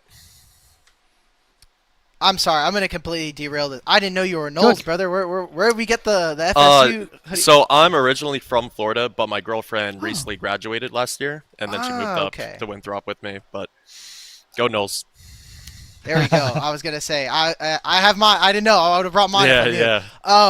But you're now on the precipice of another grand finals. You know this. I was taking a look real quick. Closest you've gotten right now is like ACL 2024 summer playoffs. Yeah. There is the Immortals winter showcase as well. So like, what is it like now? You're going into a grand finals, and especially the storied history that you've had yourself, but also Winthrop as a whole going up against Maryville. Yeah, I mean, I'm ready to win at Grands for once. I think it's been second place almost every time, so it'll be a nice little change up. For sure. I love that. I love that. You know what? Maybe you'll bring the extra bit of juice to get them over the top. So individually, what sort of impact are you going to have that's going to change the story of Winthrop versus Maryville?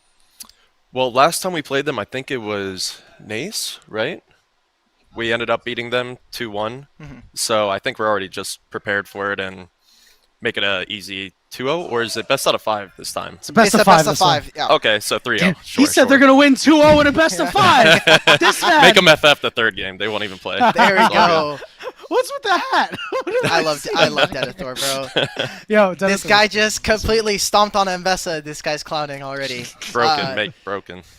I heard that I think you had an exam recently. I might also have my timelines kind of mixed up because we had a pretty large break after playoffs or before playoffs. So how was school? We doing good? It's good. I mean, I'm ready to graduate in like 2 weeks. I'm done with classes and almost done. I'm excited.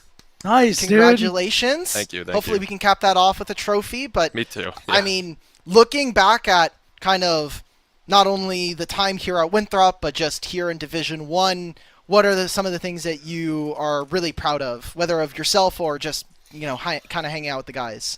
I mean, coming into the varsity team, because I haven't been playing the entire time, I've just wanted to play my best, and I think I'm playing well, and I really hope we can just make it all the way for a win in Grand.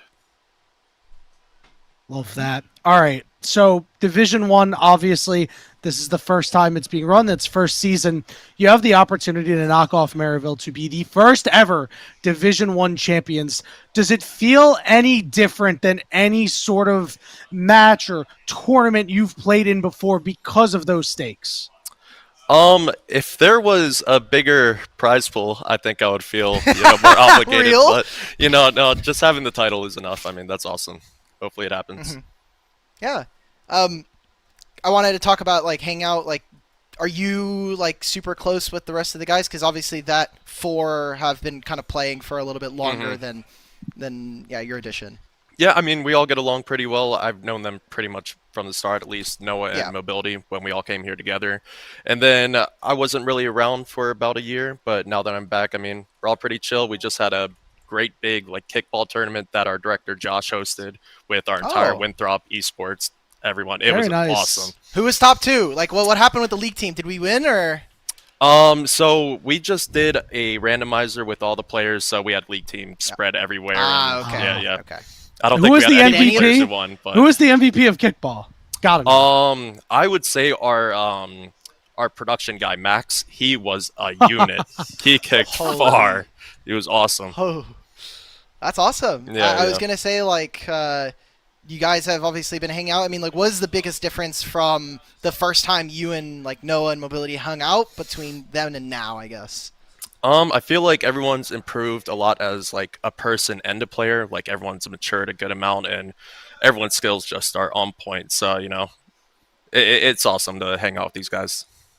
Do you think that improvement has shown enough that in 2026 it will be the CLOL year of Winthrop University? I hope so. I mean, I won't be here, but I'll be watching from Florida. But I really do hope. I expect it. Yeah. Well. Rapid, congratulations again for your win tonight, and you'll have 4 days to kind of rest, prepare, and get ready for a grand finals. Is there anything you want to say to the fans at home, or anyone you want to shout out? No, just thank you for watching, everyone. I mean, shout out Winthrop. Shout out Winthrop, indeed. Perfect. Hashtag Throps out. Rapid, there we thank go. you very much. There we go. Yep, he's got the bag. It's embroidered there. The hat's getting put on him right now.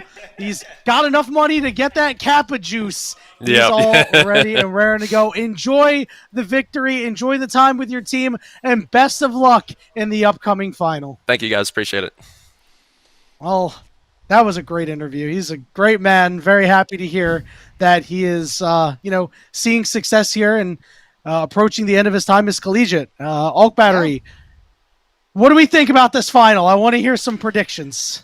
Dude, I like... As exciting as it is, I think it is the fact that we have seen this matchup so many times. We have seen Winthrop be the bridesmaid and not the bride. We have seen it happen a lot, and I really want to believe in Mobility because he has been by and far away, I think, the best player in the league, if not only matched by another player on Maryville themselves. Maybe like a player like Tosu, who consistently week in and week out, I think, is one of the best prospects we have here in North America, especially playing in collegiate. So I just hope that there are no bars in this one. I hope there is nothing that is holding these players back. I hope that when they show up in this best of 5, that they can say they played their best and that they are also showcasing it. Because I think the last thing I want to, and I assume the fans also would definitely hope not, is that we get a post-game interview or something comes out afterwards and it's, I didn't pick a champion that I didn't feel like was super... like optimal, or I felt like I could have done a little bit more. That's always going to be a regret that these players have. That being said, I still have Maryville winning. Like, Maryville, undefeated. They beat Winthrop already here in the season. I know that they said they beat him in Nace, but a best of 5 is just completely different. And a lot of these guys have a lot of experience on both sides in playing in these situations. Yeah, and finals is so different. It's different than a regular, a week 1 match like we had here or anything like that. Everybody comes extra juiced for the game, and I want to see 5. I think Maryville's going to win. I love all the programs, all the players, so it's kind of a cop-out to say I don't care who wins. I just want good League of Legends, but it would be nice to see Winthrop get one over in a finals when it really matters over Maryville University, because I agree with you. I think that Mobility has been the best player in this league, and it is time for him to show it. And the time that he'll be able to show it is this Friday. It'll be an 8 p.m. Eastern start time, as long as everything I'm looking at is correct. So whatever time zone you're in, you can go ahead and convert that yourself, because I live on the East Coast and I don't care about any other coast, although I did like Vancouver. Okay, let's see it. Okay, Ice. Do we have an updated playoff bracket? True. No updated playoff bracket. I've been we told don't no. need one. All right. We don't My need bad. one. Yep. It's You already Winthrop. know the finals, guys. Winthrop versus Maryville next Friday, or this Friday. Sorry. Yes, this Friday, the 14th, 8 p.m. Eastern. It'll be covered by you and Gordo. Enjoy that final. Honor it well, my friends. And of course, we'll have Ice, Kai, and Caddy doing work. Kai's not going to be there. Kai is not going to be there. Oh, Kai's not going to be there? No, it's doomed. It's okay. It'll be just It's fine. not doomed. It's not doomed. We've got a great squad back there anyway. It's doomed because I'm just. Either way, it has been us for the semifinals and the quarterfinals from myself and Yanni, as well as Ilya, Ice, and Potat, as well as Caddy, everyone here at Division 1. Thanks you guys for watching these last 2 days of Division 1. Again, we'll be back on Friday for the grand finals between Maryville and Winthrop University. You won't want to miss it. Everyone, please have a good night and have a good week. Think you know how today's matches will play out? Prove it with Division 1 pick'ems. Follow along and put your predictions to the test. Each week, you can make your picks for both Valorant and League of Legends, or just stick to your favorite game. Predict the winners of our future matches and choose the players you think will have the biggest impact. Every correct pick earns you points. The more points you score, the higher you climb on that leaderboard. At the top, you'll find prizes waiting for you at the end of the split. It's easy to play, adds excitement to every match, and keeps you connected with the action all season long. So lock in your picks, track your progress, and see if you've got what it takes to top the Division 1 Pick'ems leaderboard.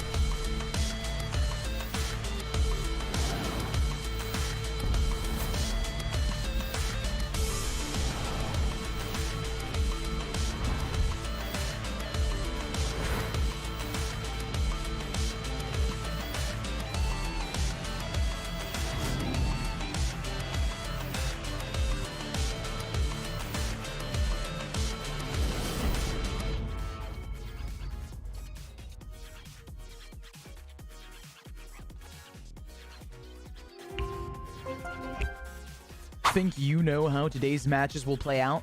Prove it with Division 1 pick'ems. Follow along and put your predictions to the test. Each week, you can make your picks for both Valorant and League of Legends, or just stick to your favorite game. Predict the winners of our future matches and choose the players you think will have the biggest impact. Every correct pick earns you points. The more points you score, the higher you climb on that leaderboard. At the top, you'll find prizes waiting for you at the end of the split. It's easy to play, adds excitement